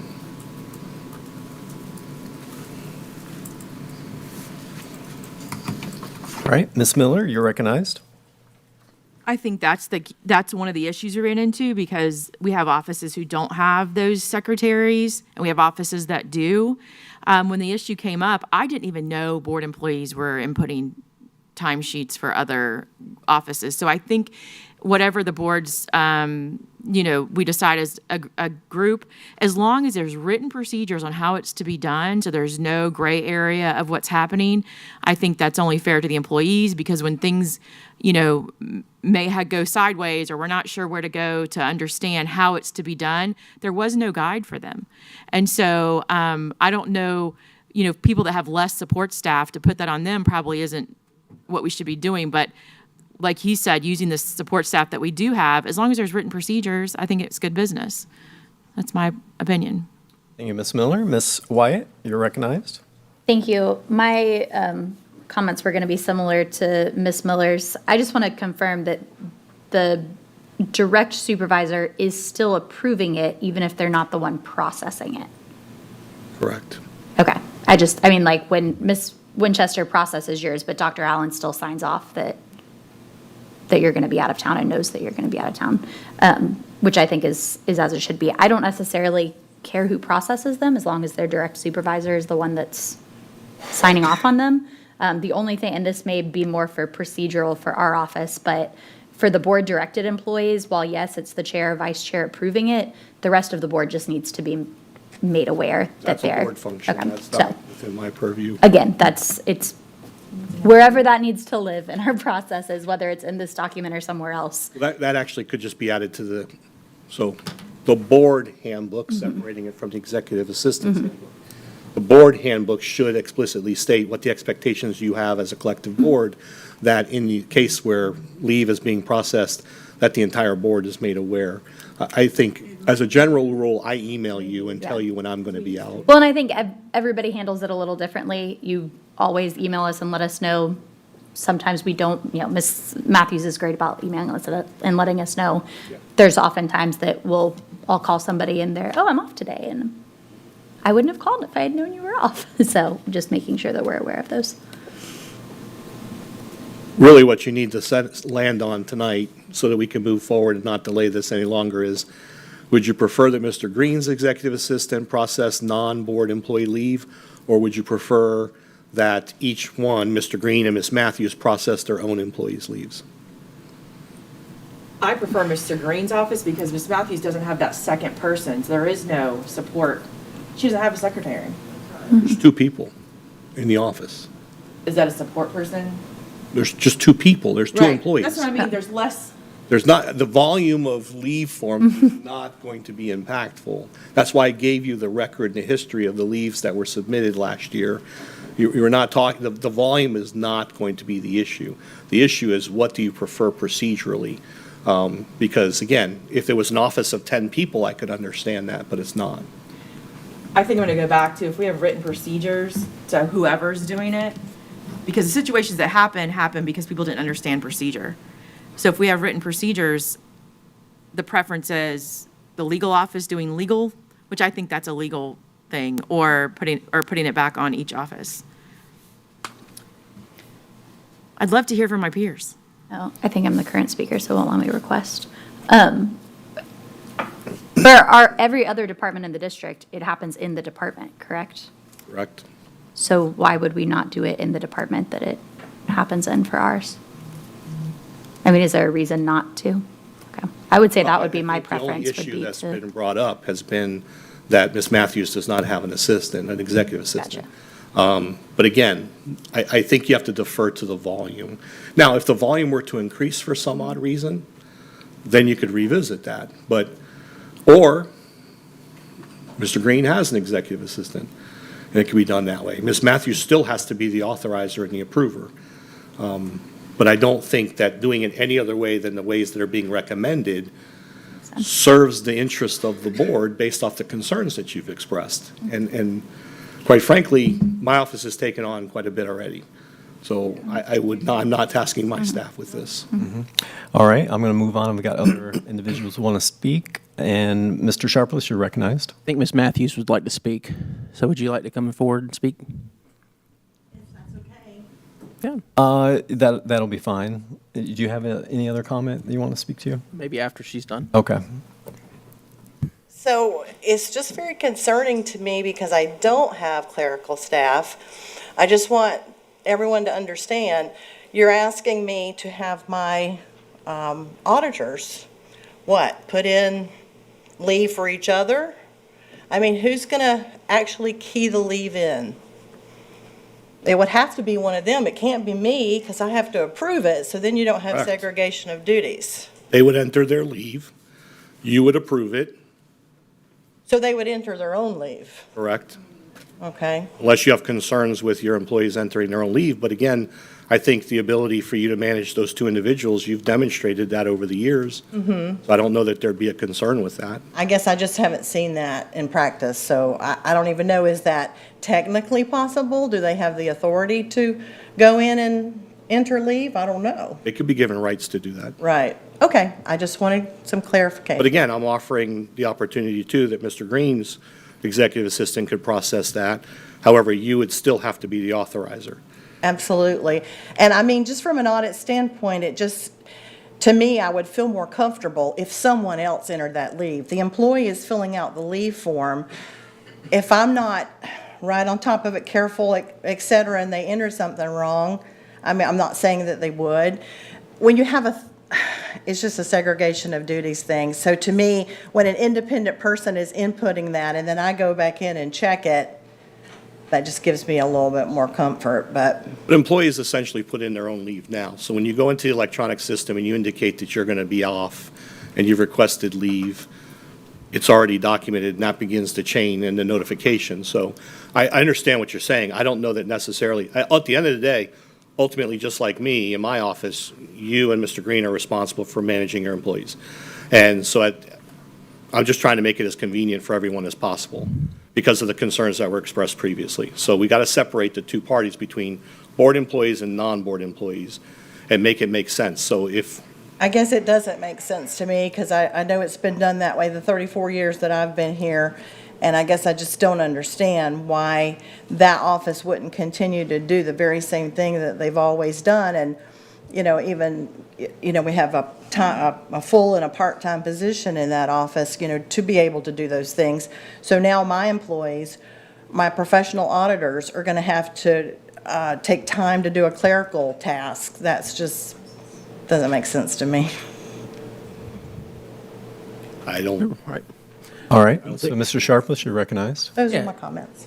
Thank you. So, to me, it sounds like employees are, to me, employees are capable of doing that themselves. And so I have no issue with it being, each department filling it in themselves and their supervisor being the one that approves it. And for the comfort of the board and for Ms. Matthews and everyone else, we'll evaluate it in a month or 45 days. If it's an issue, if there's concerns, we can always default to using Mr. Green's executive assistant and bring it back to the board. I think that's the fairest way to approach it at this point. But All right, thank you, That's Mr. my Sharpless. And Ms. Fields, you're recognized.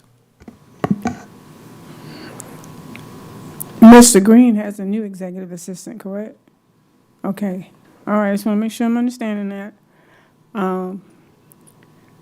I think that it should rest on Mr. Green and Ms. Mathis, myself.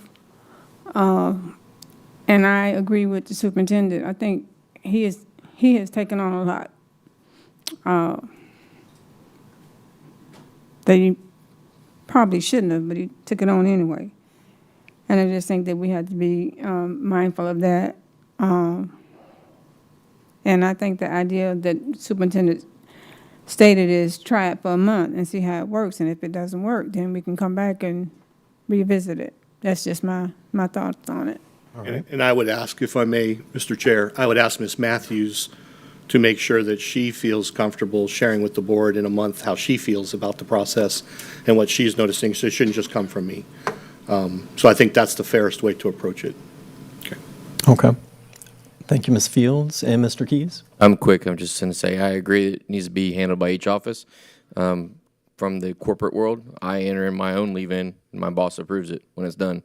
It's not that big of a thing to do, so I think each department needs to handle their own. There are approvers in place to check those things. So, thank you, Mr. Keys. And Ms. White? My comments were going to be identical to Mr. Key's, so I'll yield my time. All right. Very good. I think this is a good move from a chair perspective because the tension that lied previously is remedied just because I think I would agree that both departments should handle their own as well and supervise that. Look forward to hearing more in days ahead. All right. Very good. We're going to now move to F4. And Superintendent, you've given us another handout, and that one's entitled Voucher and Scholarship Fee Yes, sir. Summary. It's another summary for the board. You received a draft of the parent letter that we intend to send out. State of Florida does authorize us to charge any student who's on a voucher and/or scholarship. I use those terms interchangeably. We can charge them for any core academic or any other activities. And so interestingly enough, earlier today, Ms. Miller made reference to ESE students who are still receiving services but are on vouchers or scholarships, we are under no obligation to serve those students. In fact, we're losing revenue every time we serve those students. I have every intention on serving those students. We should, but we will charge for that service. And we provided an hourly rate sheet. So just so we're all on the same page, this letter, and we've developed a billing process, we've developed a notification process, and so this letter will go out in the next week. We'll pull the data from the state of Florida indicating everyone in Polk County who has received a scholarship or voucher. They will receive that letter from my office with the fee structure. I will send you out the final draft version, and I'll wait for you to give me some feedback, and then I'll give you the final version as well, because it's not Polk County pretty right now. It's not on our letterhead, as you know. But I think it's important for us to get that notification out as quickly as we can. Essentially, we will charge 1/6 of the FTE for any course or any extracurricular that somebody participates in. It's really that simple. Unless it's a semester-based course or a semester-based athletic or fine arts event, and then it will be 50% of the 1/6 of the FTE. I think that's a fair way for us to approach that. Last year, if you recall, I think I shared with you about 740, 750 students were actively in our schools who were on scholarships, but they were taking coursework with us, and we basically lost out on basically $750,000 in potential revenue that way. So we are now, we finalized our submission to the agency. We are now an authorized vendor, and so we will be basically working with families to make sure that the intention here, as many of you have spoken to this evening, the importance is to communicate and to be transparent. So I don't want any parents caught off guard. And so for athletics, just so you have an understanding for any athletic participation, the student must pay a $500 registration fee, and that can be billed to the scholarship. If they ultimately make the team, or if it's a fine and performing arts event activity, like drama or chorus or whatever it is that performs after school, or Eurythmics, or band, or any of those things, if they are accepted and they become part of that organization, then they will get that credit back, but then they'll be charged a 1/6 of the FTE for participation. It's important, and so this covers all their transportation costs, uniform costs, consumables, and materials. And so that's quite expensive for us. And so it's important for us, again, to be transparent, that we communicate this with all of our families. And so I gave you another brief summary here of the categories, of our processes, our steps. We are clear in the letter that any additional costs that the student incurs are not our responsibility, even if the scholarship expires or basically their account is depleted, they're still obligated to pay us. We do have a collection agent, or we will have a collection agency that will allow us to continue to pursue remittance of payment should the scholarship not pay us fully. But we are an approved vendor at this time, proud to say. All right, Superintendent, thank you. Ms. Miller? Thanks. I want to say a couple of years ago, some of us sat at the Department of Education and was told this was the expectation. My question then is still now about the staff, to facilitate this. Who is administering this? Is it coming out of our finance department? We've not been in the business of billing. So I just want to make sure that we're compensated for that time. I can tell you that I want to believe people didn't know they weren't able to do that. I can't imagine. It's a lot of people who came to get our services and thought they could not have to compensate the school district, or thought we were getting compensated another way. But I just want to go over a little bit about what staff time looks like and if we're compensated for the admin piece. So we do not have an admin cost built in here. We felt that was addressed in the 1/6 FTE. However, if we find that it exceeds our current staffing, then obviously we'll have to adjust. The funding, my initial response to each department was any funding generated in that area would return to that area. So if a school has kids attending, then that would go back to offset any costs at that campus. Same thing with athletics, same thing with performing arts. Been working very closely with Mr. Talbot, with the rest of the team. The finance team, Ms. Pasco and her team have all been at the table. Ms. Williams and her team broke out their fee structures. So I think we've done a good job preparing for that. We just don't know the volume yet.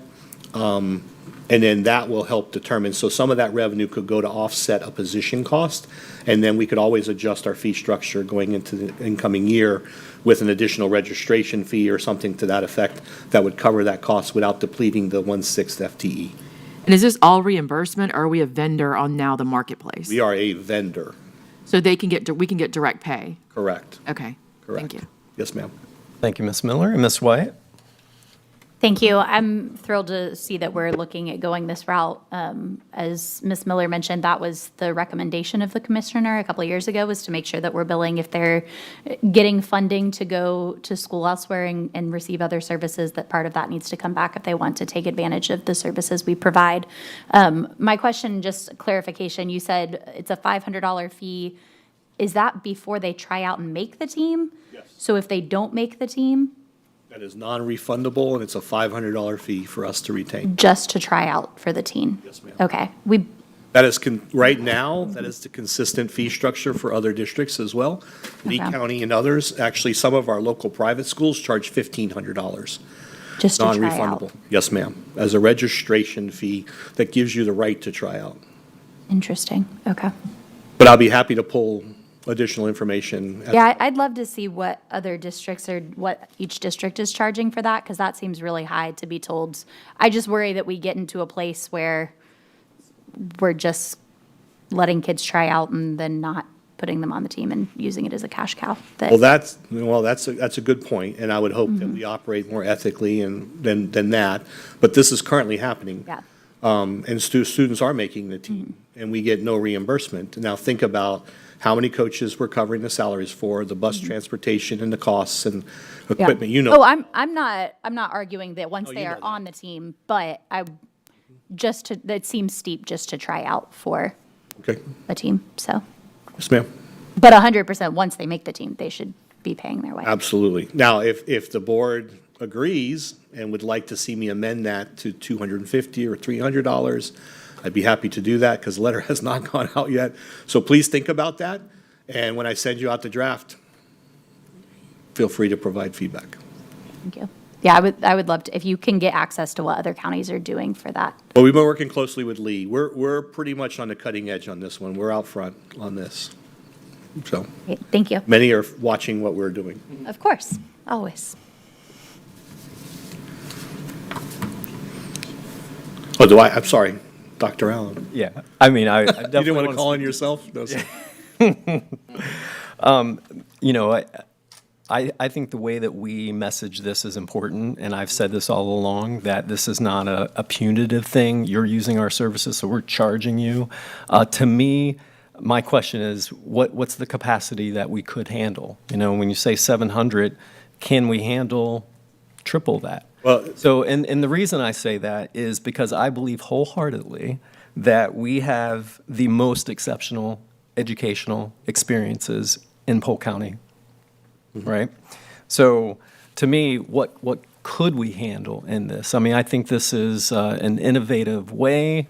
I think we're definitely going to be on the forefront of this, but I know what we have to offer across this county and state. We literally have people moving to Polk County to take part in these excellent educational opportunities. So what's the capacity that we could handle is my question to you. So we don't have a stated capacity at this time, but the letter and the application both tell parents that it is dependent upon space for the academic components and the availability. So for example, if someone shows up to their local high school and says, I want to enroll my student in AP Calculus, but that school doesn't offer AP Calculus, we can't offer the course. If that AP Calculus is full and enrolling that student would put us in jeopardy of going well above class size, we may or may not accept that student. However, what we would do, Dr. Allen, is provide that parent with a list of other locations that might have space. So we would seek to maximize our occupancy.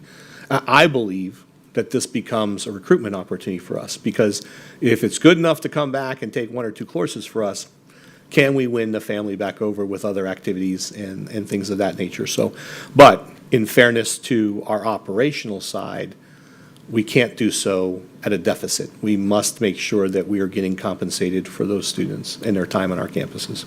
Indeed. All right.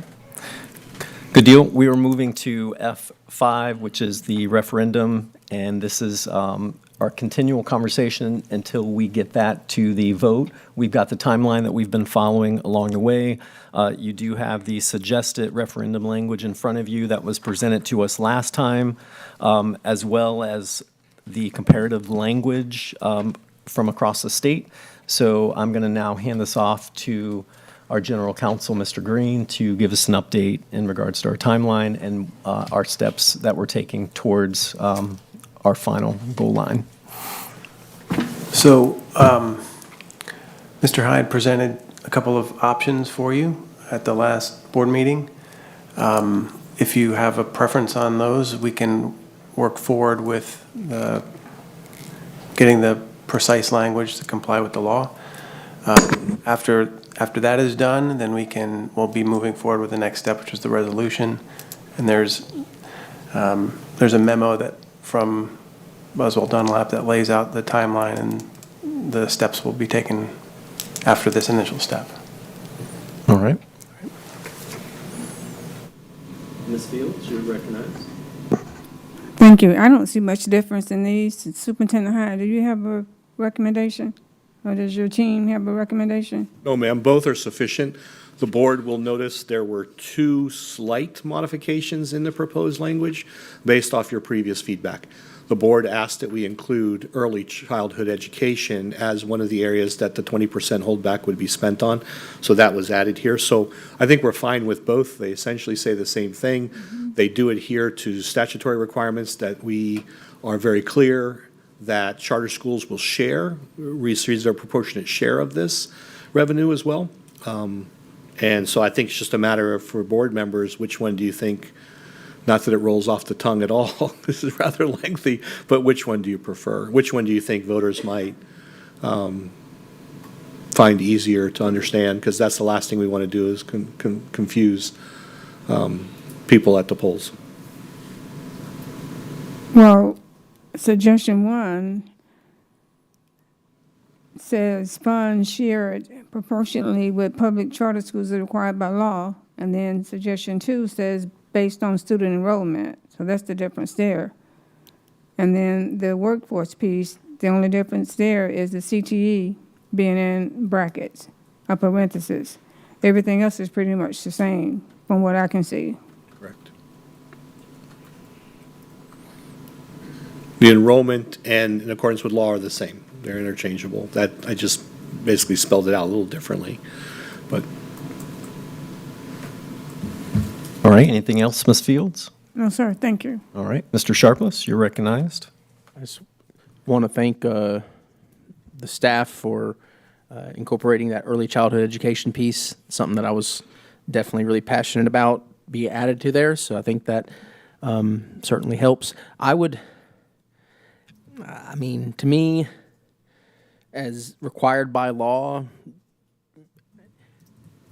I would prefer that, just because it shows that we're law abiding and we're following the law, even though I know it's the same thing as based on student enrollment. So I would prefer suggestion 1. It's not, to me, it's not either. Either one's fine, but I would prefer suggestion 1. All right, thank you, Mr. Sharpless. Mr. Keys, you're recognized. So I think it's important that in suggestion 2, it spells out CTE and workforce development programs. So I'm going to get really, really silly here.